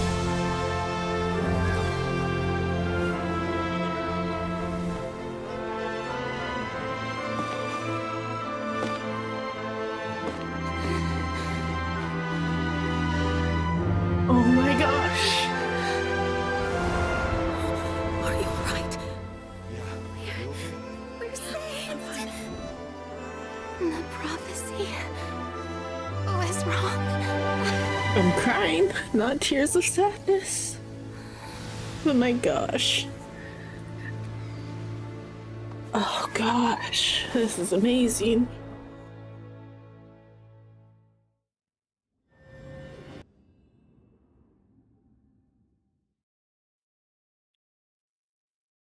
It was beautiful. That was amazing. I loved it. I love Genshin stories. Solo renewed. The Spina Divasula talks post-disaster rebuilding.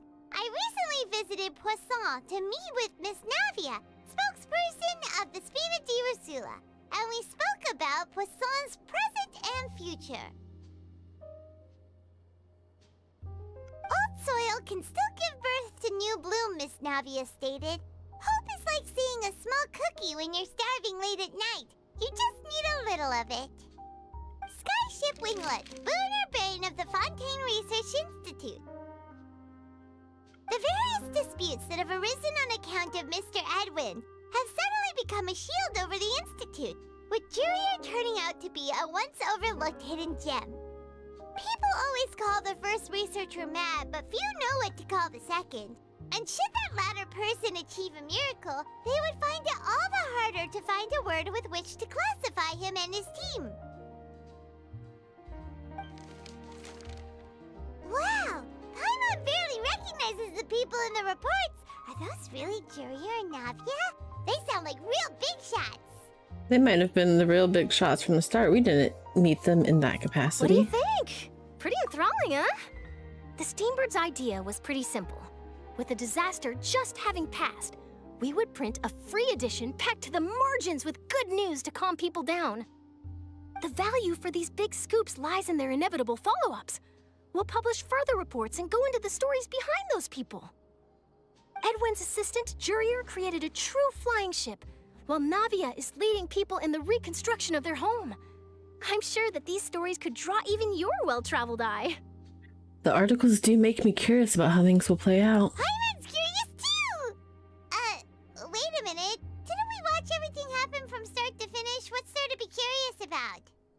And that's exactly why I'd like you to come conduct interviews with me. You're the best incubators of news, if you haven't noticed. And also, with you around, I'm sure I'll get to see that Duke. Are you sure? Hasn't he turned you down several times already? Oh, this time will be different. Come on, let's head to Poisson first, and then make a trip to the fortress. There are some things you'll only know when you get there.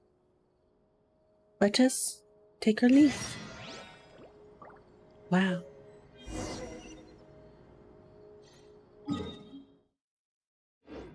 What did I get? Tears Among the Stars? Is that? Nope. Nope.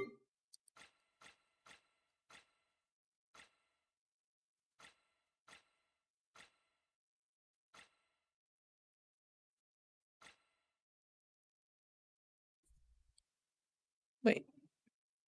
Oh, that's the... Where is it? Tears.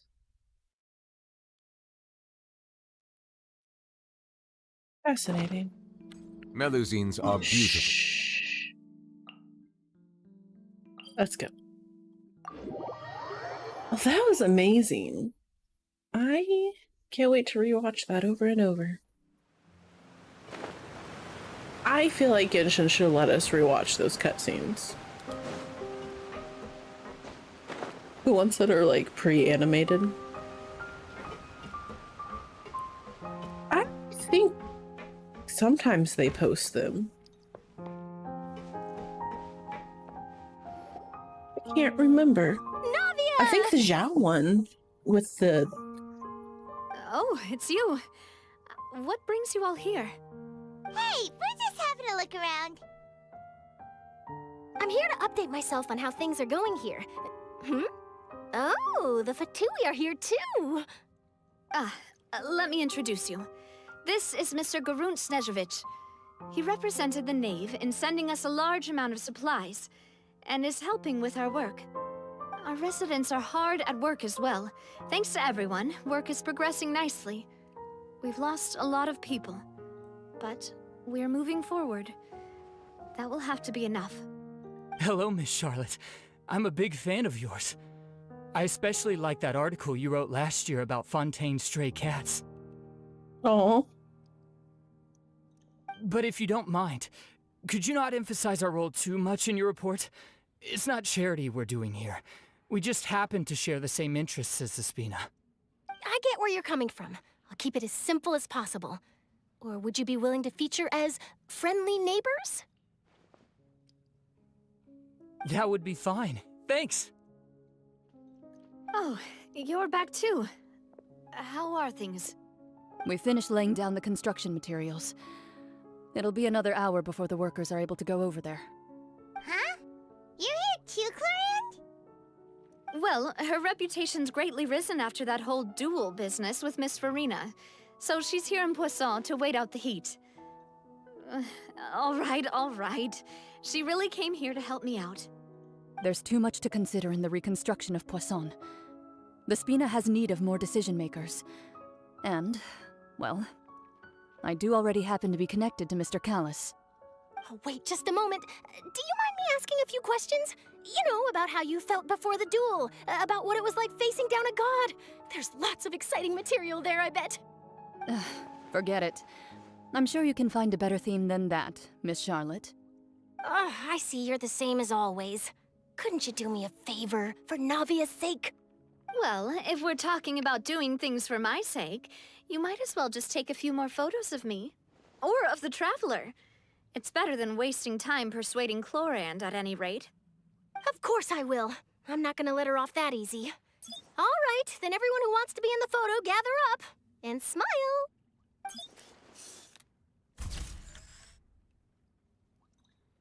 How did it go? Was it a good shot? Did Paimon look cute in it? Not bad. Your addition really helped the composition of the picture. All right, hang on a moment. Let me snap a few more shots. Some pictures. All right, that should do it. I'll be back here later anyway, so let's call it a day. You're very quick. Speed is of the essence when it comes to the news, and freshness is the key. Also, not to brag, but I'm pretty good at building connections. Who knows? I might eventually get that interview with you after all, Miss Clarand. Wow, you really do have that never say die spirit. I'm impressed. I'll hazard a guess that this is how you got that interview at the Fortress of Meripede. You already knew? You already knew she was going? Whoa, you're well informed. Let me make a guess too. I asked Sijuin, who told Monsieur Nervillet, and he told you, right? That's a very complete information chain. In truth, all Monsieur Neuvillette asked me was, when did the fortress become so friendly towards the media? I told him that it was best not to speak too soon. There's no guarantee that Ridesley will make a personal appearance.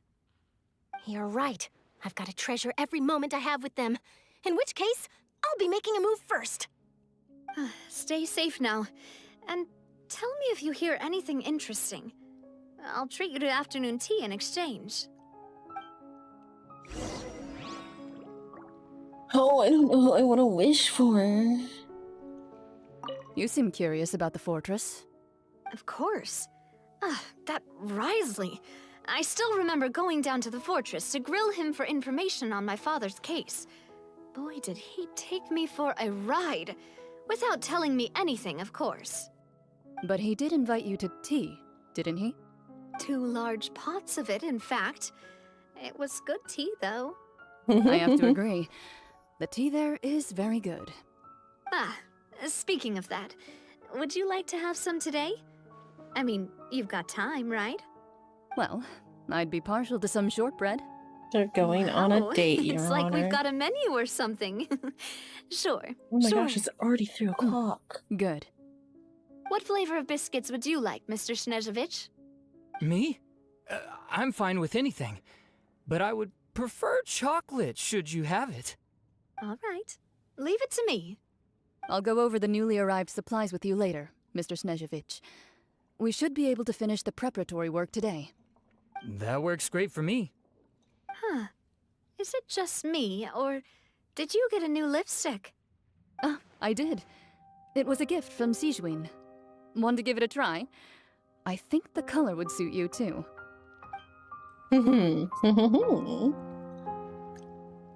Okay.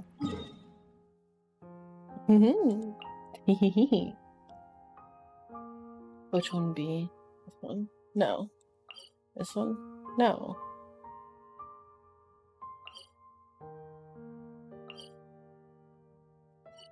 Oh, I guess I'll just teleport here and see where it takes me? Is it in his office?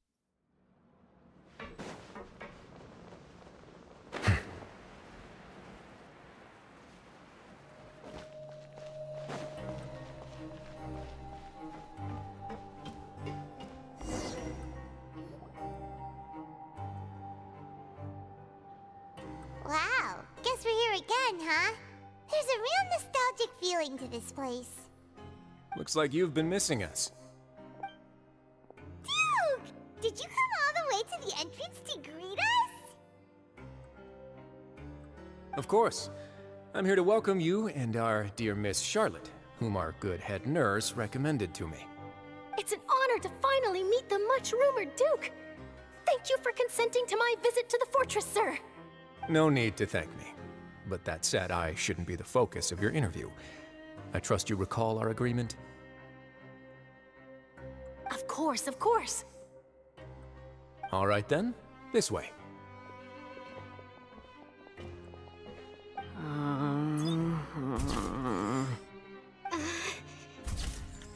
Hey, no need to be so nervous.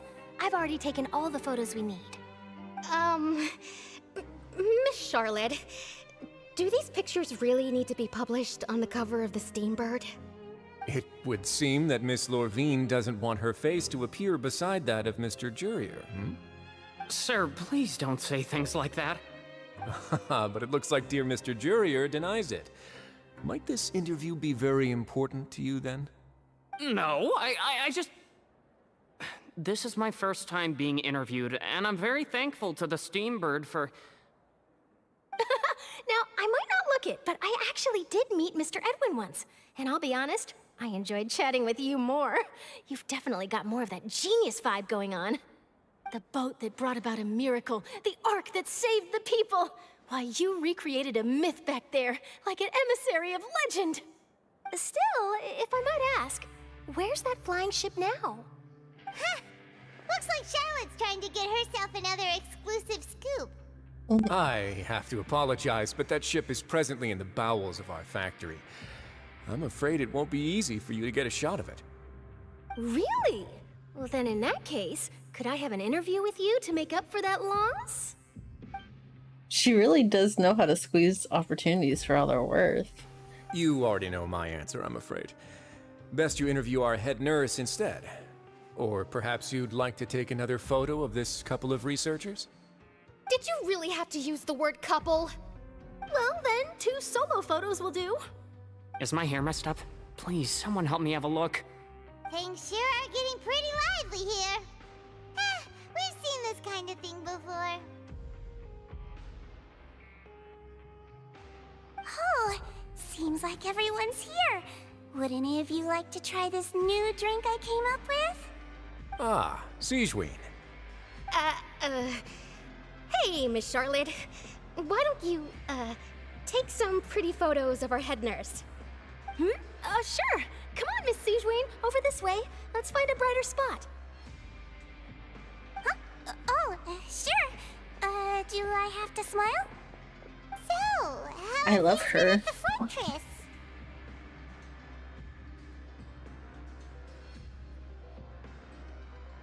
Same old, okay, same there old, we as go. you can see.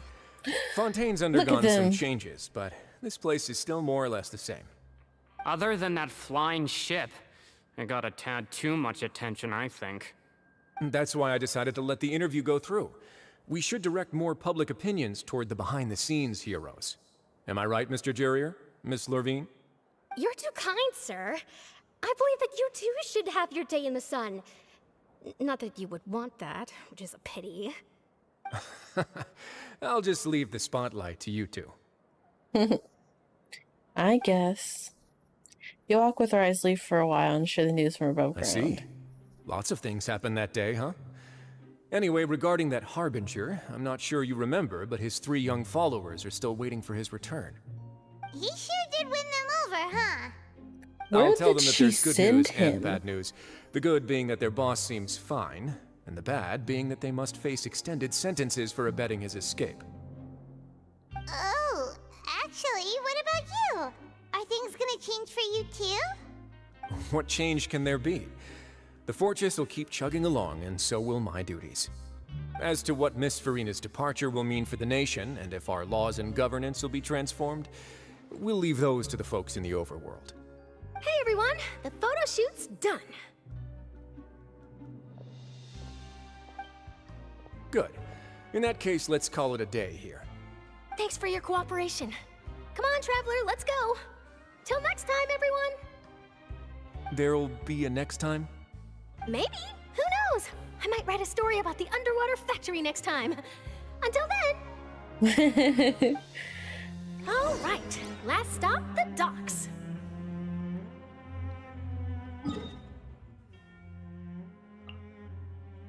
Ayo. Oh, I want to wish for Charlotte. I would be fine with Baiju or Farina. However, Farina does not make any sense because I have, oh, so many Hydro characters. Oh, so many Hydro characters. I do have to call. Where is it? Oh, wait, it's down below. I don't need to lift. I'll just jump. Oh god, I jumped the... Wait, no. I did not, in fact, jump the wrong way. We'll just fall.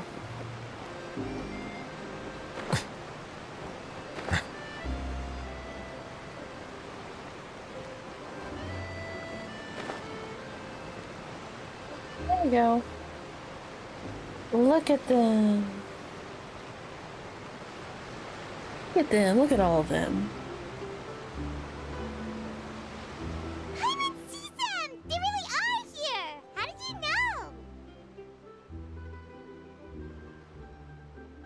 know? Navia mentioned that she stayed in touch with Linny and the others after working together. Apparently, they've been at the docks distributing these strange pockets the whole time since.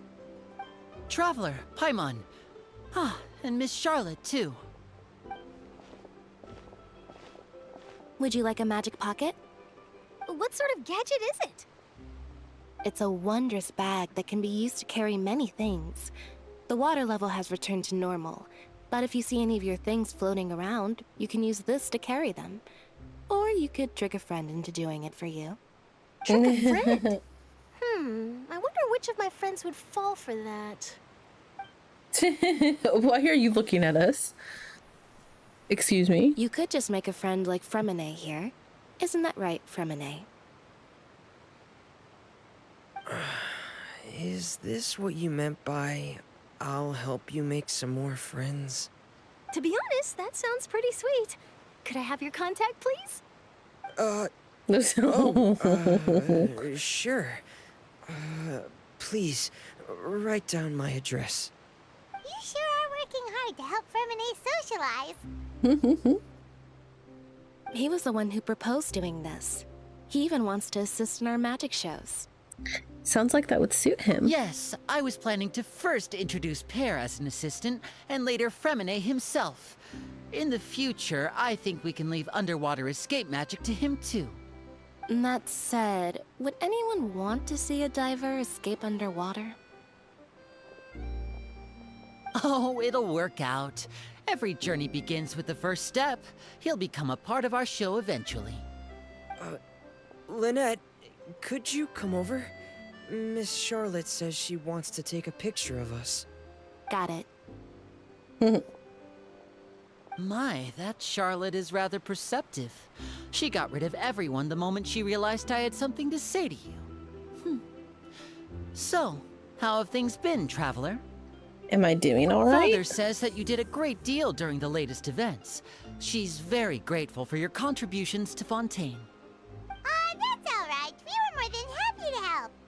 So, what's she doing now?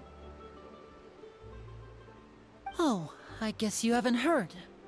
Well, after Lady Farina left, Father and Monsieur Neuvillette opened negotiations, during which he gave Fontaine's gnosis to her as a diplomatic gift.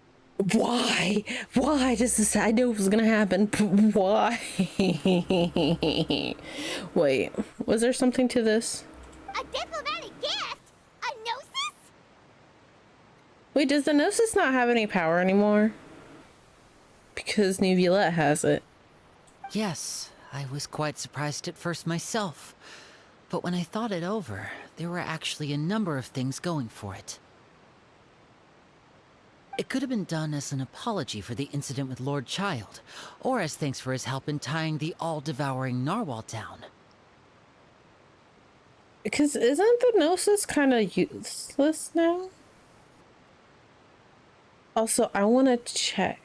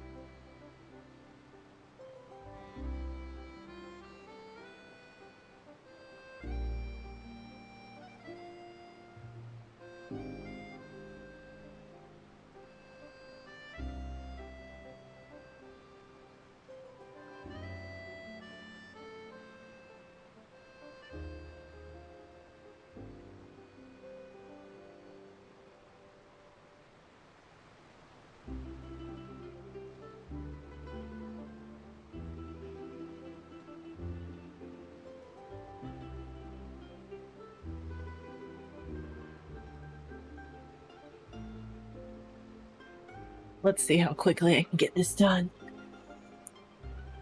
Furthermore, Father did also lend significant aid to Fontaine and Poisson.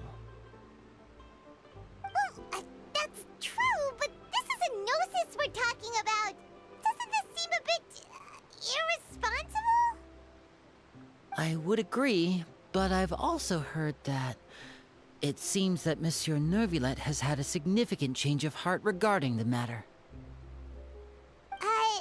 So there's some reason for this that only Neuvillette knows about? Okay, so yeah, the Gnosis probably doesn't have any power. I suspect you'll have to ask him about that yourself. Ah, yes, speaking of which, I did see him strolling around the entrance to the Fortress of Meripede a while back.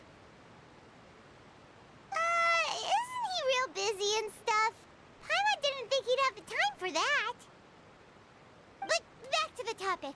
The Gnosis was given to the knave, right? What about Child?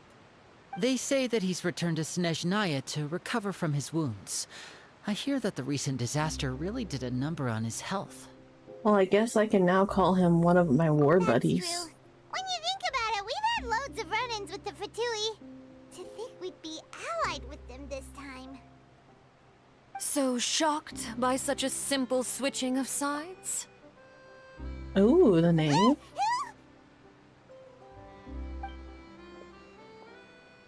Her heels are high. Well, well, what do you know? Come to the docks to see how my children are doing and meet the Traveler by chance. Please do not pay my accomplishments in Fontaine too much mind. I would have done them regardless.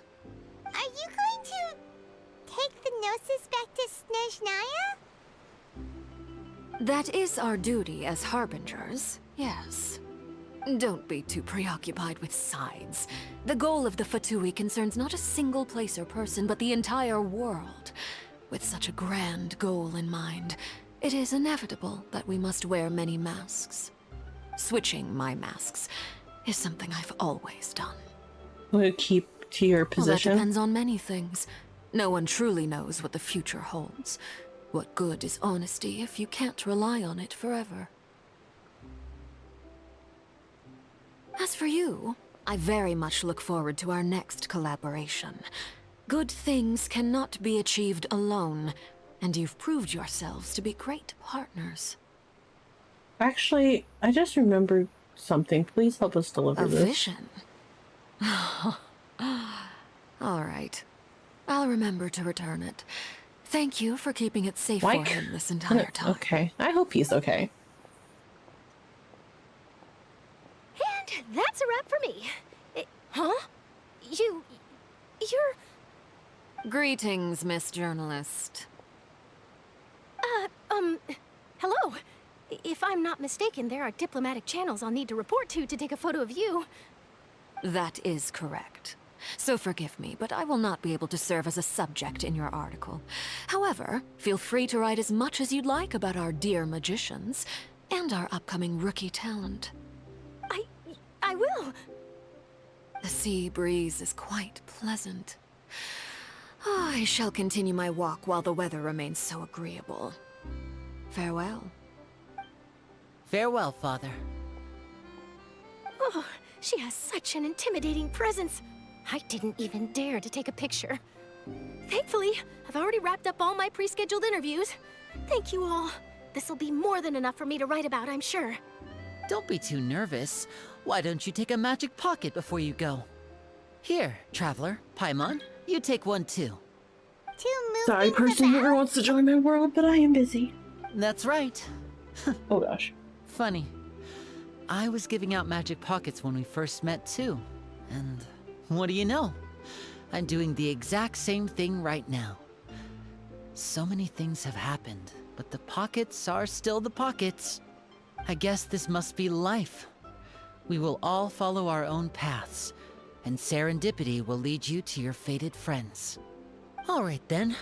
We'll be handing out pockets in some other districts later, so we'll get going now. Have a good day, you two. Goodness golly gosh. Well, guess we sent Charlotte off. Shall we go see how Neuvillette's doing? As long as he's not so busy that he doesn't have time to chat anyway. They straight up just left. Oh, okay. So Neuvillette's probably our... I would think we would still talk to Farina. Oh, so far. Okay.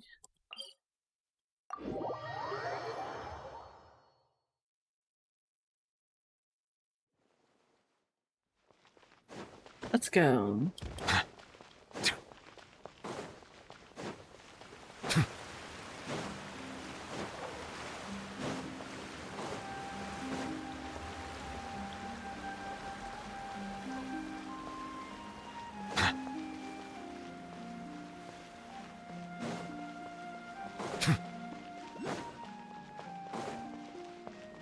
The entrance to the fortress! Ooh, he I love there! waterfalls.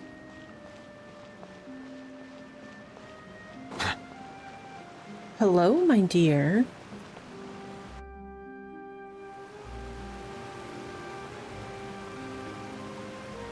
This is such a nice picture. So, you really are here, Nervalet! Paimon didn't think you were going to have free time this hour of the day. Really?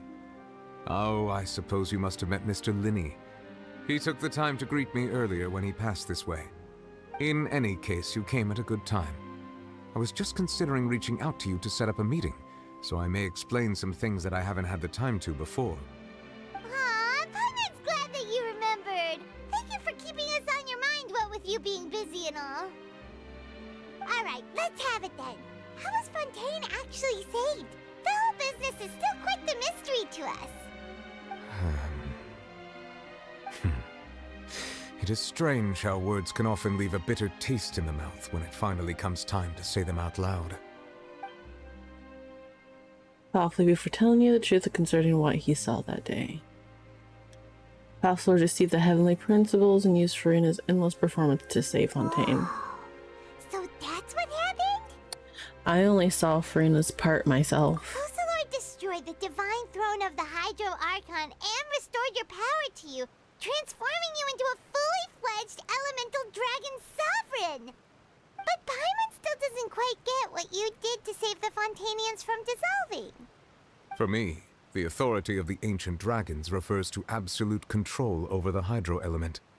Fontanians were incomplete humans born of Egeria's use of the power of the primordial sea, with constitutions similar to that of mimics. But so long as those primordial energies remain within them, I could use the ancient dragon's authority to grant them true blood, after the fashion in which life was first brought into being on this planet. In other words, when I gave my verdict, Fontanians became true humans, and thus would naturally no longer be dissolved by water from the primordial sea. Focalord must have counted on you to make that decision as well. Your verdict was the key to making the prophecy appear to have come true while saving everyone. You'd say at that moment the Fontanians were finally truly born. And in a manner of speaking, Focalord finally managed to fulfill the original Hydro Archon's wish to turn Oceanids into real people too! It seems from your expressions that you still have more things you wish to ask. Yeah, the Gnosis. Does Ask the away. Gnosis have any I will tell you actual the power truth as I to know it? I'll go in order. I have investigated his case along many avenues, and I have learned that he once fell into an unknown chasm when he was young. There, by chance, he awakened the all-devouring narwhal. But whether it be by sentiment or reason, that should not have been enough to consider him the root cause of the disaster. At most, he would have had tangential liability. As for the judgment passed by the Oratrice during the trial, whether it was due to that liability by association, or Focalord deliberately using him to buy time for us on the assumption that he would be able to hold the creature off, I cannot say. Guess Focalord had Fontanians in mind the whole time. In the end, it was thanks to her that they finally became real humans. Hang on a second. Paimon suddenly got another question. Back when Fontanians hadn't yet become real humans, were the children they had also transformed Oceanids? Life has always flowed like water. Do you recall how Fontanians would often come to the Fountain of Lucine to pray for children? Yeah, Lynette said the fountain is where all the waters in Fontaine converge. In truth, even those couples did not know that such prayers were no mere custom, but instead a form of ritual. Those Oceanids who were blessed within the spring water would later descend as new humans in the coming months. Paimon sorta gets it now. Either way, seems like this ritual won't be of any further use. but it'll probably live on as a local custom. Ask away. I will tell you the truth as I know it. Fontaine's future. About that. Risley said Farina has already left. What's that all about? Ah, Lady Farina. The people are only aware that her death sentence has not been carried out. She abdicated the post of Hydro Archon and left affairs related to that title to me, before leaving the Opera House. I related Focalor's words to her faithfully and completely. After hearing them, she seemed neither saddened nor comforted.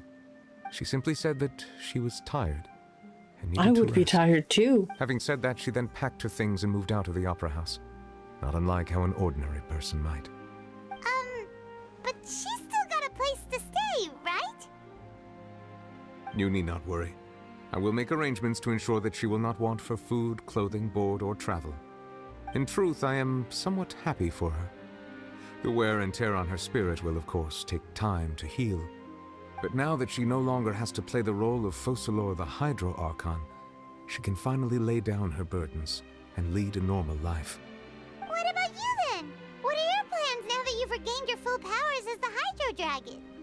After Focalor passed on, the Oratrice also ceased to function. This matter will directly affect our trials. After much careful consideration, I've decided to take over its role in our courts.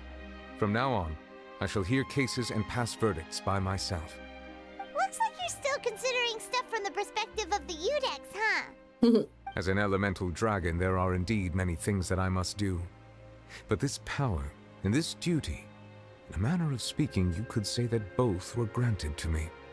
As such, before I attend to my other responsibilities, I must first and foremost continue to serve Fontaine as its highest judge. The duty of the Hydro Sovereign and the duty of the Udex shall coexist within my person. Additionally, the Hydro Archon's departure has brought about another problem, which is that the Opera House shall no longer produce indemnitium. That's true.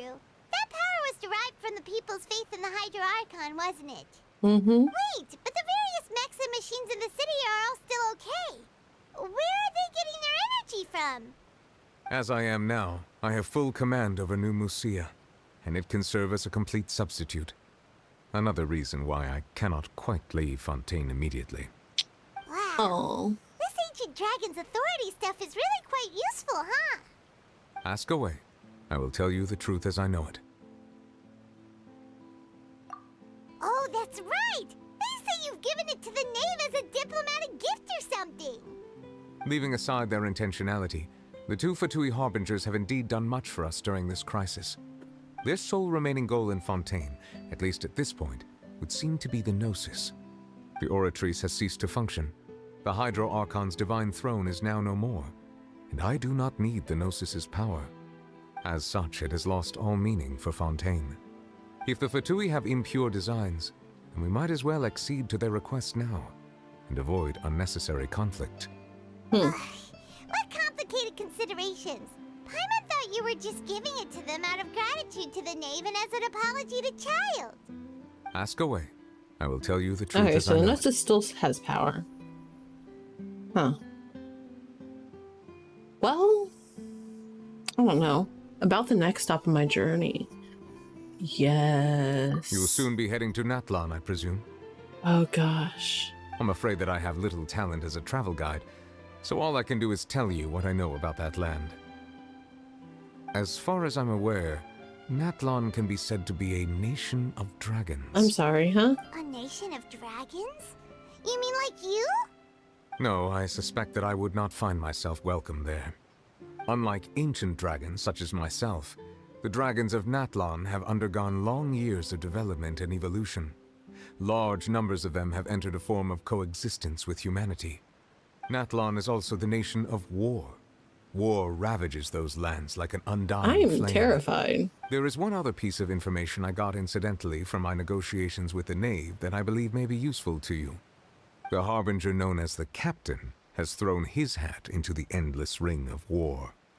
The captain. Sounds like a real tough customer. I can't remember who the captain They're is. doing their thing. I suggest that you fully prepare yourself before going to Natlan. In the meantime, Fontaine's doors will always be open to you. Ask away.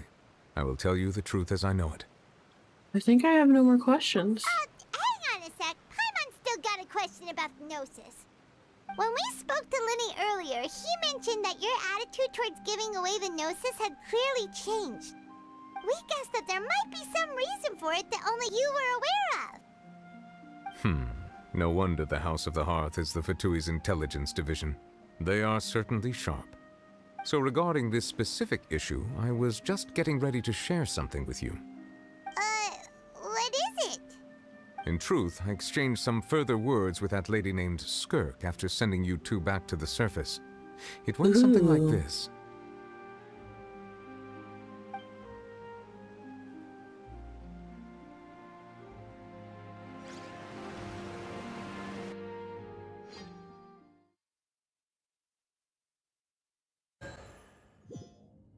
Lore. More Genshin lore. We're going to head topside to see what's going on. You hurry over soon as well, all right, Nervalet?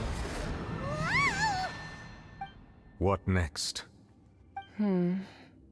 The all-devouring narwhal isn't here, so I'm no longer getting any interference.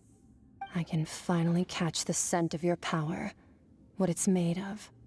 It is the authority of the planet's primordial dragons, but with something very similar to a god's curse mixed in.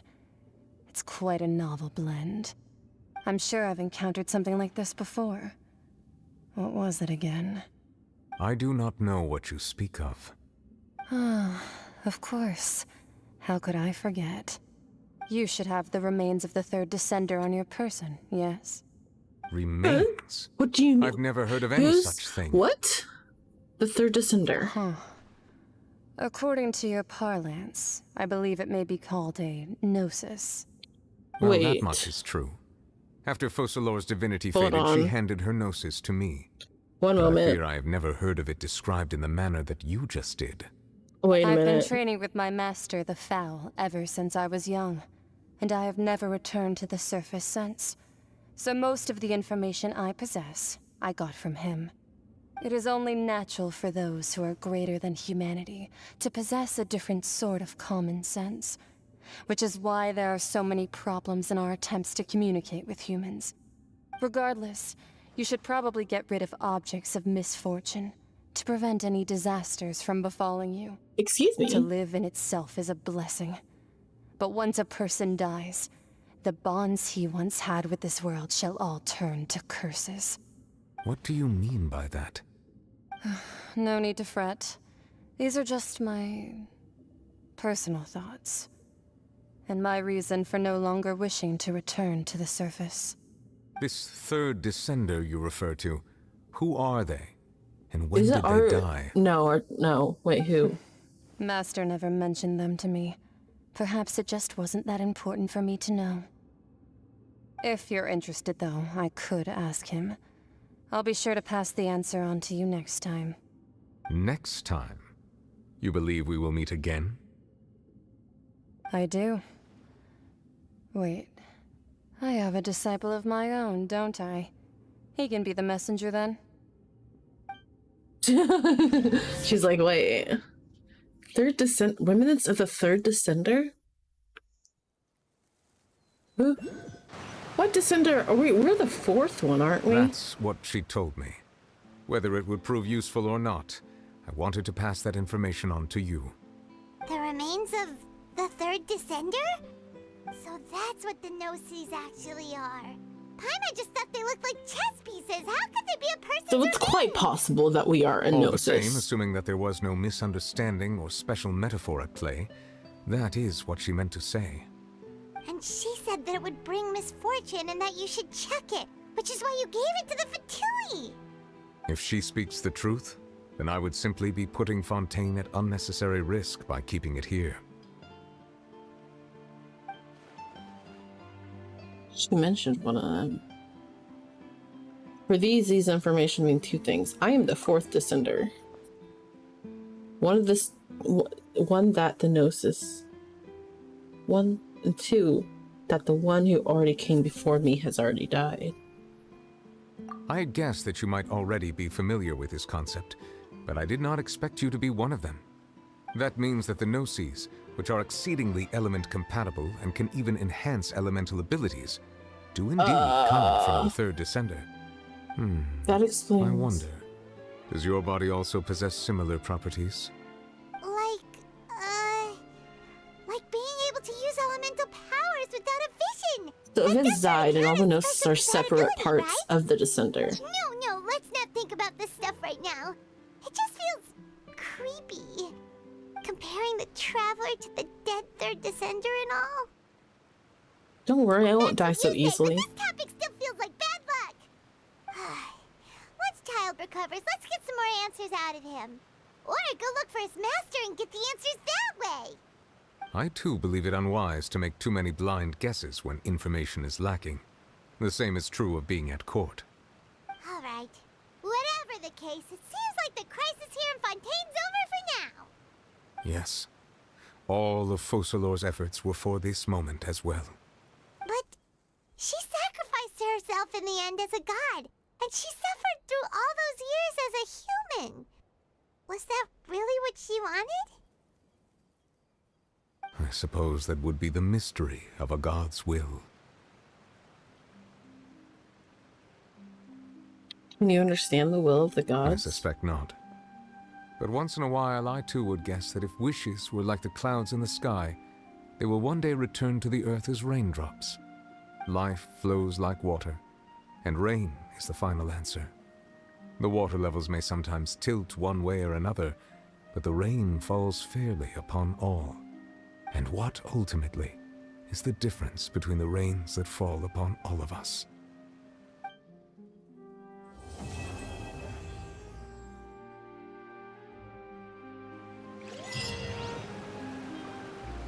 Damn. Hi, darling. It seems from your expressions that you still Oh wait, ask away. I didn't want to do I'll tell that. you the truth as I know it. I suggest that you fully prepare yourself. Okay, so that just continues. Wow. And that's it. That is it. Oh, damn. Damn. That was amazing.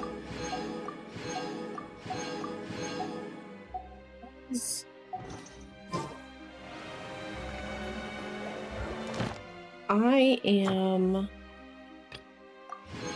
So, since we got all those questions, safe to assume that the interlude or prelude chapters are the next things. Wait. Yeah. Those are probably the next things we have to look forward to. I could see it there being like an Act 6. Well, no, not a 6. I could probably just see like an interlude. Or I'm assuming Furina's story quest is going to have something to do with... Where's the domain for that guy?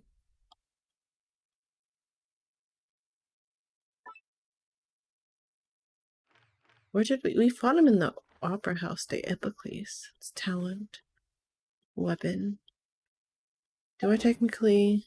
Is that not unlocked until... One moment.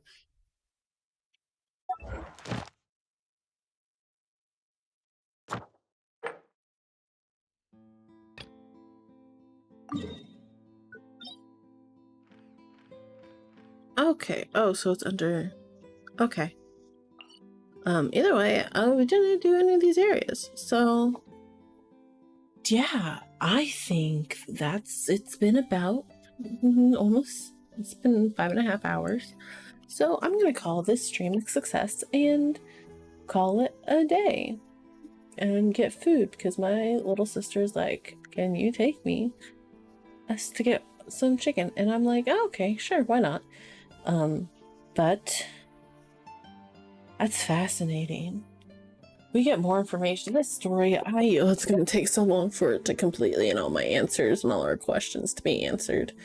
I have a deep fear of being let down, but so far they're doing pretty good. I think they're good storytellers, though.